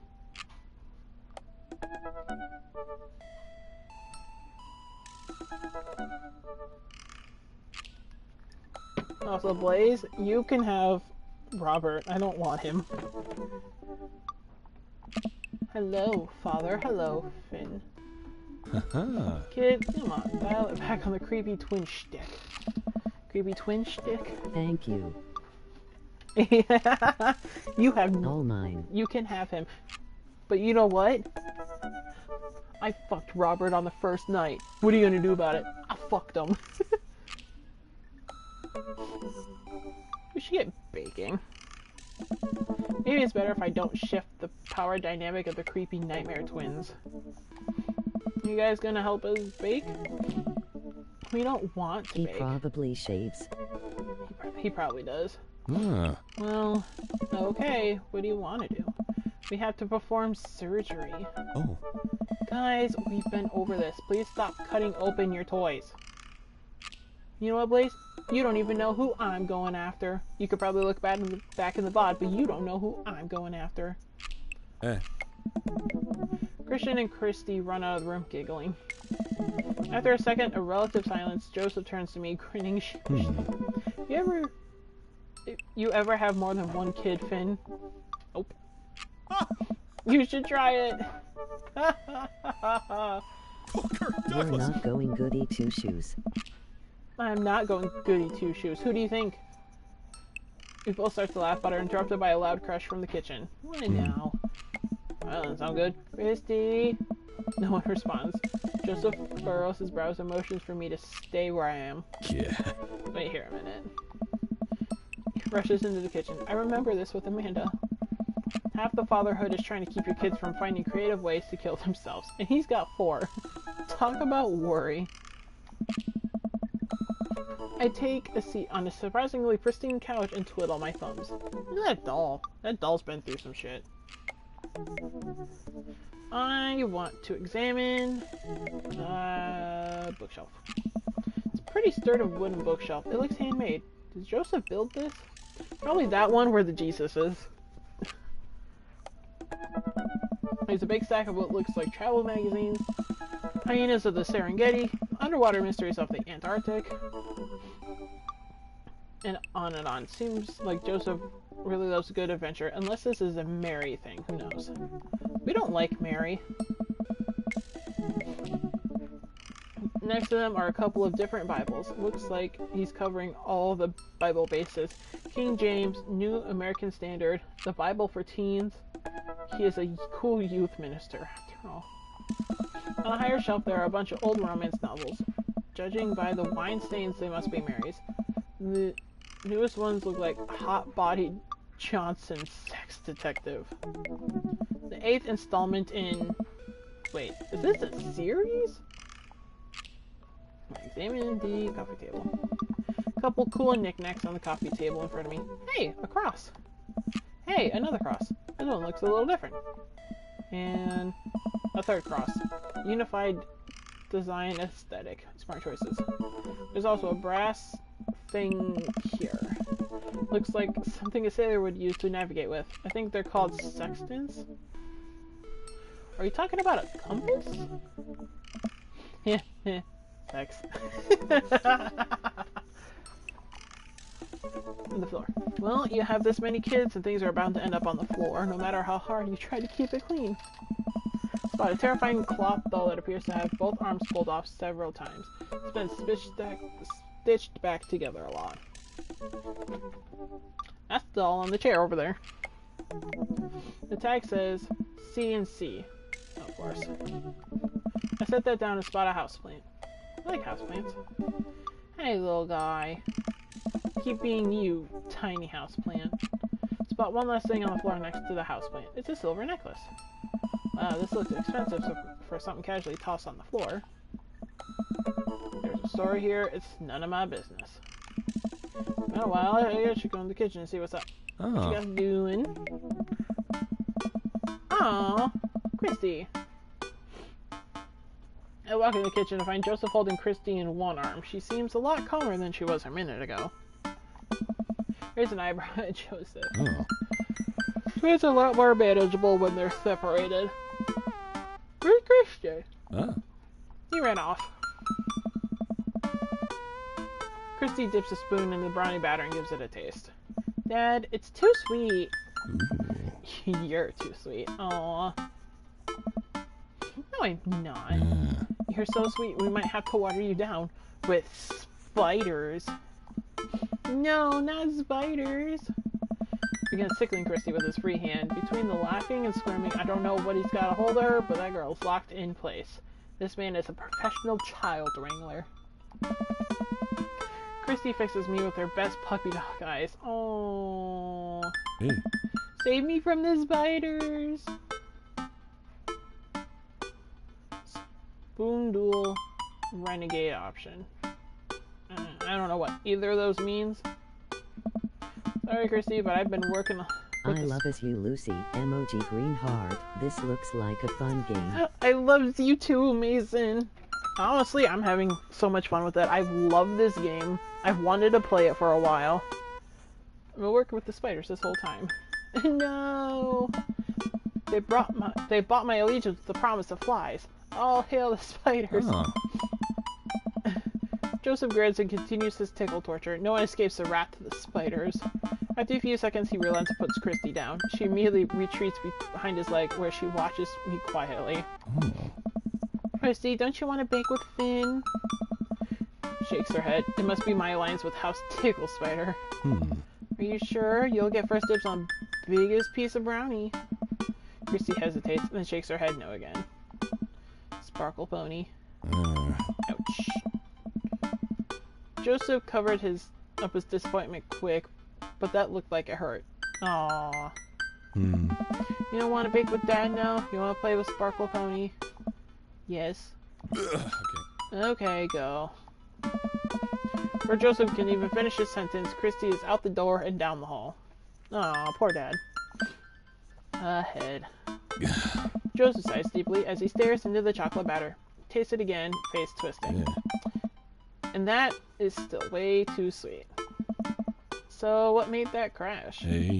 Egg beaters on linoleum floor. It's my new techno single. Still haven't thought of a B-side. We're both looking in the batter. It's got a sickly sheen of sugar and chocolate candies throughout, and I have a feeling Christy had something to do with it. We need a fresh start. Yeah, like I said, I'm not really a baker, but... Whoa. Don't even sweat it. This bag came with instructions that have mysteriously vanished along with my daughter, so we'll probably be fine. Probably. Wow. Yeah, probably. Certainly looks confident. Alright, Finn, you've baked a cake from a box before. Once. How hard could this be? Grab a spoon and get ready to rock. Fuck, I feel like this is a minigame. Shit.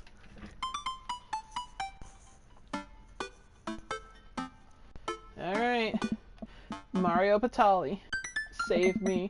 Joseph and I set to work, cracking the eggs and mixing the things in. Then pouring the things accordingly to how we assume the back of the box would tell us to. Things go according to plan, and soon enough we have a solid batch of brownies. Hey. No. No minigame? Oh, I'm mad. Woo! Wait. Joseph has a little dot of batter on his nose. Wow, Finn, way to use those dad skills. I bet you baked a few box mixes in your time. His nose. Joseph. Oh. All we have to do is bring these to the bake zone and voila! Duty done. Now help me find Christy. Keep your eye out for our pony that sparkles. Joseph, hold still. Thumb in position and got it. Aye. Joseph's eyes go wide as I gently wipe the chocolate off his nose. Is he... Oh my god, is he blushing? Oh, thanks. No problem. Look at me. My character's so cute. In less than a second, I whipped the batter off my finger. It's a really good batter. We, we should find Christy. Yes, we should. Do that, Finn. Joseph quickly composes himself. Oh. Alright, she can't be far. You take the delta position and I'll watch your 6. Do you even know what that means? Yeah. Alpha Tango Sparkle. Roger, Roger. Joe starts making his way down the hall and calls back to me. Take the brownies and the rest of the stuff I baked earlier today while I get Christy. We'll meet you out by the car. Oh. Aw. No minigame. Sad. Ugh. Joseph, Christy, and I arrive at the church parking lot to find fold-out tables and pop-up tents A wild already spinner set up. appears. Catch Looks it like the bake using. sale's already in full swing. Catch winners revealed in 9. I really want my drink, but it's too hard to open. Wow, this place is packed. Is this packed? There are a few people milling around, must be a value pack. Oh. If you count the city's population on your fingers and toes, this counts as packed. Fair enough. Point. Chrissy rockets out of the car and into the lot. Is she running on jet fuel? I want to sell brownies. Okay, let's get set up. I want to see Mom. Aye. God damn it. I don't know what keeps falling. She's down by the other row tables helping out with another group. You want to go over there and tell her I said hi? Mom! Chrissy zips off immediately. Joseph, he seems unconcerned. Does she always run that fast? Yeah, and I can only catch her half the time. These knees aren't what they used to be. I remember when Amanda was her age. I couldn't get her to sit still for 5 seconds. Yep, great age to deal with. Yeah. Spinnerack escaped. While Chrissy's gone, No Joseph and one I caught it. arrange all of our baked goods on the table and settle in. So, are we allowed to eat any of our own goods? Yeah. Look, if I don't see nothing, I don't say nothing. The man upstairs has strong feelings about snitches. Does he actually? Hey. Joseph shrugs. He eats a brownie. It looks like some of the other stalls are selling drinks, little handmade crafts, and other sweets. Whoa, someone brought a soft serve ice cream machine. I gestured to it. How are we supposed to compete with that? Ah. Please, this isn't my first time on the rodeo. The bake sale rodeo. Yeehaw. Oh. There's actually no rodeo here. It's just a bake sale. Yeah. I think you and I put together can make one pretty convincing argument for these brownies, don't you?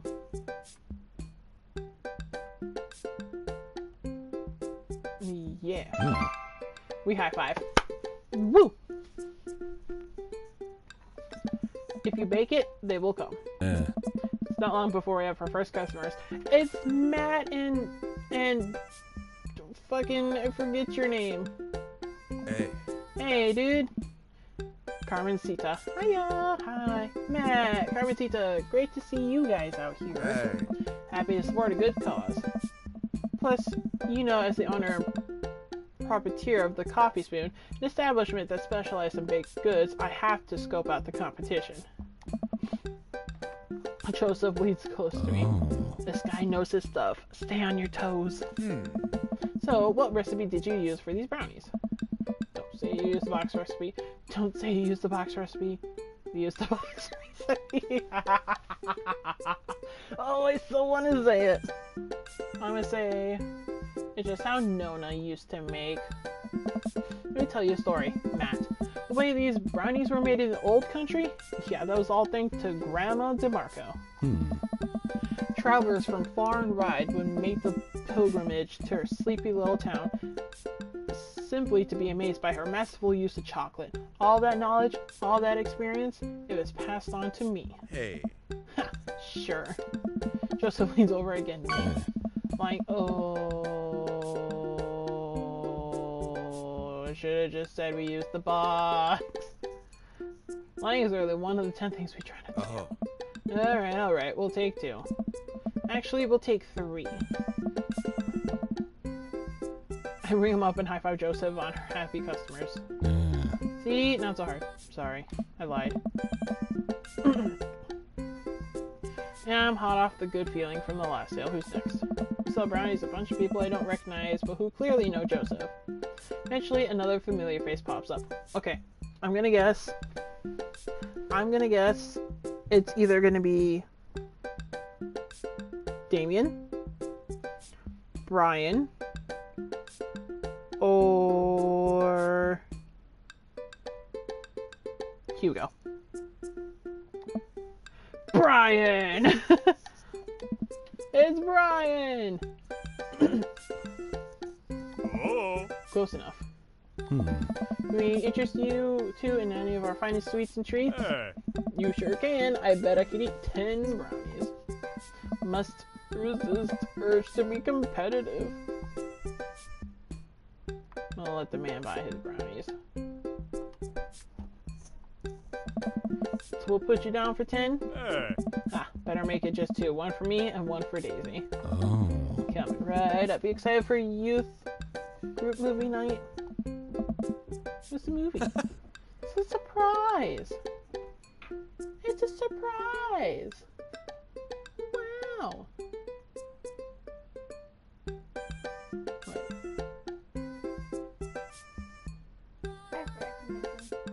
Oh, which one? The fat dude. His name's Brian.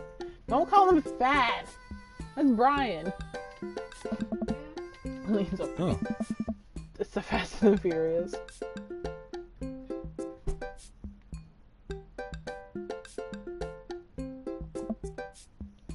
Really? Yeah. Think about it, there's some heavy religious undertones. Hands it back you to Daisy. I made sure to give you guys the edges. Hey. Clearly the superior part of the brownie.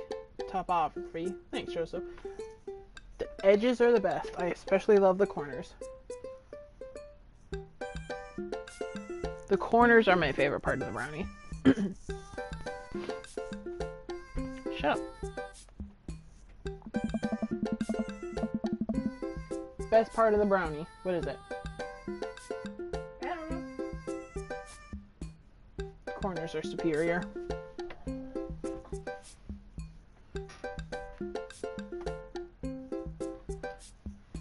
Survey our stock. Hey? These are selling pretty hot, and at this rate we'll have enough money to pay for a new paint job on the church pews in no time. Wait, what happened to the pews? Oh. Ernest spray painted his rapper alias on them. Young Steinpack. I would have gone for young man in the sea, but I can respect that. Speaking in minstrel terms, Ernest is hard to reach. In father terms, Ernest is kind of a turd. Being a cool youth minister seems like a lot of work. Hey? It is, but it's worth it. Oh. Although, sometimes I wish... Never mind.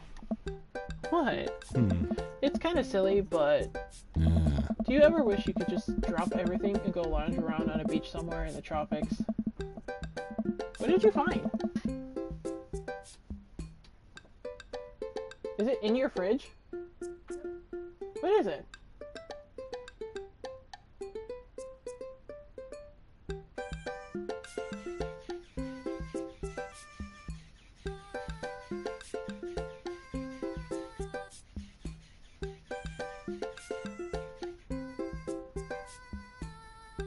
What did you find?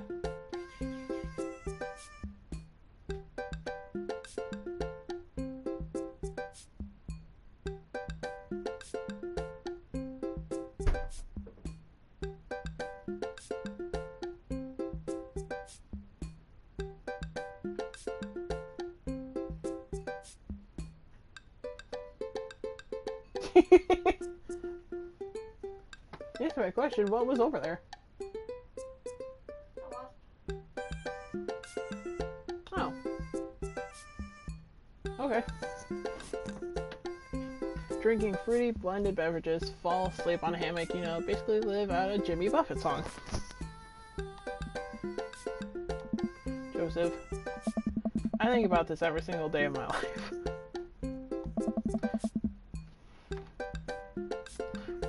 My dream is to live in Margaritaville.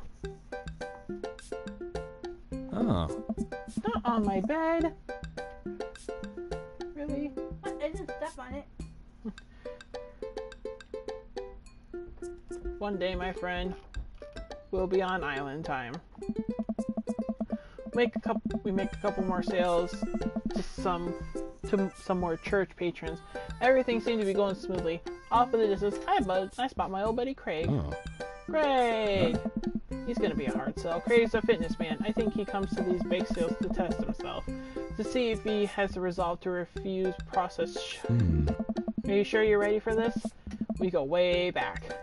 I got this. Oh. Craig jogs up to the table with Briar and Hazel in tow. They're each finishing an ice cream cone, and so it's unlikely we'll sell them on brownies too. Probably won't be able to sell to the baby. She's impossible to read. It all comes down to Craig. Hey, bros. Hi, Uncle Joseph. Hi, Amanda's dad. Oh. Would you be interested in one of our delicious homemade brownies? I don't know. Okay, remember that one time? Hey Craig, when we were freshmen, remember how our next door neighbors pranked us by switching out our laundry detergent with dish soap, and how the washing machine exploded suds? We decided to get them baking brownies for them, but sprinkling high intensity hot sauce into the mix, and we watched them cry after eating it. Oh. I would feel bad, but we had to clean up the laundry room ourselves. Anyway, these brownies are like that, but without the hot sauce.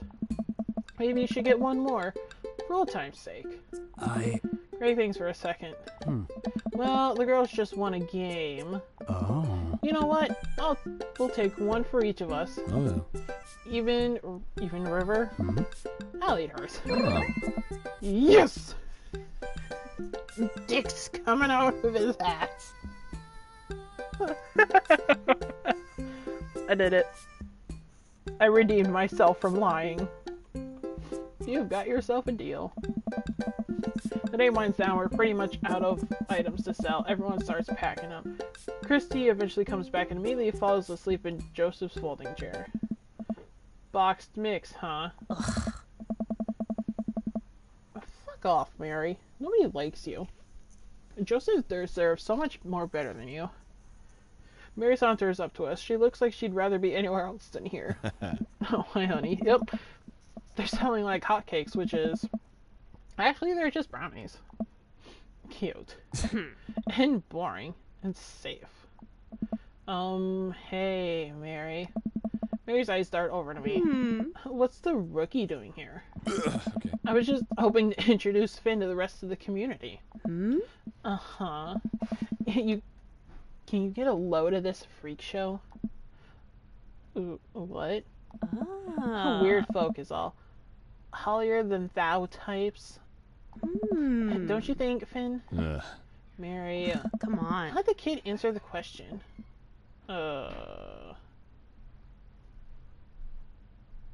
Seem nice.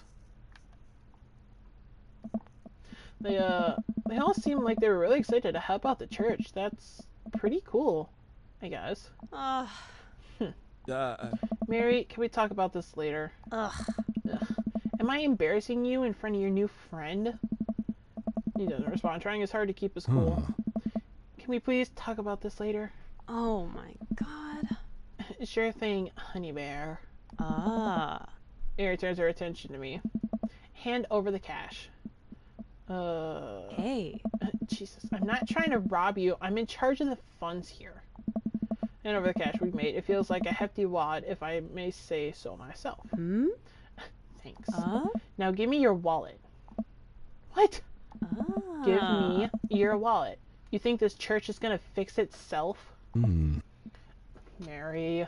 I'm kidding. I'm kidding. Sorry, I'll work on the whole pretending to be happy thing. He's really good at it. What? Yeesh. I'm really sorry about that. Are you okay? She really likes pushing your buttons, huh? Hey? He shrugs. Oh. No, marriage is perfect. Oh. You ready to head out? Yeah. Joseph and I load the folding tables back into my car. Christy nods off the moment Joseph straps her into her car seat. Oh. I drop Joseph off in the front of his house. A small yawn sneaks out of me. Oh. Looks like I tucked you out, huh? I'm a sleepy dad. I think I might finally be crashing from all the sugar. I won't keep you up then. Thanks for helping out today. Happy to do it. Also happy to eat brownies. Oh. Well, next time I promise we'll do something a bit more exciting and a bit less free labor. And I'm very sorry about the whole thing with Mary. You shouldn't have seen that. You shouldn't have had to see that. It's fine, really. Yeah. I know, but first hangout domestic problems aren't a good look. You barely know me. Hey. Let me make it up to you next time. It won't be Margaritaville, but we'll do something fun. Promise. I smile. A I like wild that. scent appears catch it Oh, using. and one last thing. Poke catch, winners Joseph revealed in 9-0 tosses a S. cling wrapped brownie through the window. It hits me in the face, but I'm able to catch it. It's the last one. You earned it. Joseph, please don't leave me alone with this brownie. Nope, too late. I'm already walking away. But Good one. bye. Oh, have fun with the brownie.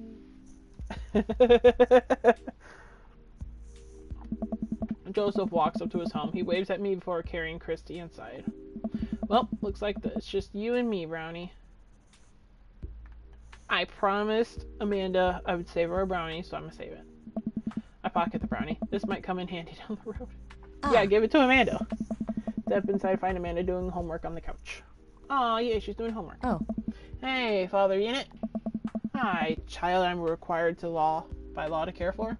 How's homework? It's really fun and educational. Really? How long have you known me for? Right. How was the bake sale? Good. I think I really could have made a good life for myself as a brownie salesman. Glad to hear it. So what? Were there any extra Centret brownies? escaped. Or No one caught it. did you maybe sneak one? Or I still have that brownie that Joseph gave me. This would probably do better in someone else's stomach than mine. Heads up. Huh? Wait. I hurl the brownie towards Amanda. It hits the wall behind her and falls on the ground. Nice throw. She scoops it up and smiles at me. Hey! Thanks, Pops. Hey, if you're not going to bed anytime soon, would you be game for some real shark hunters out of Orange County? I thought the last hunter got eaten by a shark. He did. I sit next down to her and cozy up with a blanket. Awesome.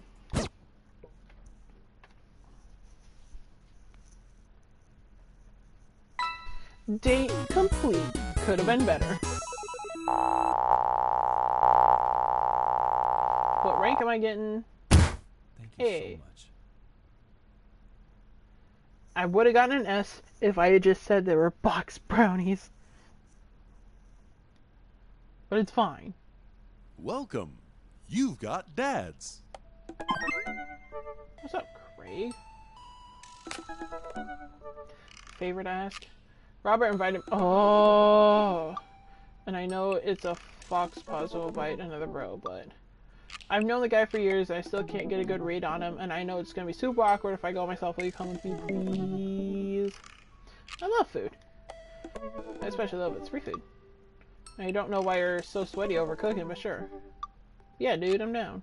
Thank you. I will do that later. But for now, we're gonna end it here. Because my throat hurts.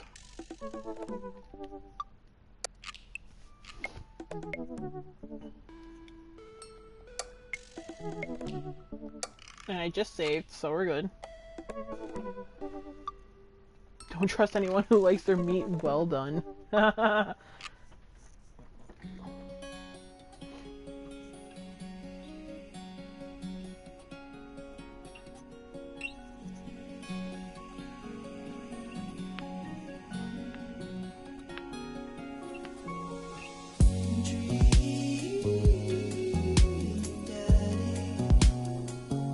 It's a dad director's cut too.